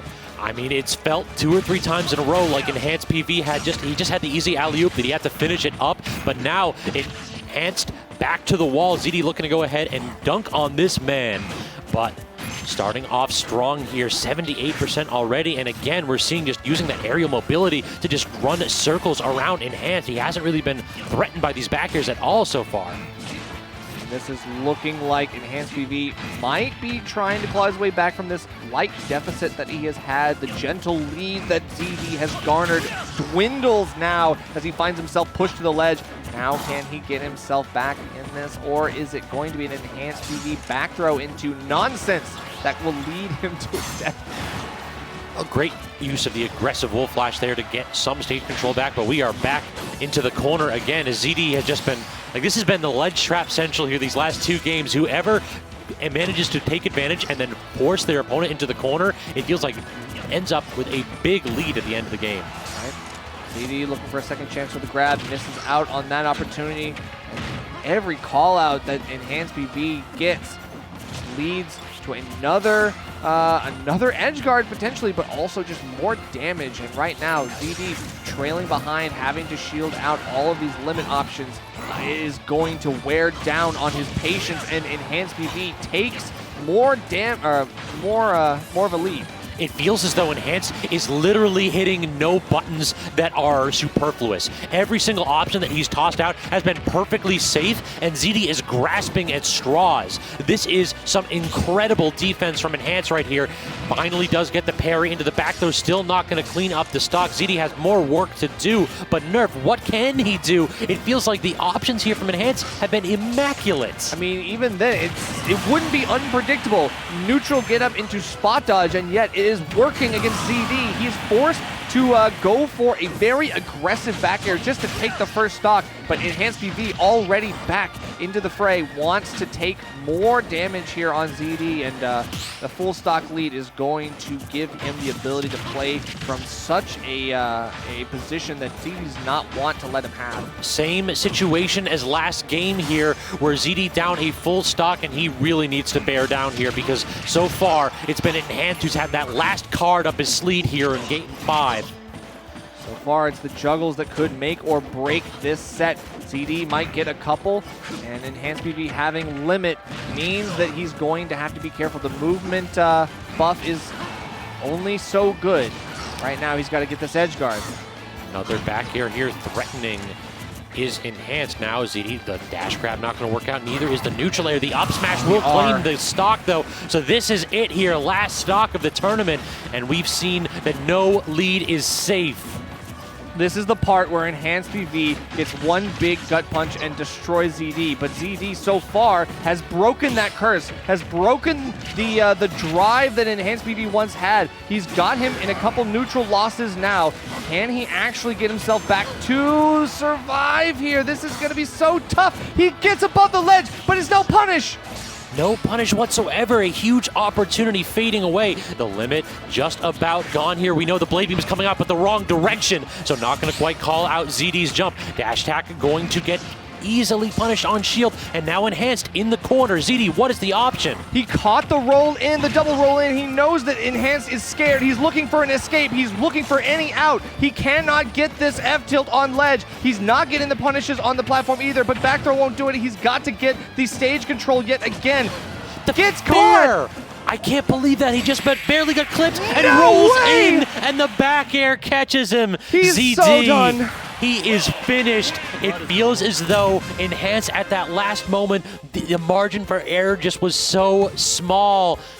And all it took was one roll read, one reaction, one back air, and one win. I'm telling you, it could have gone either way. It literally could have gone either way, and it's... What do you say for that? He's so mad. He's so mad. He's so mad. I mean, every time that I get hit by Cloud back air, I have a very similar reaction. I feel it. I'm not passing judgment. I also am mad for him. I'm mad that is a move that just is. It is free. It is free to throw out. It is. You're just Oprah throwing out back airs, just giving everyone a back air. Everyone gets one. Everyone gets one. You know what I'm mad about, Nerf? With 10 back airs. You know what I'm mad about, Nerf? I'm mad that we only got 11 games of ZD EnhancedPV. That's true. I could watch that all night. I would watch 10 more. Exactly. I would watch game 30 of EnhancedPV ZD. And hey, guess what? If you also could get more of EnhancedPV ZD, tune in next week, because there will probably be multiple more opportunities for this to happen. This happens every week. That is true. Next week, Xanadu 499. The week after that, Xanadu 500. And then stick around for the 500 series of monthlies that we got coming up in April. I think it's smash.gg/Xanadu 500 if you're looking to sign up early. But y'all, it has been a pleasure. Nerf, always fun. Always a good time, you know, and you can check us out on the social medias down below. Please follow this guy. He does not get enough love, and I would love to see him travel outside of MDVA for a major this year. If you're out there, and I know you are, because this is VGBC, you are definitely watching the right place. Check this guy out. Thank you so much, Nerf. Always a pleasure. And y'all, thank you so much for sticking with us. We are done for the evening, but we'll be back. Catch you on Sunday for extra credit. Take care, y'all.